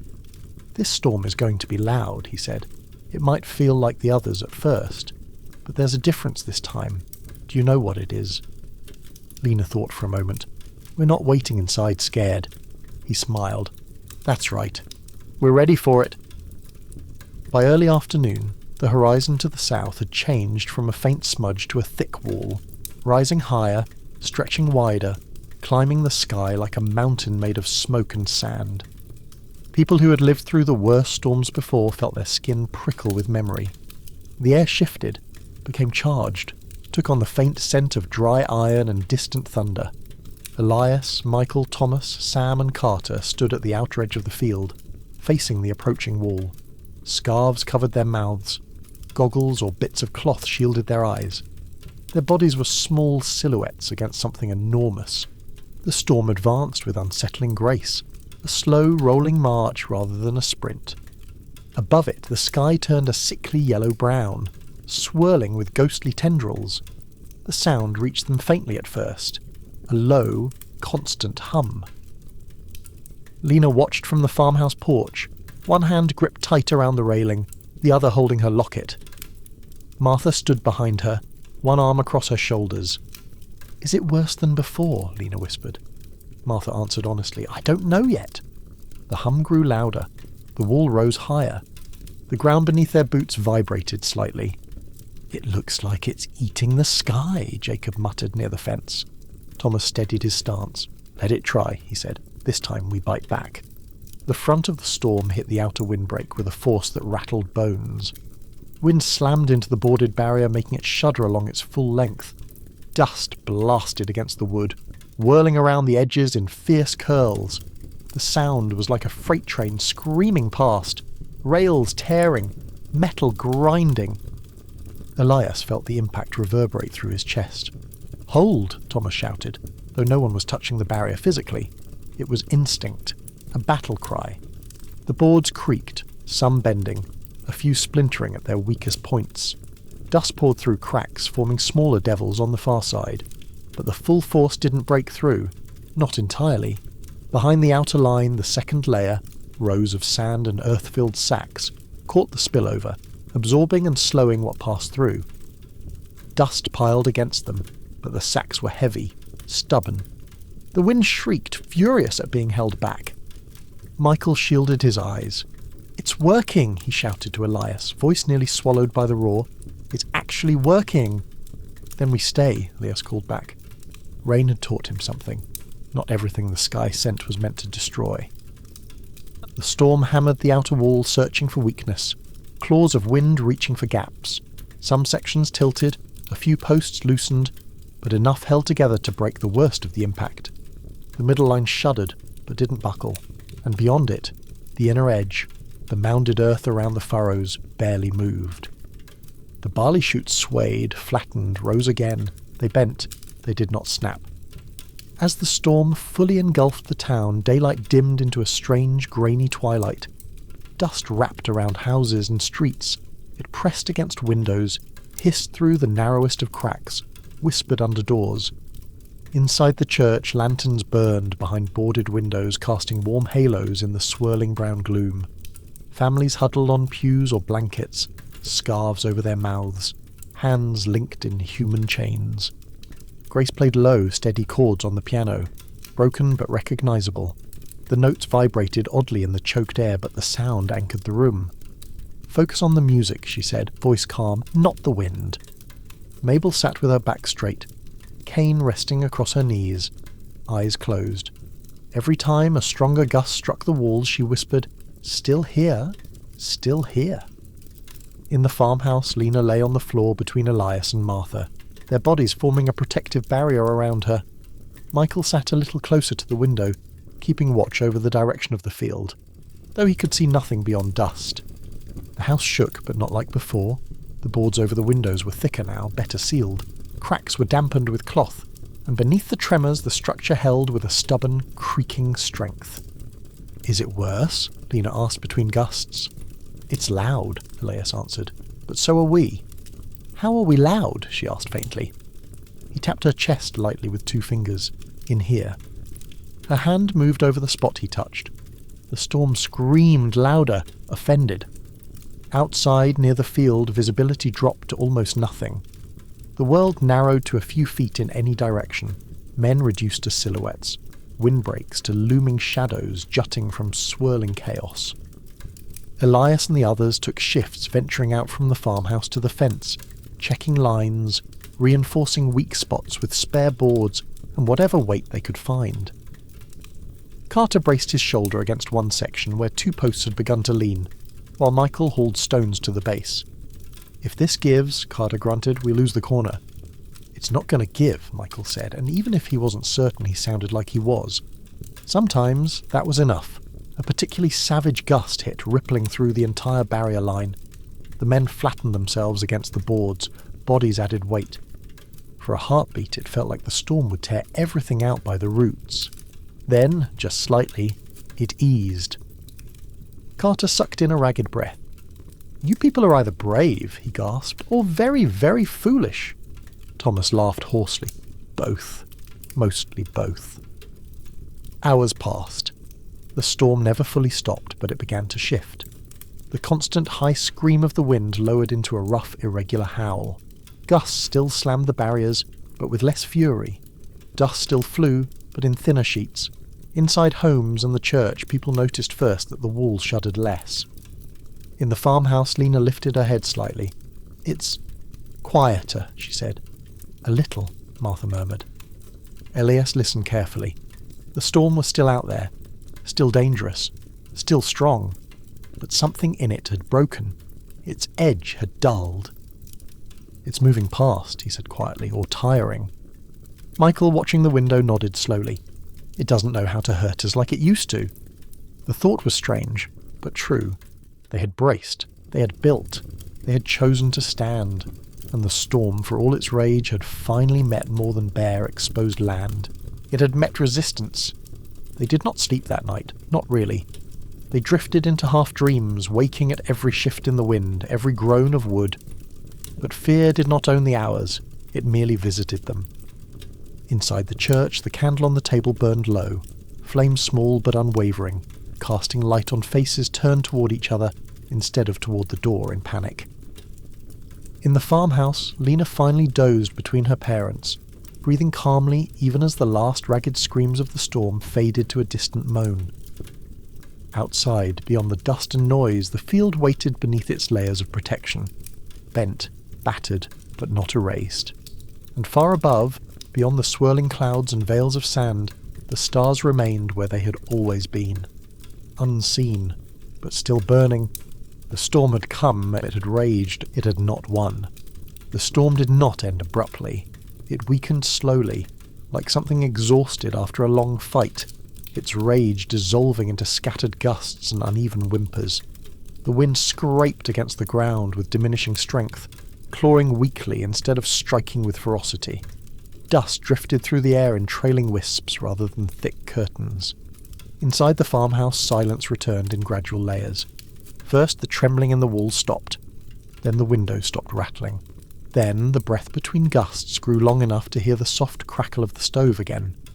Elias opened his eyes, unsure for a moment whether the quiet was real or just something his mind invented. He listened, waiting for the next scream of wind, and when none came, he slowly pushed himself upright. Martha stirred beside him, brushing dust from her sleeves. Michael lifted his head from where he leaned against the wall, blinking in the dim lantern light. Lena slept peacefully between them, one hand curled around her silver locket, chest rising and falling with calm rhythm. For a long moment no one moved, as though afraid any sound might wake the storm again.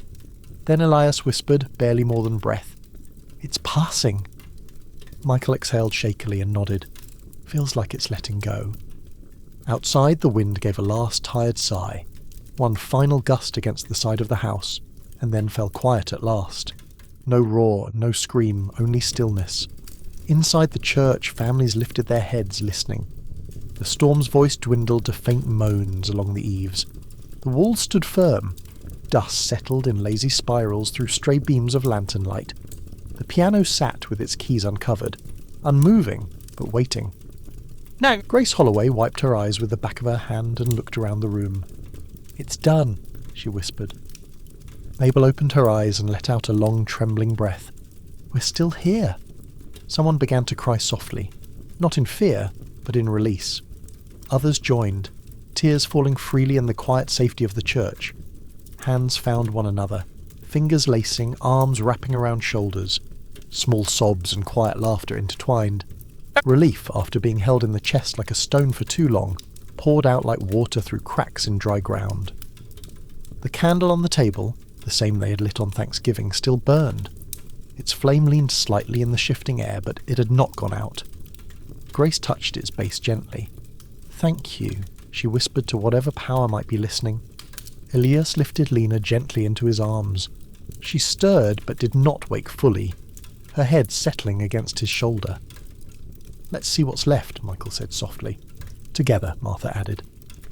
They stepped onto the porch slowly, blinking against the sudden light. The storm clouds were thinning overhead, thinning into streaks of ash grey and charcoal. Small patches of pale sky peeked through. The wind still moved, but softly, more like a breath than a blow. Dust hung suspended in the air, drifting in gentle spirals instead of violent sheets. It was quiet enough to hear the soft drip of water sliding from the eaves and falling into the mud below. Elias stepped down onto the wet ground, boots sinking slightly into soaked earth. The land was blanketed in fine dust, like snow melted into mud. But the town was still standing. Roofs remained on houses, some patched pieces slightly bent but holding. Window boards stood firm. The church steeple remained upright, bell silent but ready. And in the distance the windbreak line around the field, scarred, leaning, some planks broken, but still upright. Michael let out a hoarse laugh. "Look at that. We built something that stood." Elias swallowed hard. "And the field?" "Let's see it," Michael said. They moved together. Elias, Martha, Michael, Carter, Lena wrapped in her blanket, and others emerged from homes as they passed. Mrs. Connor, Grace, Sam and Jacob, Thomas Reed, Mabel leaning on her cane. No one spoke. They simply walked, boots pressing into damp mud, breath coming icy and white in the cooling evening air. When they reached the outer windbreak, they paused. Half the boards were cracked or tilted, ropes frayed, cloth strips dangling, dust piled in ridges against their bases, but the wall had not broken. Beyond it, the sandbag line stood solid, heavy and resolute, and beyond that, the furrows, dark, wet, unscoured. Michael stepped forward slowly, breath held. He crouched, brushing his hand across the soil. Then he froze. A small sound escaped him, a stunned, incredulous laugh. "Look!" Elias leaned down. Martha knelt beside him. Carter stepped closer. The others waited, silent. There, rising from the soaked, dark soil, bent, flattened but unbroken, were the barley shoots. Still green, still alive, and still standing. Lena opened her eyes and whispered faintly, "They made it!" Elias felt tears burn suddenly and uncontrollably at the corners of his eyes. He wiped them with a shaking hand. They did. "Not just the plants," Thomas said quietly. "Us too."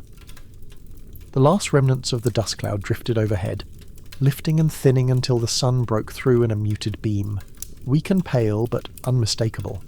It struck the barley shoots first, turning their tiny leaves gold.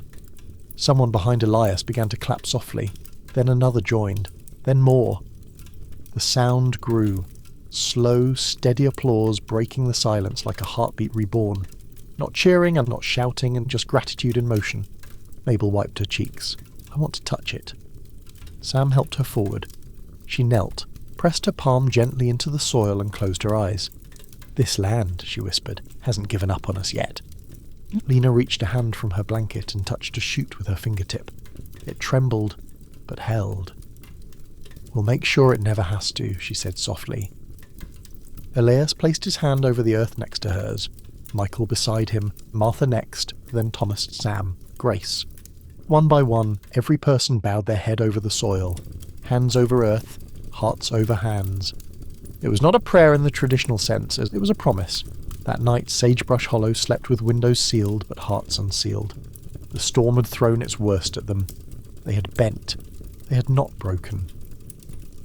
The candle burned again in the farmhouse, small flame steady on the kitchen table. Elias watched it flicker, arm wrapped gently around Martha's shoulders. Michael sat nearby, eyes closed but smiling faintly. Lena slept peacefully, breathing steady and full.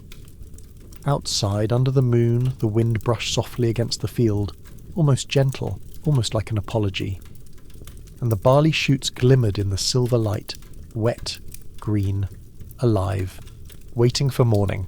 For the first time since the dust began falling from the sky, the town did not fear the dawn. They welcomed it. Morning arrived gently, like a hand stroking the surface of still water. Before the sun fully crested the horizon, the sky blushed faintly with the softest hues, pale rose, muted lavender, and a slow-spreading gold that warmed the edges of scattered clouds. The wind moved lightly, almost shyly, as if afraid to disturb the quiet. A thin mist hovered above the earth, rising slowly as warmth touched the wet ground from below. The storm's remnants lay settled into dark ridges across the field, but nothing moved violently now. The land breathed slowly, deeply. Inside the farmhouse, the Carter family stirred awake one by one. Elias blinked into the early light filtering through the window and exhaled long and slow, shoulders sinking down from where they had tensed through the night. For once the silence felt peaceful, not like waiting for something terrible to return, but like resting after surviving something immense. Beside him, Martha stretched quietly, pressing her palm to her forehead and letting out a soft sigh. Michael sat in the corner chair, boots still on, head resting against the wood. He had fallen asleep there sometime during the night, standing guard until exhaustion insisted otherwise. Lena lay curled beneath her blanket, silver locket resting against her chest, one hand draped loosely across her stomach. She breathed evenly, no rattle, no strain, no trembling, just full, healthy breaths. Elias rose slowly and crossed to the window. He pushed aside the cloth barrier and felt a rush of cool, clean morning air wash over his face. Not dust-choked, not dry and burning. Fresh sunlight reflected off the field beyond, shimmering gently. He closed his eyes and whispered, almost to himself, we were still here. They stepped out onto the porch together, Martha holding Lena's hand, Michael stretching stiff muscles, Elias taking slow steps forward as though approaching something sacred. The town emerged along the street much the same way. People stepping cautiously out of their front doors, turning faces toward the sky, blinking in surprise at the softness of the light. Thomas Reed stood in the road, running a hand over his beard. Sam Connor lifted both arms into the air like a man praising the sun. Grace Holloway pressed her hand to her mouth and laughed, a relieved, breathless sound. Families called to each other softly, not shouting, not urgent, but gentle, warm, familiar. "You all right?" Still standing. "Thank God. We made it." Some hugged. Others simply looked at one another with eyes full of tears and deep understanding. The storm had taken nothing from them this time, and that loss, of fear, not of life, felt like a miracle. A slow procession formed naturally, as though guided by instinct. People walked toward the field, the centre of every hope they had carried through the storm. Elias led with Lena's hand in his. Martha and Michael followed. Others merged beside them. Carter Hayes, walking with quiet reverence. Mabel Dawson leaning on her cane, supported gently by Mrs. Harper. Jacob and Sam carrying tools on their shoulders even before they knew whether they would be needed. When they reached the field, they stopped as one. The sight before them stole the breath from every chest. The windbreak line stood battered but intact, boards leaning but holding, ropes frayed but tied tight. Sandbags bulged with weight but hadn't broken. The inner mounds of earth remained firm, their curves softened into smooth shapes by the rain and wind. and the furrows, dark, wet, shining, still cradled their precious shoots. The barley sprouts, taller now by the faintest measure, glowed a gentle green beneath the rising sun. Dew glittered on their leaves like tiny diamonds, trembling but unbroken. Lena gasped softly. "They're taller," she whispered. "They survived," Michael murmured, voice thick. "No," Martha corrected gently, her hand resting over her heart. "They endured." Elias lifted his face to the sun, eyes closed, tears sliding freely. For the first time in years he felt the warmth reach his bones. Thomas Reed looked around, examining the windbreaks with a critical eye. "We lost a few planks," he said quietly, "and that corner near the road needs bracing." Sam pointed to a mound where dust had piled in a dangerous slope, "and that needs tending before the wind shifts again." Michael nodded. "We'll fix it. Today." Grace wiped her face and grinned through exhaustion. "Looks like we're working again." Mabel lowered herself carefully onto a crate near the field's edge. When she sat, her shoulders shook. At first, those nearby thought she might be crying. But then she laughed, a deep, rich sound full of disbelief and delight. "I have never been happier to see dirt," she said. Everyone joined her laughter, gentle and tired and full of life. The storm had taken strength from them, but not hope, not faith, not resolve. They stood bruised, but not broken. Carter Hayes removed his hat and looked out across the field. "I've seen a lot of towns," he said softly. "Most choose to scatter when the sky turns dark. They run until nothing chases them anymore." He paused, watching the barley glimmer. "You're the first I've seen stand your ground." Elias looked at him steadily. "Are you leaving?" Carter hesitated. He glanced at the road, the path leading south and west, the way most wanderers choose. Then he turned his gaze back to the field. "No," he said slowly. "If you'll have me, I'd like to stay. I'd like to help build whatever comes next." "Ned!" Michael clapped him on the shoulder. "Then welcome home." Carter's eyes softened, surprised by how deeply the word struck him. Home, a word he hadn't felt in years. Lena tugged gently on Elias's sleeve. "Papa?" "Yes, love?" "May I go stand with them? With the barley?" Elias nodded immediately. "Of course." She walked slowly toward the rows, careful not to step on anything living, blanket trailing lightly over the soil. She knelt in the centre of the furrows and placed both palms flat on the earth. Her eyes fluttered closed. Everyone watched in quiet reverence. For a long moment nothing moved but the mist rising. Then Lena spoke, voice soft but clear. "It feels warm," she whispered. "The ground is warm." Elias's breath caught. Warmth meant life. Warmth meant germination. Warmth meant the field had survived more than a storm. It had awakened. And Lena looked up at the sky, where sunlight spilled down through thinning clouds, and she whispered a word that crossed the field like a prayer. "Grow." The sun fully climbed above the ridge, washing the town in clean morning light. The air warmed slowly. Dust settled into the soil rather than rising into the sky. The storm was gone, but what it left behind was far greater than ruin. It left clarity, unity, strength, renewal, and hope. Not fragile, but rooted now. Elias slipped his arm around Martha. Michael stood beside him. Carter, Sam, Grace, Thomas, Jacob, Mabel, all stood shoulder to shoulder, watching the field glow. They had survived, and more than that, they were ready. The sun climbed higher, turning the wet sheen on the furrows into a soft, dull sparkle. As the chill eased from the air, Sagebrush Hollow shifted almost seamlessly from watching to working. Hope was a beautiful feeling, but here, hope became motion. By mid-morning, the field buzzed quietly with activity. Thomas Reed, sleeves rolled to his elbows, inspected the windbreak line with the same seriousness he used to bring to his best harvests. He tapped each post with his boot, checking for loose footing. Where a board had cracked, he replaced it. Where rope had frayed, he rewound it with care. Sam Connor and Jacob hauled salvaged planks from a wagon, stacking them near the weakest points. "Never thought I'd say this," Sam muttered, hefting a board onto his shoulder, "but I think I like building fences now." Jacob smirked. "Better than digging people out of their houses." Sam's smile faded for a second, remembering. Then he nodded. "Yeah, I'll take this any day." Near the inner line, Grace organised a small team of children who packed loose dirt around the mounds near the barley rows. They hummed as they worked, a soft, aimless tune that floated over the field like a lullaby for the land itself. "Gentle hands," Grace reminded them. "We protect, we don't crush." "Yes, ma'am," one boy said, cupping a tender shoot in his fingers as he patted the soil nearby. Mabel sat perched on her usual crate, tying new sack mouths with strips of cloth. Her fingers moved steadily, knot after knot, thin hands nimble despite the ache in her joints. "You know," she said to Lena, who'd settled beside her, "if you live long enough, you learn that most miracles need help staying put." Lena smiled. "Then we're helpers," she said. "Yes," Mabel replied, "we are."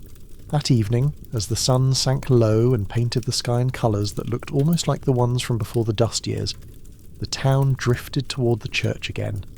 Not because they were afraid, because they wanted to be together under a roof that had seen them at their worst and now saw them beginning to heal. Grace stood at the base of the steeple looking up at the bell rope. "For storms and for Sundays," she said, "but I think we need a third purpose." Elias tilted his head. "Which is?"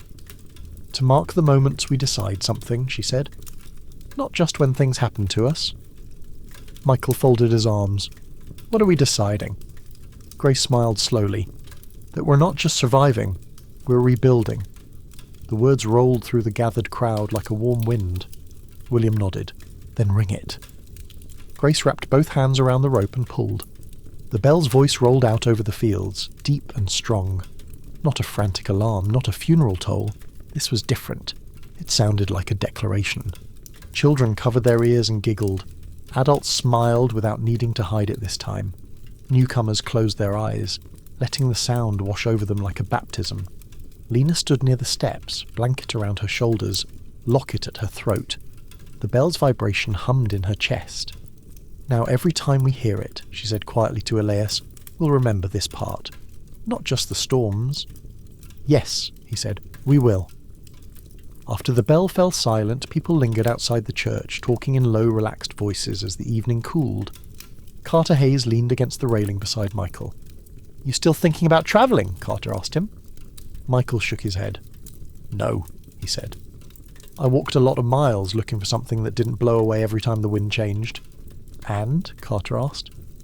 Michael looked at the field, now just a shadowed bowl of darkness ringed by newly reinforced barriers. He watched Lena walk slowly between her parents, her steps stronger than they'd been in weeks. "And I've found it," he said. Carter smiled faintly. "Feels strange, doesn't it? Having nowhere you'd rather be."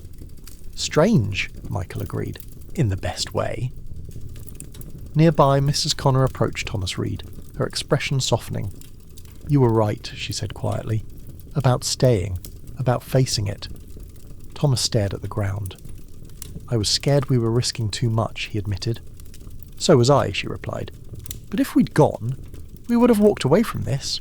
She gestured toward the field. "From all of this." Thomas nodded. "Sometimes courage feels like stubbornness until you see what it grows." Mabel, sitting on the steps, listened to the conversations with a small, satisfied smile. "This," she murmured, half to herself, half to the darkening sky, "is how towns are born again." That night the town settled under a clear sky. The storms had scrubbed the air. The rain had washed away the worst of the dust. For the first time in a long while, the stars shone bright and sharp above Sagebrush Hollow. Elias stood with Martha on the porch, Lena leaning sleepily against him, Michael sitting on the steps with his elbows on his knees. "Do you remember," Martha said softly, "when we used to sit outside just to look at the stars?" "Yes," Elias said. "I didn't think we'd get that back." "And yet," Martha tilted her head up, "here they are." Lena peered upward through half-closed eyes. "They look closer," she murmured. "Maybe they are," Michael said quietly. "Or maybe we are." They fell into a comfortable silence. The town around them was quiet, but it was no longer the silence of fear or emptiness.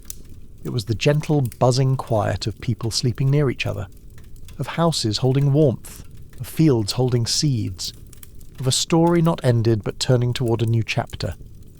Elias drew a slow breath and let it out.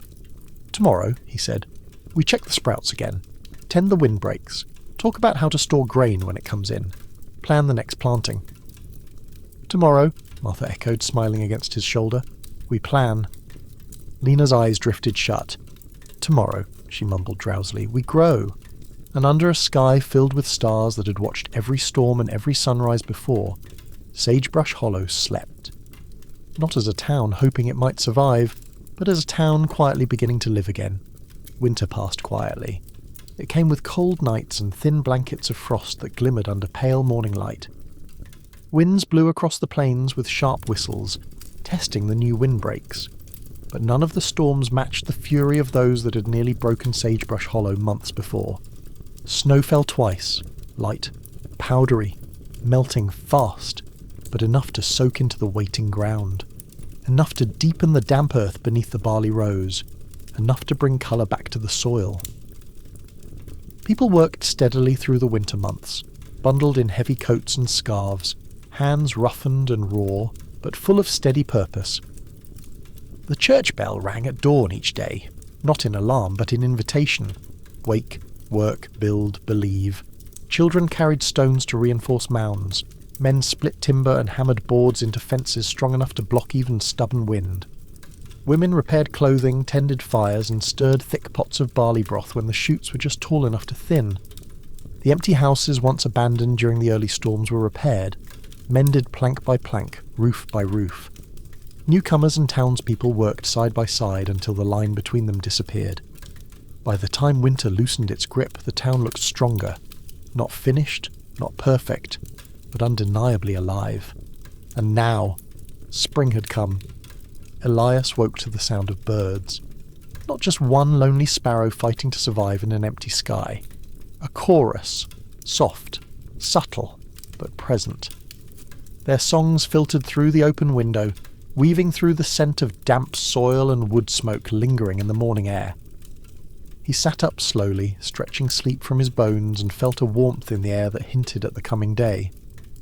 Beside him, Martha lay curled under the blanket, her breathing slow and peaceful. For once, sleep was deep enough that she did not wake when his feet touched the floor. He watched her for a moment, admiring the soft ease in her face.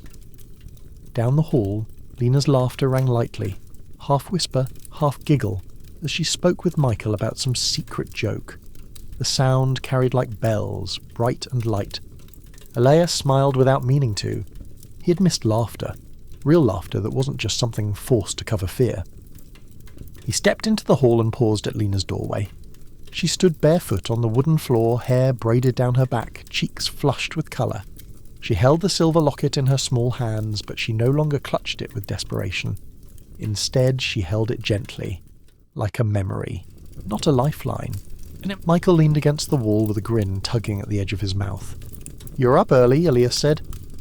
Lena turned, eyes sparkling. "Can we go see the field?" Elias nodded. "We can." The three of them stepped outside into cool morning air.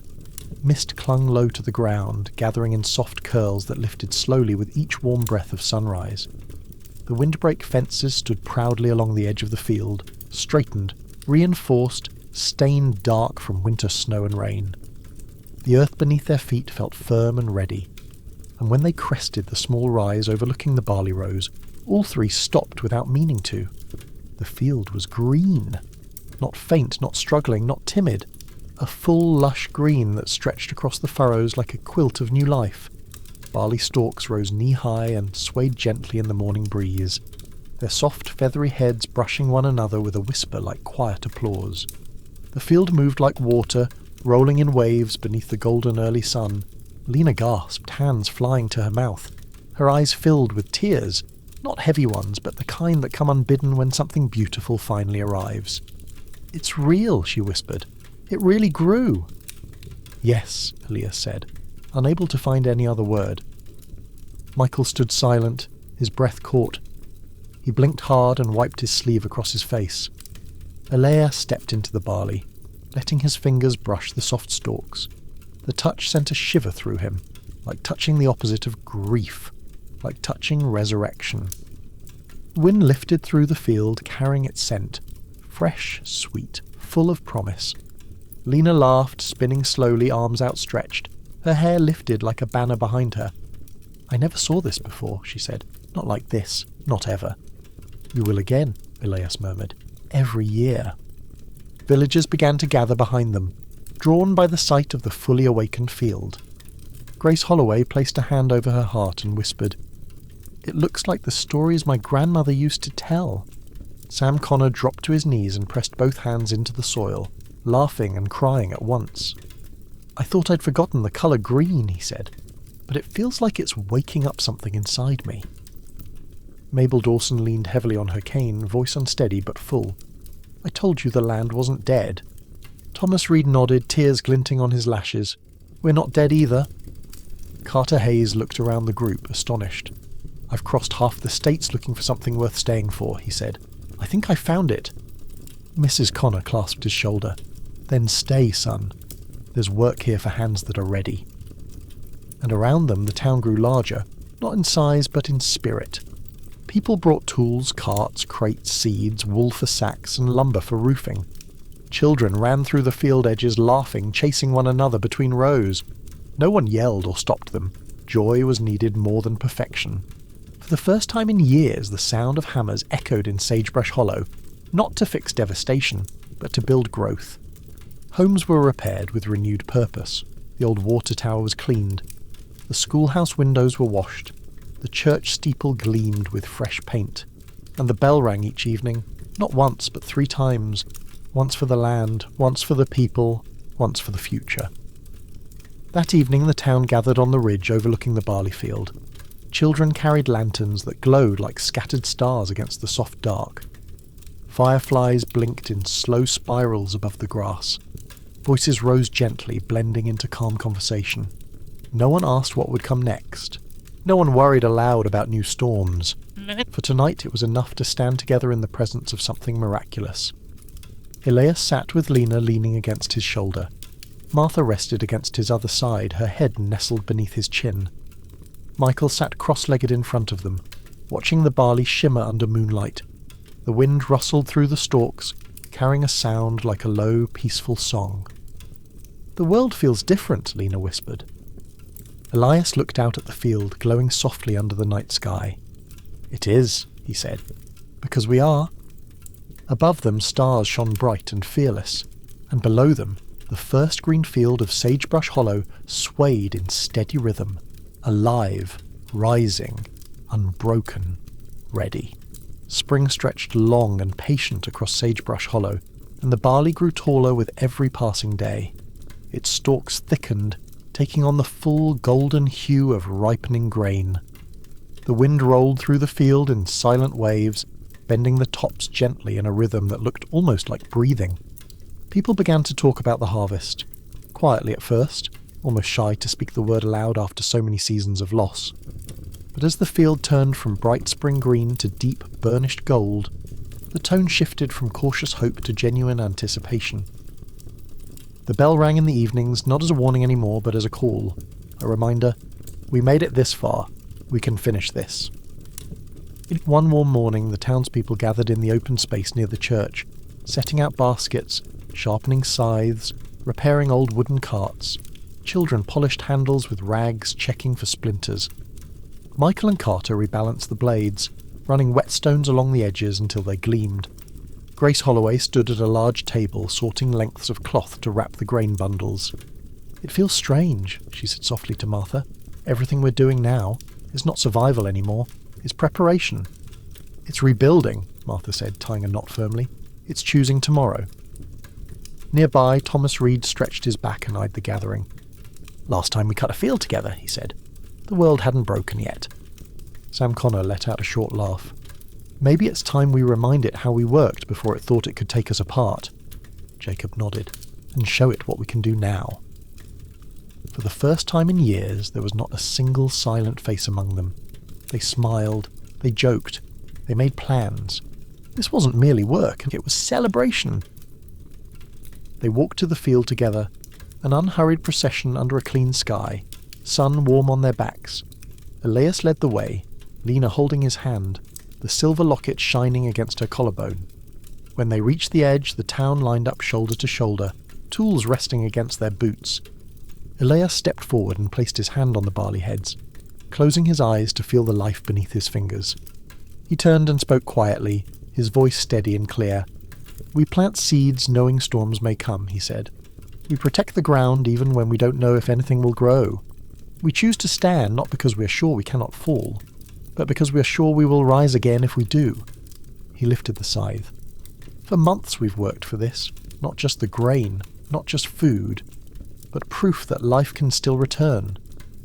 He met the eyes of the townspeople, friends, family, neighbours, newcomers. "I don't cut alone," he said softly. "We do this together." And with that he lowered the blade and cut the first row. The barley fell with a soft rushing sigh, like the exhale of a world finally relieved. The sound spread through the crowd like a flame catching kindling. Then, as if on cue, the entire town moved. Scythes swept in long arcs. Hands gathered stalks into armfuls. Twine tied bundles tight. Carts rolled into place. Boots pressed into soft earth. Voices rose, not loud, not frantic, but steady and warm. Lena sat nearby, safely out of the cutting's path, braiding strips of cloth for the grain bundles. Mabel supervised with watchful pride, instructing children on how to stack the sheaves properly. Martha helped tie the bundles. Michael carried them across his shoulders 2 at a time. Carter hauled full loads to the drying racks. The field shrank row by row, revealing dark earth beneath, rich soil ready for planting again. The harvest was not large by old standards, but it was enormous by the measure of survival. It was enough. That evening, as lanterns flickered across the town, Martha and Grace baked the first loaf of bread from the earliest dried grain, ground carefully with stones, mixed with water from the well, kneaded by steady hands. People gathered in the church once more, filling the room with warmth rather than fear. The smell of bread filled the space, the kind of smell that felt like memory and future at once. It reminded some of childhoods before dust. It reminded others of what they had fought to reclaim. When the loaf was placed on the table, the room went silent. Elias cut the first slice slowly, reverently, dividing it into small pieces so every person could hold some. Mabel received hers with shaking hands. Tears slipped down her cheeks unchecked. Sam held his piece with awe. "My God," he whispered, staring at the golden crust. "I wasn't sure I'd ever see this again." Carter bowed his head. "Not scavenged, not begged, not stolen from somewhere far away. Ours." Michael looked down at the bread in his palm, then up at his brother. "We did this," he said. "No," Elias murmured. "We all did." They ate together, quiet and grateful. The bread was simple, dense, slightly sweet, warm, and it tasted like victory. When the last crumb was eaten, Grace stood by the steeple rope once more, but this time she did not pull alone. She wrapped Lena's small hands around the rope with hers. "Go ahead," Grace whispered. "Ring us into what comes next." Lena swallowed, looked at the gathered faces, then pulled. The bell's deep voice rolled out across the evening sky, strong and sure, echoing through the houses and the fields, reaching even the far edges of the plains. It did not sound like warning. It did not sound like mourning. It sounded like the beginning of something brave. People outside paused where they stood, near drying racks or by fences or standing in doorways, and listened. When the final tone faded, silence followed. Not empty, but full, like soil ready for seed. Lena looked up at Elias. "It's different now," she said quietly. "Yes," he whispered, placing a hand on her shoulder, "and so are we." Later that night, Elias, Martha, Michael and Lena walked together back to the ridge overlooking the harvested field. The moon cast silver light across the now-cut rows, making the stubble glow like a quilt of pale gold. Beyond, drying racks stood tall, silhouettes against the night sky. The air was crisp but gentle. The stars shone boldly overhead. Michael breathed out slowly and said what they all felt. "We made it." Elias placed an arm around both him and Martha. "We did." "And we'll keep making it," Lena said softly. "Again and again." Martha kissed the top of her daughter's head. Together. The wind moved through the field. Not fierce, not hungry, but calm, carrying the scent of barley and warm earth. Below them, the land they once feared stood quiet and strong. They watched the horizon for a long time, no longer searching for storms. Instead, they watched for sunlight, for what would grow next, for the future. 1 year later, the wind blew differently across Sagebrush Hollow. It moved not with the sharp shriek of hunger, but with the slow and steady rhythm of a place learning how to breathe again. It rustled through healthy fields and stirred clean dust from wagon wheels, carrying birdsong instead of despair. The sky, once a yellow-brown cloak over the land, now stretched wide and blue, brushed with soft clouds that drifted gently like sails across an open sea. When sunrise washed over the valley, the colours spread in gentle layers: peach, rose, gold, warming roofs, fences, and fresh-planted rose. The town was no longer quiet in the way broken things are quiet. It was quiet in the way peaceful places are, full of life, but never rushed. Sagebrush Hollow had changed, and so had its people. The barley field, once a fragile patch of green against miles of ruin, had grown into 20 full acres, strong, golden and dense, waving gently under the touch of the morning breeze. Rows stretched in neat lines from one fence to the next, bordered by windbreaks twice as tall and 3 times as strong as the patchwork barriers that had first held back the storm. Wildflowers dotted the edges, soft blues, bright yellows, and small white blossoms that clung stubbornly to the earth. Bees buzzed lazily between them, and butterflies floated like drifting petals. And beyond the field, the land had begun to change too. What once looked dead and brittle now held promise. Patches of grass rising, new seedlings reaching, sagebrush thickening along the ridge. Life was returning, not because the storms had stopped, but because the people had learned how to stand against them. Homes once abandoned now stood repaired and painted, chimneys smoking with breakfast fires. New windows glimmered in the morning light.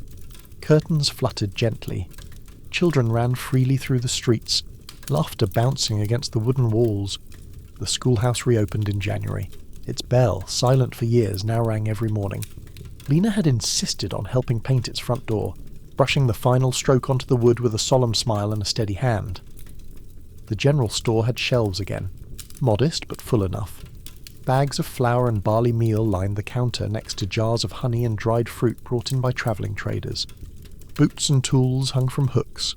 A small section held books donated by neighbouring towns who'd heard their story.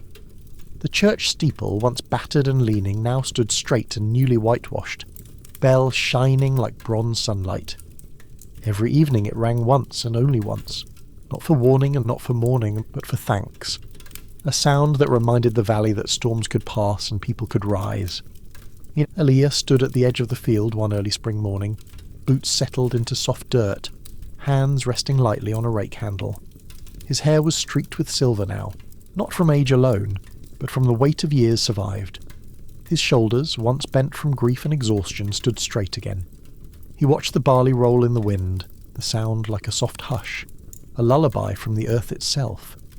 He closed his eyes and breathed deeply, letting the scent of grain and clean air fill his lungs. For the first time in his life, he did not worry about what the next day might take. He wondered what it might give.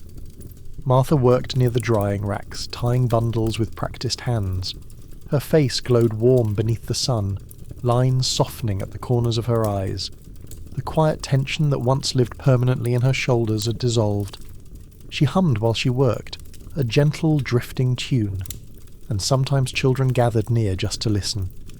People came to her now for advice, for comfort, for lessons in the old recipes she once guarded like precious relics.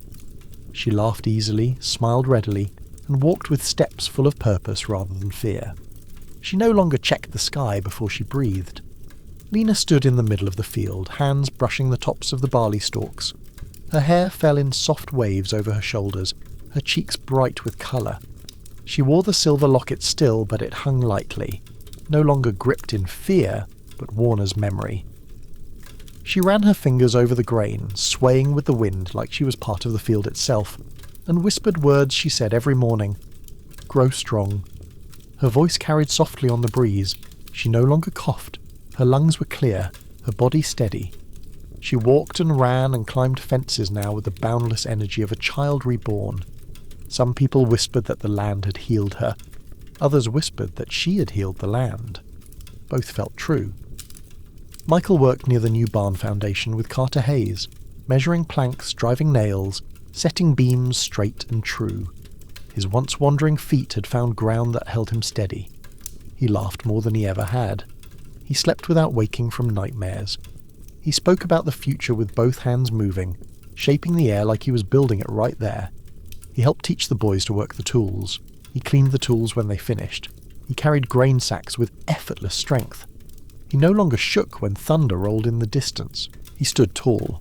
Carter had become part of the town in a way even he hadn't expected. He lived in a small home near the road and built a coop for chickens he raised carefully through the winter.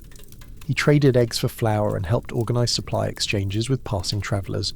He stayed for a week, then a month, then a season. And one day, without announcing it, he simply unpacked the last of his bags. The road was no longer something he needed. In late summer, the town gathered around the field for a celebration. Tables arranged in long rows beneath strings of lanterns, bowls and baskets laid out, instruments ready to play. The first loaf of barley bread from the new harvest sat at the centre of the main table, steam rising lightly from its crust. Martha cut it with care and passed slices around the circle. When everyone held a piece in hand, Elias raised his voice. "1 year ago," he said, "we faced the worst storm of our lives. We stood at the edge of a field we barely believed would live. We worked. We endured. We hoped." He looked around the circle, faces lit by lantern glow, eyes shining with pride and gratitude. "And now we feast," he said, "not because the storms are gone, but because we learned we can stand together when they come." The bell rang once, and silence followed, deep, full, reverent. Then they ate, they danced, they laughed, and no one cried alone. Later that night the town quieted. Lanterns flickered out one by one. Children slept by the fire's glow, couples sat shoulder to shoulder, old friends shared soft words. The bell rope swayed gently in the night breeze. Elias, Martha, Michael and Lena walked once more to the ridge overlooking the field. The stars glittered sharply above. The barley glimmered below, tall, golden and strong. Lena sat in the grass looking toward the horizon. "Do you think storms will ever stop?" she asked softly. Elias smiled, brushing her hair back gently. "Storms always come," he said. "But now we know how to meet them." Lena nodded slowly, resting her head against his knee. The wind moved through the field with a soft, steady hush, like the land breathing, like the world settling. Martha took Elias's hand. Michael leaned back and closed his eyes. The night wrapped the town in peace, and the field, alive beneath them, swayed like a heartbeat. Slow, steady, without fear. Tomorrow would come, and Sagebrush Hollow would be ready. Together, always.